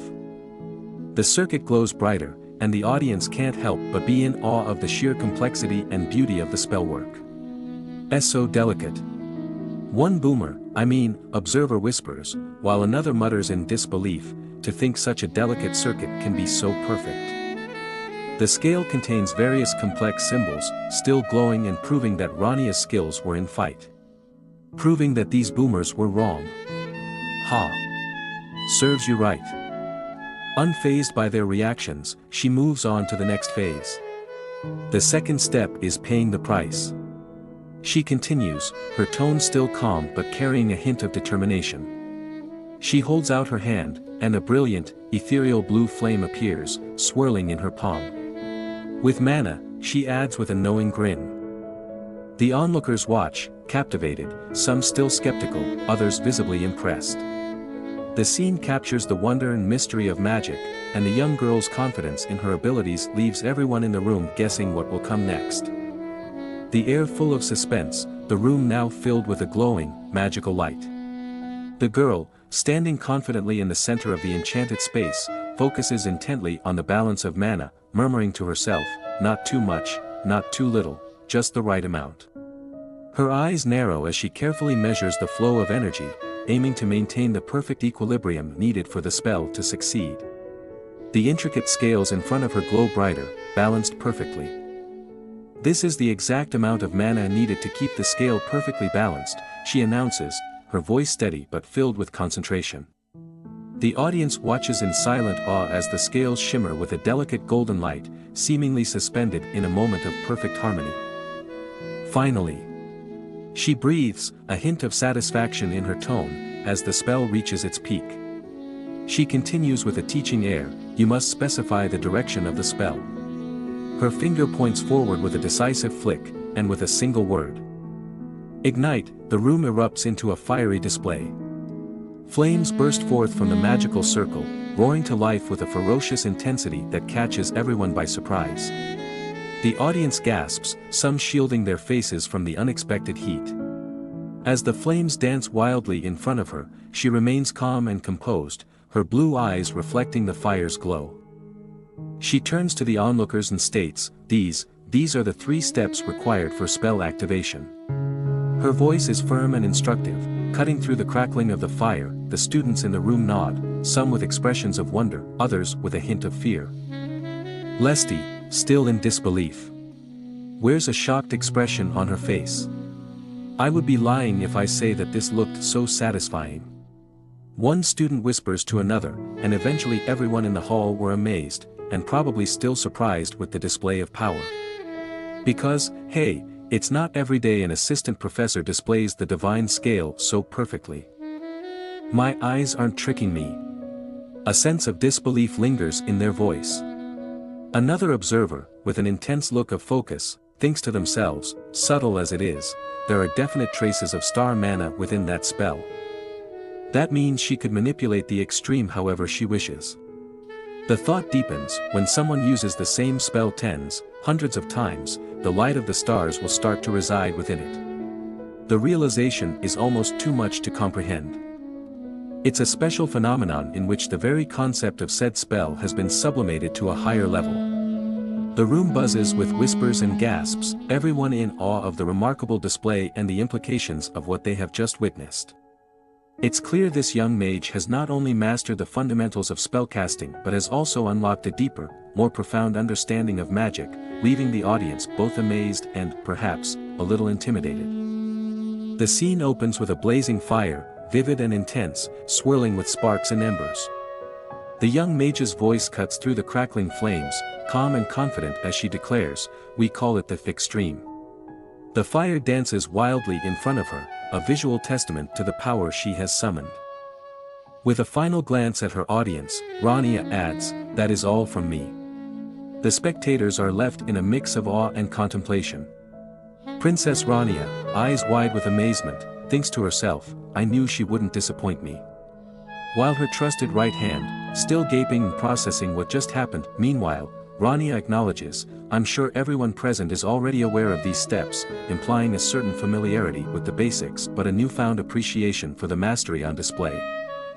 The mage steps forward, maintaining her poise. "We are all treading on the path of magic," she begins, her voice steady, but a hint of curiosity creeps in. "But why do we call it such?" She pauses for a moment, considering her own question, then continues, "As the name suggests, it is a path." White stills. As if something within Rania's words reached her. Awakened something on her. She takes a breath and elaborates, "We polish this path, we tread upon this path," emphasizing the commitment and effort that every mage invests in their craft. Images flash by, showing her younger self diligently studying, reading every book within her reach, her determination evident. "We read every book in our reach to master it," she adds, the memory of countless hours spent studying clear in her mind. The scene shifts, showing her facing various challenges, a fierce dragon, the cold wind whipping around her, a magical barrier shining bright in her defense. "And we put in hours upon hours of time to prove that mastery," she explains, hinting at the battles fought and the effort put into honing her skills. Cutting to another scene, a stern figure with a sharp gaze leans forward, surrounded by books and scrolls. "This is as far as I need to explain," Rania says while building for her closing remarks. Nearby, Princess Isla looks on with interest, perhaps a bit too eagerly, while remembering her memories with the Ashen Wizard. Rania continues, as we all delve into the unknown, she adds, we mustn't forget the foundations of our path. It's a solemn conclusion, a note of wisdom that resonates with everyone present. The scene is set with the young mage standing amidst a brilliant display of magic. She raises her hands, her voice filled with conviction, and declares, this is our foundation. The magical scales above her glow intensely, the balance of mana resonating throughout the room, but the reaction from the audience is mixed. Some are impressed, while others remain skeptical. One observer, with a skeptical look, mutters under his breath, you're just speaking in circles. His words cut through the air, causing a ripple of doubt among some of the students. The young mage's eyes narrow slightly, but she remains composed. Her posture speaks of someone who has heard such comments before. The scene shifts to another individual in the audience, clearly agitated, who blurts out, return to your own passion and master the basics. It's almost as if he's mocking her, trying to undermine the sincerity of her message. The young mage takes a deep breath, her expression unwavering.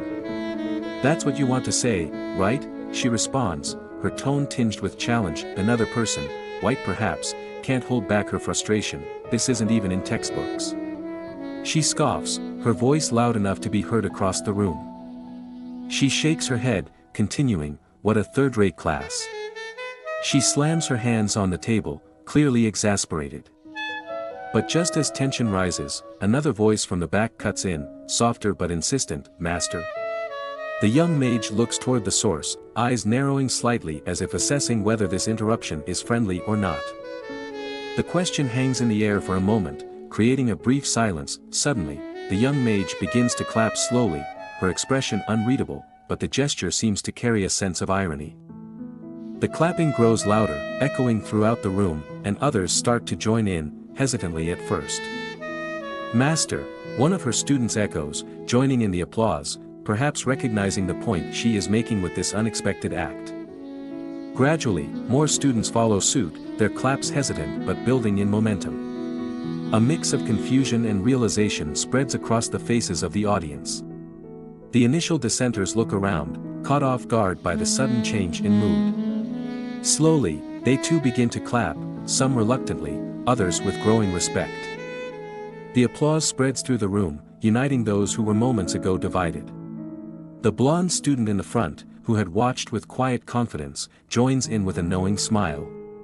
The scene ends with the sound of applause filling the hall, a surprising resolution to what had seemed like a confrontation, showing that perhaps, in this magical world, even skepticism can turn into acknowledgement.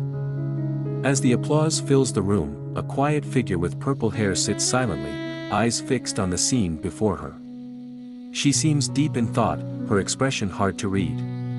The young mage, standing in the center of the room, turns slowly, taking in the faces of those around her, listening to the clapping that has now spread throughout the audience. With a small, satisfied smile, she addresses the room. Those were the basics of mana exchanges, her voice calm and composed, resonating with a sense of accomplishment. She pauses, allowing the significance of her words to settle in. Her demeanor is confident yet approachable, clearly pleased with the way the demonstration has unfolded. Then, with a gentle nod, she concludes, with that, I end this open class session. Her smile broadens, her eyes sparkling with a mixture of pride and relief. The light from the magical scales above her continues to glow softly, adding an ethereal ambience to the room. The applause continues for a few moments longer, showing appreciation for the knowledge shared and the skills displayed. She stands tall, taking in the moment. Her smile is genuine, a reflection of both her passion for magic and her dedication to teaching.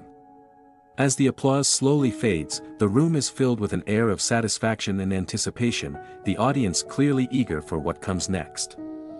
The sky is clear and blue in the grounds of Aplia Academy. Everything seems peaceful, but not for Rania. That was Lady Rania, right? One of the students pointed out to her friend as she spotted Rania walking in the halls with Professor Rossell. You're right. She's splendid. The other student chirped happily as she told what happened at the open class. Man, I should have gone to the open class, another student says as he regret not attending the open class. Her divine scale was perfect. Almost all of the students were talking about her, not minding if they were heard or not. They just want to praise the professor or maybe cling to her since they judged her too quickly on her first day. This is only a rumor, but the chattering still goes on around her different stories. She doesn't know where it started. And then Professor Rania, unlike the first time that they looked at her with contempt because they accused her of nepotism, now they look at her with admiration as if they saw a new inspiration in her.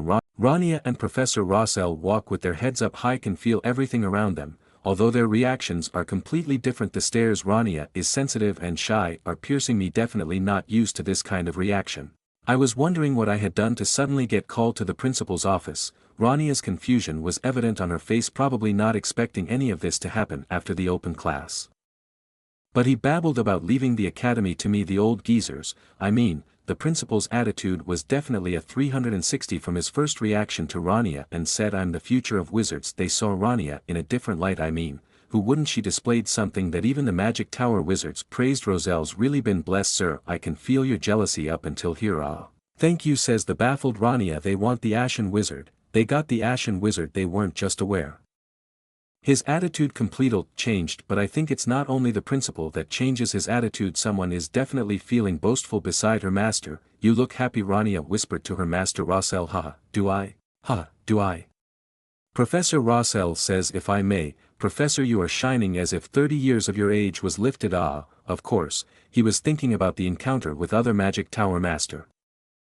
"I have to recognize what's worth recognizing. I just don't understand why you didn't come to visit me when you have such ability. Then again, we are human beings and can make mistakes through bad judgment." The White Magic Tower's master, "I shall turn your mistake into an opportunity and welcome you to our tower. Please consider it carefully. It is not too late to join, even now." White Magic Tower master says, all caps, because she almost didn't breathe while saying that. At least she knows how to recognize her faults, while Lark is already feeling the second-hand embarrassment. "Unlike certain someone, I perceived your strength from the beginning. I sensed you weren't a normal person from the circuits engraved in your body." In her ignorance, that someone lashed out to you, "But if you come to me and the Black Magic Tower, I promise nothing like that will happen again. I believe it is more than worth considering." Black Magic Tower master said with a friendly tone. In all fairness, he was really respectful with Rania from the beginning. "Ah yes," Rania says, feeling really awkward. Together with Belnoa, they can't believe the two towers are actually recruiting her. Looking back,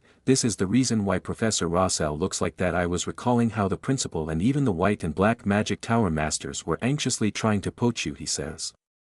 The two of them reach the end of the hallway, and as they exit the door, Professor Rossell asked Rania, "What do you think? Do you feel like going straight to the Grey Magic Tower?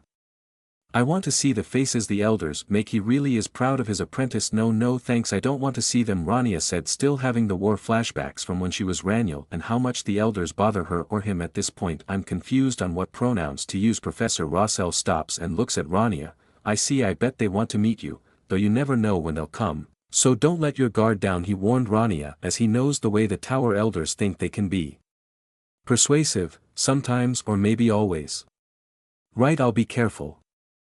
The students were not deprived of communication to the outside world, and this includes our little mages. They write letters to their family and parents. In Lark's situation, as the successor of the North, he wrote to his father, "Dear father, how are you feeling? I can't tell if they're awkward or he is just too formal. It has been a month already since I entered Aplia Academy." Lark recalls his first experience, the Mana Spring. "Every day, I realize just how much more I have learned after what happened to the Mana Spring. I'm pretty sure they were humbled enough, and I find it difficult. Oh dear, seeing the structures and letters and numbers on the board. I also find it difficult. Reminds of when I was learning chemistry and mathematics." Rania, unknown to the monologues of Lark, is still teaching in front of the podium doing that. "If the spell activates, Miss Ma'am, I don't understand a thing. It is truly difficult." It is truly difficult. Lark continues his monologue, probably thinking, why did he choose to study at Aplia? I used to do that when I was still studying in the university. And then suddenly, Lark's brain stopped working. I do not understand a single thing. It went haywire. Absolutely nothing at this point. He should just accept defeat. But what helps me is Lark surveyed his surroundings, as if he was looking for opponents that were ready to attack any time. That I am not the only one. He feels satisfied that he isn't the only one that is close to either quitting, sleeping, throwing up, or just want to call it a day. Lark finishes his letter to his father, the ruler of the North, with "Father, the path to learning magic is long and very steep." He seems happy with the letter's content, and his father was also contented knowing his son is in good hands. Harania exclaimed as she throws another book on a pile of books. along with the other piles it seems endless. This is bad. When did it become so dirty? Well, that happens when you're too busy to even return the books you use to the bookshelf. Oh well, I'm so busy that I don't have time to clean. That doesn't justify anything, just admit that you're just lazy. But the pile of books seems a common occurrence to wizards now that I think about it. I haven't had time to myself for a while. She sits back to the sofa, and closed her eyes for a bit. I don't know if she's taking a quick nap or reminiscing the past. Well, I retreated from the front lines. My habit of withdrawing because of the tension has also calmed down. Rania thought of the years he fought with the heroes, the sleepless nights, the food they eat at the camp, the soldiers' camaraderie, the villains and the victims. She thought hard. If the life she is living now is good enough also, teaching isn't as bad as I thought. And one asked anything. So it seems the classes are going well. She looks back at her daily life as Rania, the assistant professor at Aplia Academy. When she was Raniel, hard stares were given to her, but now that she is Rania, she was praised on everything she does. Except for her first 10 minutes of her first teaching day. She finally decided to sleep for a bit and call it a day, maybe for an hour. She's still at the academy. Let's just rest for a bite. A knock came from the door. Assistant Professor Rania, may I come in? Just in time. Dang, why now of all times? Her sleep, now gone poof, like a wind. Rania opens the door, biting her lips in the process. But let's just pretend it didn't happen. Wipe that blood off. Rania, yes, what's the matter? And right outside her door, Lesty is standing while clutching her books, looking like she was a puppy that got thrown out of the house. Rania quickly closes her door, to hide her unorganized room. Do you have any questions? She says, smiling, but her inner thoughts were also in a mess. Like her room. I messed up. What was her name again? Listine. Lemute? Rasta? Aren't you reading too much manhwa, Rania? Those were magisters and magicians' name. But, anyways. There is something I would like to tell you, Lesty says, eyes full of sadness and regret as she looks back at the things she has said and done to Rania. I have to say it. Lesty's internal monologue started with her memory when she was trying to make fun of Rania in front of the class. I have to apologize for what I did back then. And her memories drifted back when she learned her first magic. Her awakening tell her that what I had forgotten, the pleasure of learning in itself, was brought to me by her classes. The moment Rania casted Divine Scale, it's as if it unlocked a part of Lesty that was hidden away because of the pressure from the Grey Tower. Elders. I want to say thanks, girl. If you just blurted that out already instead of having an internal monologue. You're done now. Last time, she says, before she was cut off. What did I tell you? So this is where you were, Assistant Professor Rania. A bunch of geezers, or elders rather, butted in, and what Lesty has to say was cut off. Don't say I didn't warn her. We were looking for you. An elder with a bald hair that looks like the hair on his head were transformed into a beard says, I was impressed by your open class, he says while bowing down but not introducing himself. As if you should know his name. Is he one of the Grey Magic Tower's elders? Rania recalls this man. They probably met when she was still Raniel. I wouldn't expect less from a disciple of Rosiel. Another elder said, his hair and beard is like Rania's Divine Scale, perfectly balanced. The other elder that approached her were, I don't know, full of hairs. I think you have a new method of approach there, he says. How they're only saying that because Rania displayed an immense amount of power while they haven't changed in 5 years. Her inner thoughts were completely different on what she says to them. Yes, thank you. But they cut off what she was about to say again. The spells you showed in class were truly beautiful. You've reached that point despite being so young. I can't wait to see what you'll show us in the future. These three, they were like Anna and Prince Blondie. They finish each other's sentences. Or was that sandwich? Rania is pissed, but they were not able to sense it. Ha, shut up already. I haven't seen you guys in 5 or 6 years, but nothing has changed. You're still desperately trying to win me over. I didn't expect these lazy bags of bones to drag their butts here, though. Rania noticed something behind the Grey Tower elders. It was Lesty, trying to leave the place as quietly as she can. That kid, what's she doing? Of course what you wanted to happen, never happens. One of the elders bumped into Lesty, eliciting a surprised yelp of AH. From them in the next instant, Lesty loses their footing and topples to the ground, together with her books. This, of course, attracts everyone's attention. Flustered and embarrassed, she stammers out, I am so sorry, while the crowd looks on in various states of disinterest and amusement. One man, perhaps more annoyed than the rest, clicks his tongue in exasperation, muttering, TCH as Lesty slowly rises. Bald elder confronts her with biting words, you're useless in comparison. This cuts deep, and you can almost see the sting of those harsh words in their eyes. Finally, the elders confront Rania again. Now, Assistant Professor Rania, Don't mind the next tower master, he says with a smirk. Excuse me, Rania said while focused on Lesty. I have things to attend to, so please leave for today, Rania frankly said to the elders. What? Bald Elder said, in shock, that a magician could decline him even if he's one of the tower's elders. Another interpretation for it: go away, I don't want to talk to you. Rania grabbed Lesty beside her, the perfect distraction. Abate, this is a place of learning, not your magic tower. Lesty had no time to ever react when Rania held her shoulder. Students are the priority here, aren't they? Still smiling, as if she's not telling them to fusike off. And the finishing blow: please take care on your way back, with a smile. As the 3 tower elders left, Bald Elder visibly disappointed and angry, Lesty looked back. Assistant Professor Rania. She was worried that what Rania did would enrage the elders. Lesty was about to start the conversation again, but Rania had other things in mind.